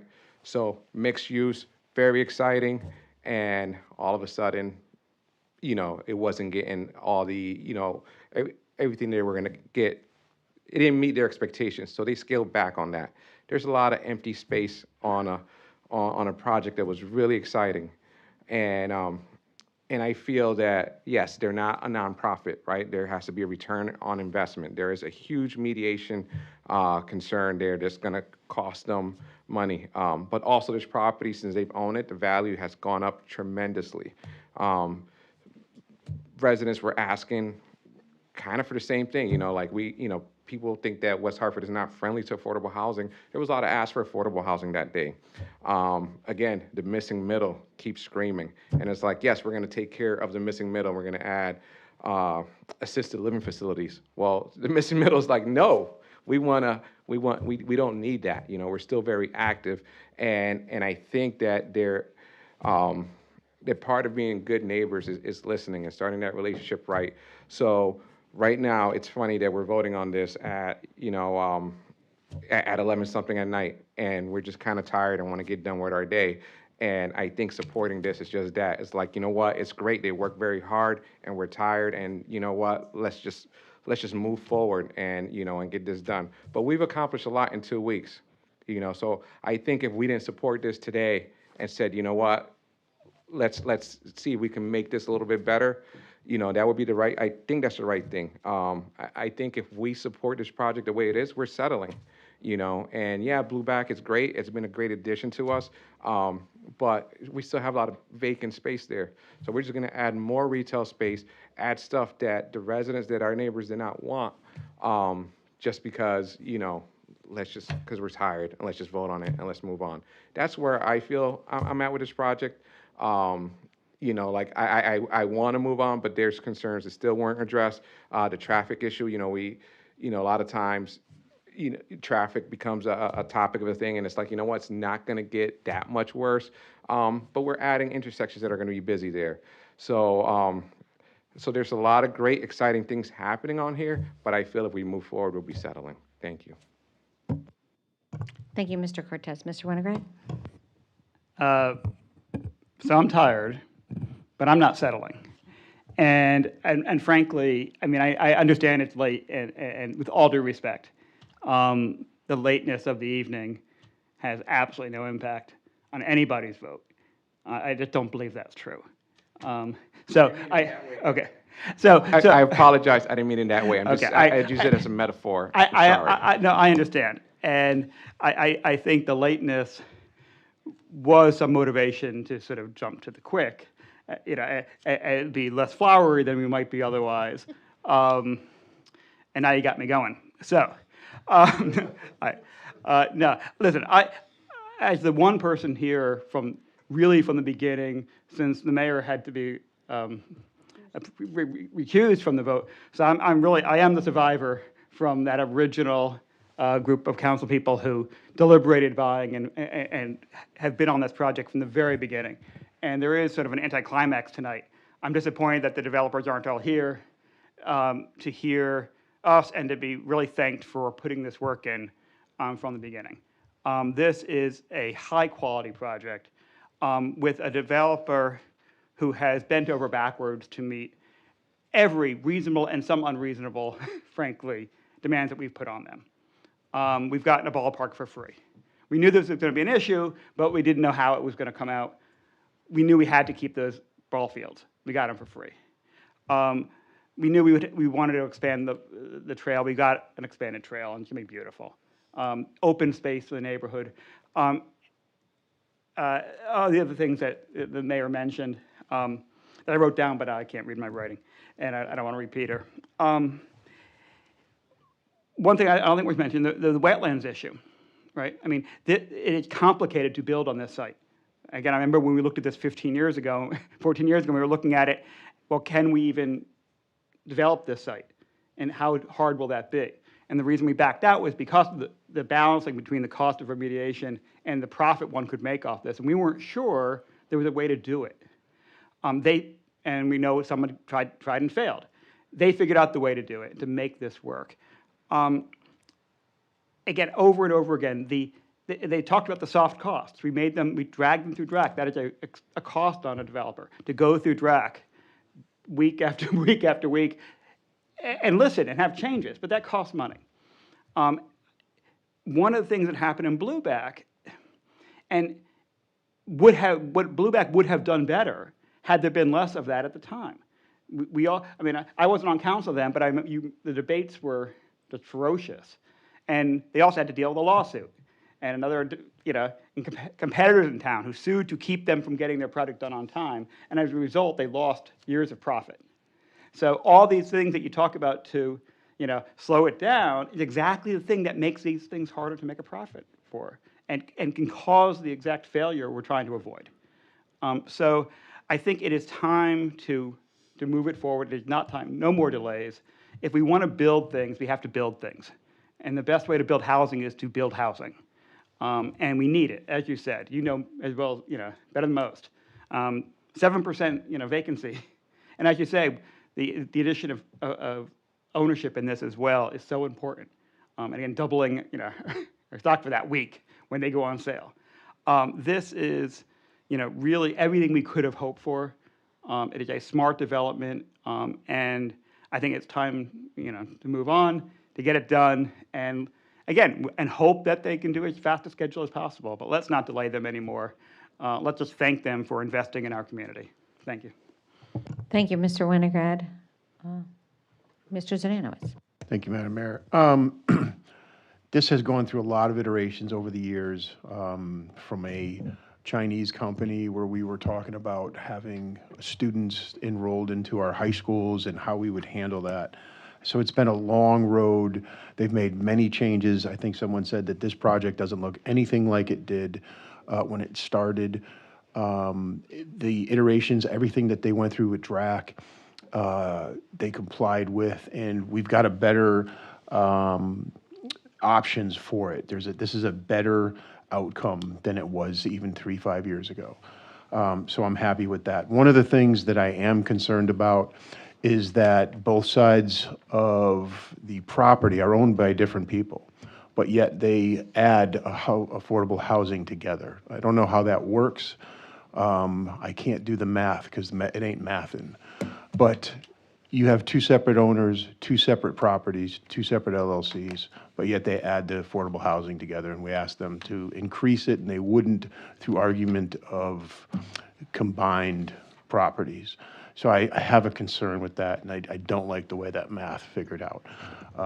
Outside of that, those were my only concerns, and I'll yield. Thank you, Mr. Zananowits. Ms. Pullen?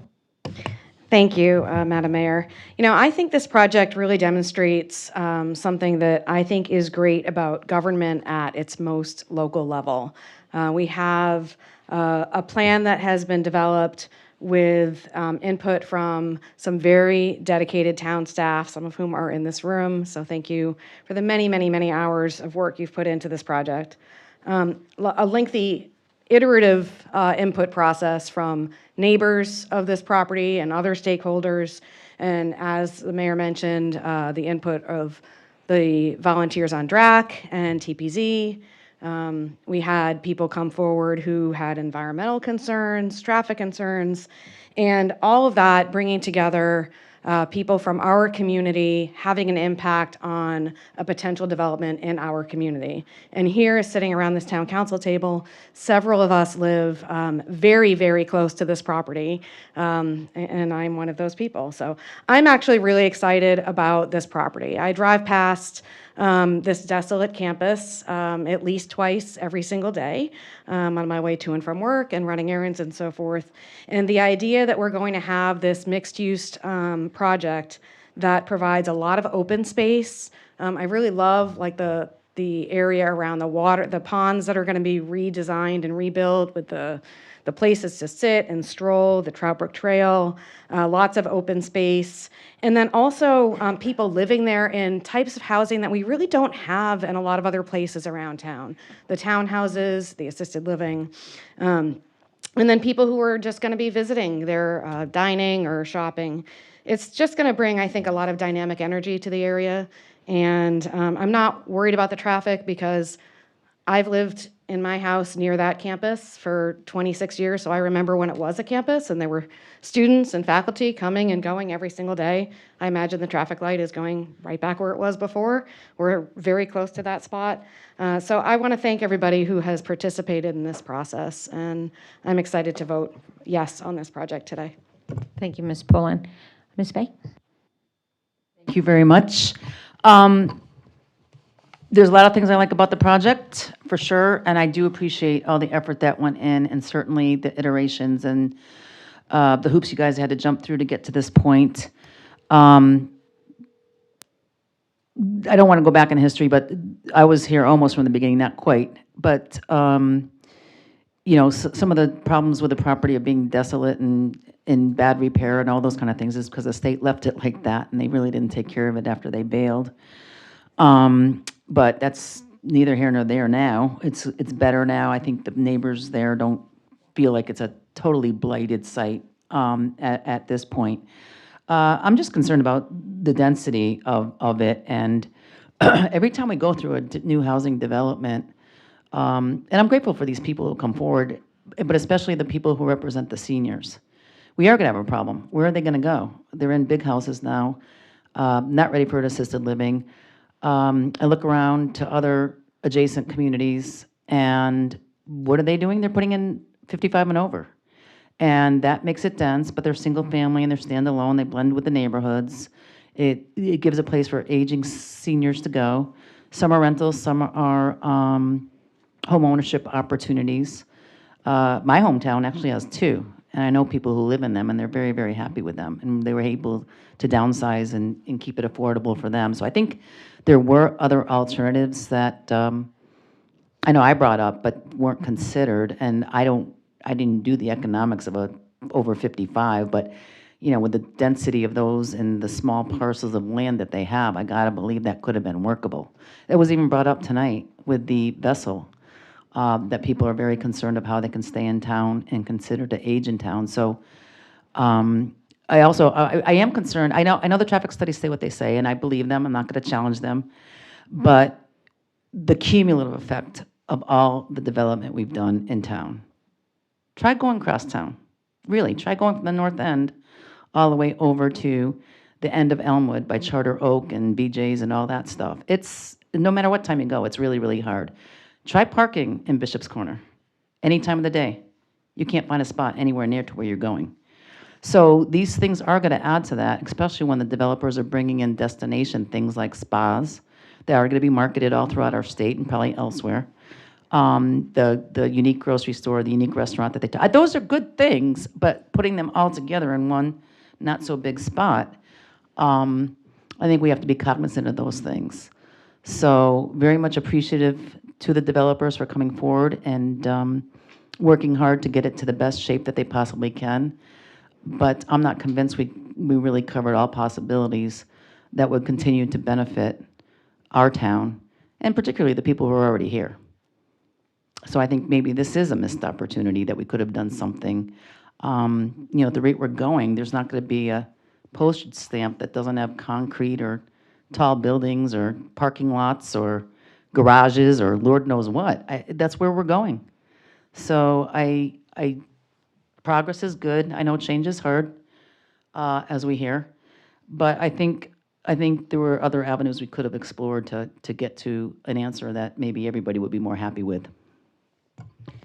Thank you, Ms. Fay. I have Ms. Blanks on the phone, so Ms. Blanks, I'm going to turn the volume up, and I have, okay, go ahead. Okay, thank you. You can hear me okay? Yes, thank you. All right, thank you so much. And through you, Madam Mayor, this has been a long time coming. So first off, I really want to thank Attorney Pearson and the developers for really hanging in there, and especially to our professional staff for providing the guidance that was needed along the way, and also being able to collaborate with the developers to get this project right. I know we've gone back and forth for quite some time. I personally attended that building when it was the Yukon branch, so that was more than 12 years ago. I know it sat idle for 12 years, and as I passed by, it was very blighted, overgrown. So I know the residents were very concerned, and they voiced those concerns to not only the professional staff, but to us as town councilors as well. And I've heard while we sat and listened to many of those folks that said that it's time, we needed to do something. And I think that time is now, and we have to strike a balance. We are not going to please everybody 100%, but overall, I believe it's a good project. I believe that it brings opportunity. It's transformative. It will introduce opportunity for home ownership. I know many young people and middle-aged people are always looking to West Hartford, but there's not enough inventory, and this will bring that to town.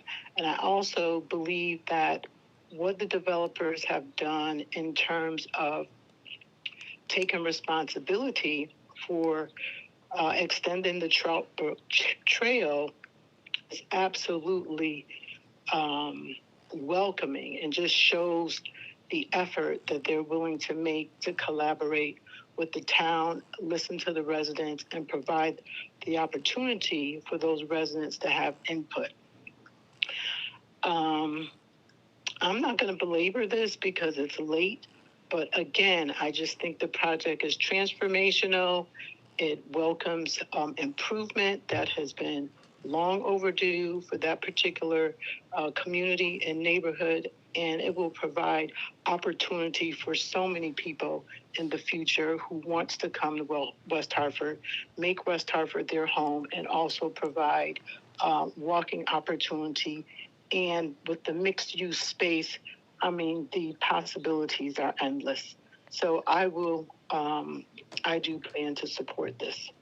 I yield back. Thank you, Ms. Blanks. Okay. Mr. Walter, see, you got last on this one. I get to go last. How quickly the tables turn. Thank you, and through you, Madam Mayor. So,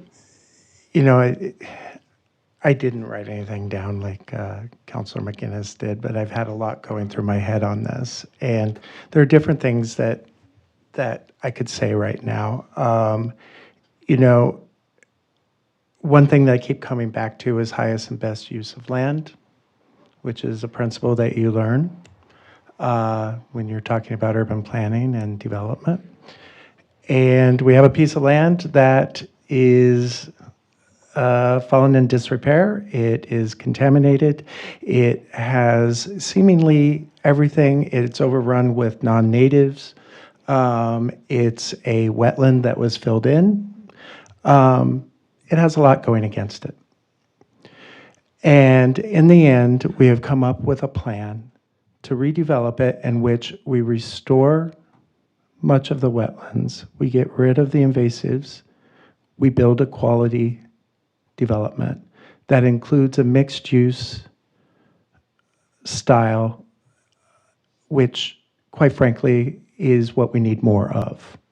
Spreading things out contributes to urban sprawl and more traffic. Spreading things out contributes to less affordable housing. Spreading things out is not the pathway to a successful community. I know that there have been concerns about retail space and the comparison to Blueback Square. And the reality is that's capitalism, baby. And they're not going to build it if they don't think that they can do something with it. Now, Blueback Square, for all that it may or may not be, I do know that some rather large tenants just signed on to extend their leases. So they must not have given up on it quite yet, nor have I, and I don't think the town has either. So in the end, and the other thing I'm going to point out is, and I think I was talking about this the other day, we don't make it easy. Town of West Hartford does not make it easy for developers to build in this town. We make them jump through a lot of hoops. We make them go back and forth. And I think at the end of the day, it might stink to be a developer trying to get something through, but we get a better product for it. And while I would like to see far more affordable units in this plan, I'm also recognizing what they have done and what they have given. And I am fully prepared to support this project. And I think it's going to be something that will be an asset to our community. And I look forward to the build out of it. It's probably going to take a few years to get there, but I am looking forward to it. Thank you. Thank you, Mr. Walters. So I just, again, want to thank our professional town staff who worked tirelessly on this project, our planning department, our legal department, our just the enormous amount, our economic development have worked really, really, really, really hard. But planning especially, and again, the volunteer boards. When we adopt our POCD, and there was a lot of interest in this property, one of the things that was very important was to have green space. We have a significant amount of open green space that is, it is going to be a park, and as Corporation Council conditions of approval, that is so unique for somebody else to be maintaining a green space and open it up to the public, to the whole town, the whole community. That is, it's really, really valuable to have that kind of partnership. The transportation integrated system with the trail and the work that we're going to be doing all around it with crosswalks, making sure that it is safer than it is now. And enhancing and maintaining the diversity of housing, again, has been mentioned before. I also just want to give a little plug. I was at the Sustainable West Hartford meeting last night, and they were so grateful that some of the recommendations they had made had been incorporated into this program, including, the native species and a lot of the work that the protection of the wetlands and the transition areas that they're very, very pleased with how their voices were heard and how that was an important part of the project, not in the beginning, but through the process. And over 1,000 new trees are going to be planted on this parcel as well. So a really, I think 10 years, 20 years down the road, there is going to be a lot of very, very wonderful new residents, and it's going to be so incorporated into a treasured part of our community. So with that, we will go to roll call vote. Mr. Davidoff. Counselor Blanks. Wait. Okay, you're on, Carol. Oh, yes. Sorry. That's okay. Yes, yeah. Mayor Cantor. Yes. Counselor Cortez. We don't need a fourth supermarket, so no. Counselor Fay. No. Counselor McGinnis. Yes. Counselor Poland. Yes. Counselor Walters. Yes. Deputy Mayor Winograd. Yes. Counselor Zdanowitz. Yes. Motion carries 7-2. Thank you very much. Okay, so Mr. Dodge, are we going back to 7, and can you help direct me? 6A, I'm sorry. And the public hearing. Because my son dislocated his finger and I had. So, Madam Mayor, just by explanation for the members of the audience who are still here for the 29 Highland Street development project, what we're going to do tonight is postpone consideration of that project to March 11th at 7 o'clock. For the actual debate, we'll have a special meeting for that, which will be just prior to the town manager's budget address.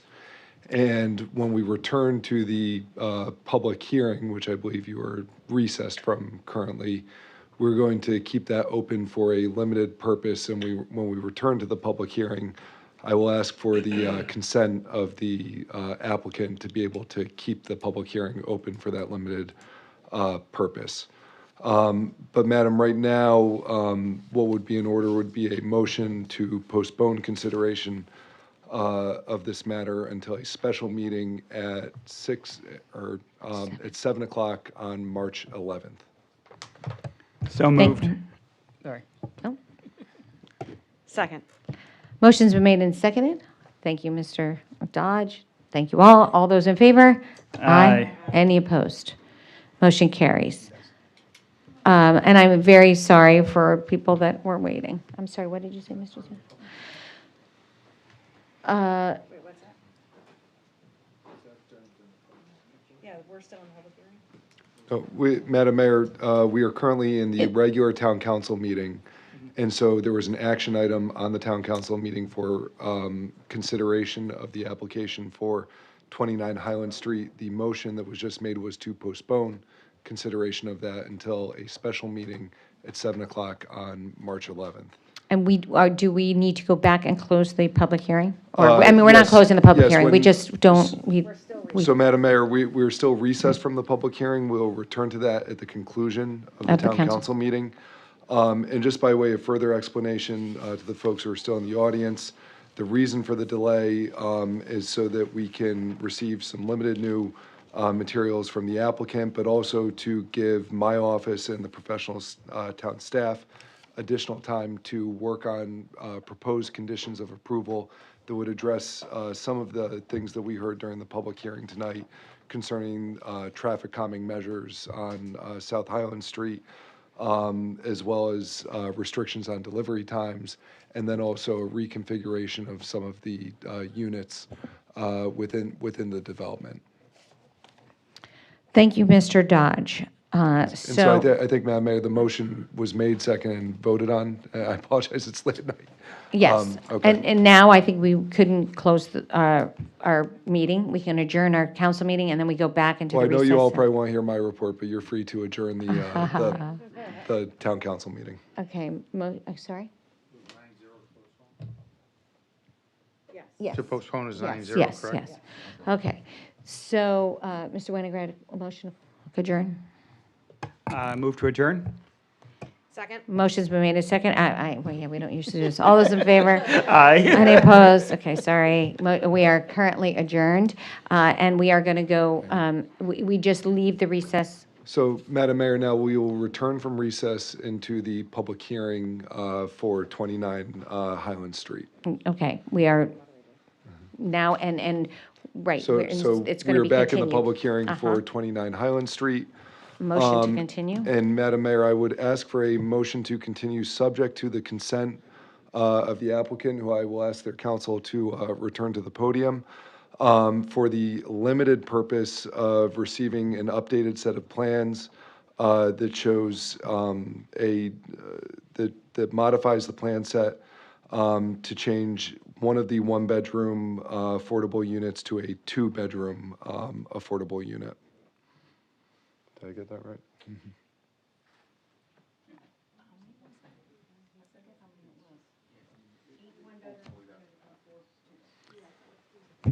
I think to make sure that we're not too specific right now, for the limited purpose of allowing the applicant to present a reconfiguration of some of the units within the property. I like that better.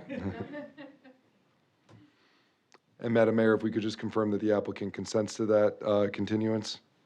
And that would be continued to 6:30 on March 11th. I thought you said 7. No, so the special meeting to debate it will be at 7. The hearing will be. 6:30, understood. Will be delayed. Unless, maybe, Madam Mayor, we have a special services district meeting at 6:30 that night, I believe. I have it on my calendar. okay, so 6:40, let's continue to 6:45 that night. Okay. All right. So So the motion is to motion- continue, subject to the applicant, to 6:45 on March 11th for the limited purpose of allowing the applicant to present an updated plan set showing a reconfiguration of certain units within the development. Okay. Yes, yeah. And And we just need the consent of the applicant, So moved. Madam Mayor. Yeah, so moved. And the applicant consents to continuing the hearing to that date at 6:45 Okay. on March 11th, here, at this site. Yes. all those, right, so all those in favor? Aye. Aye. Any opposed? Motion carries. Thank you. Good night.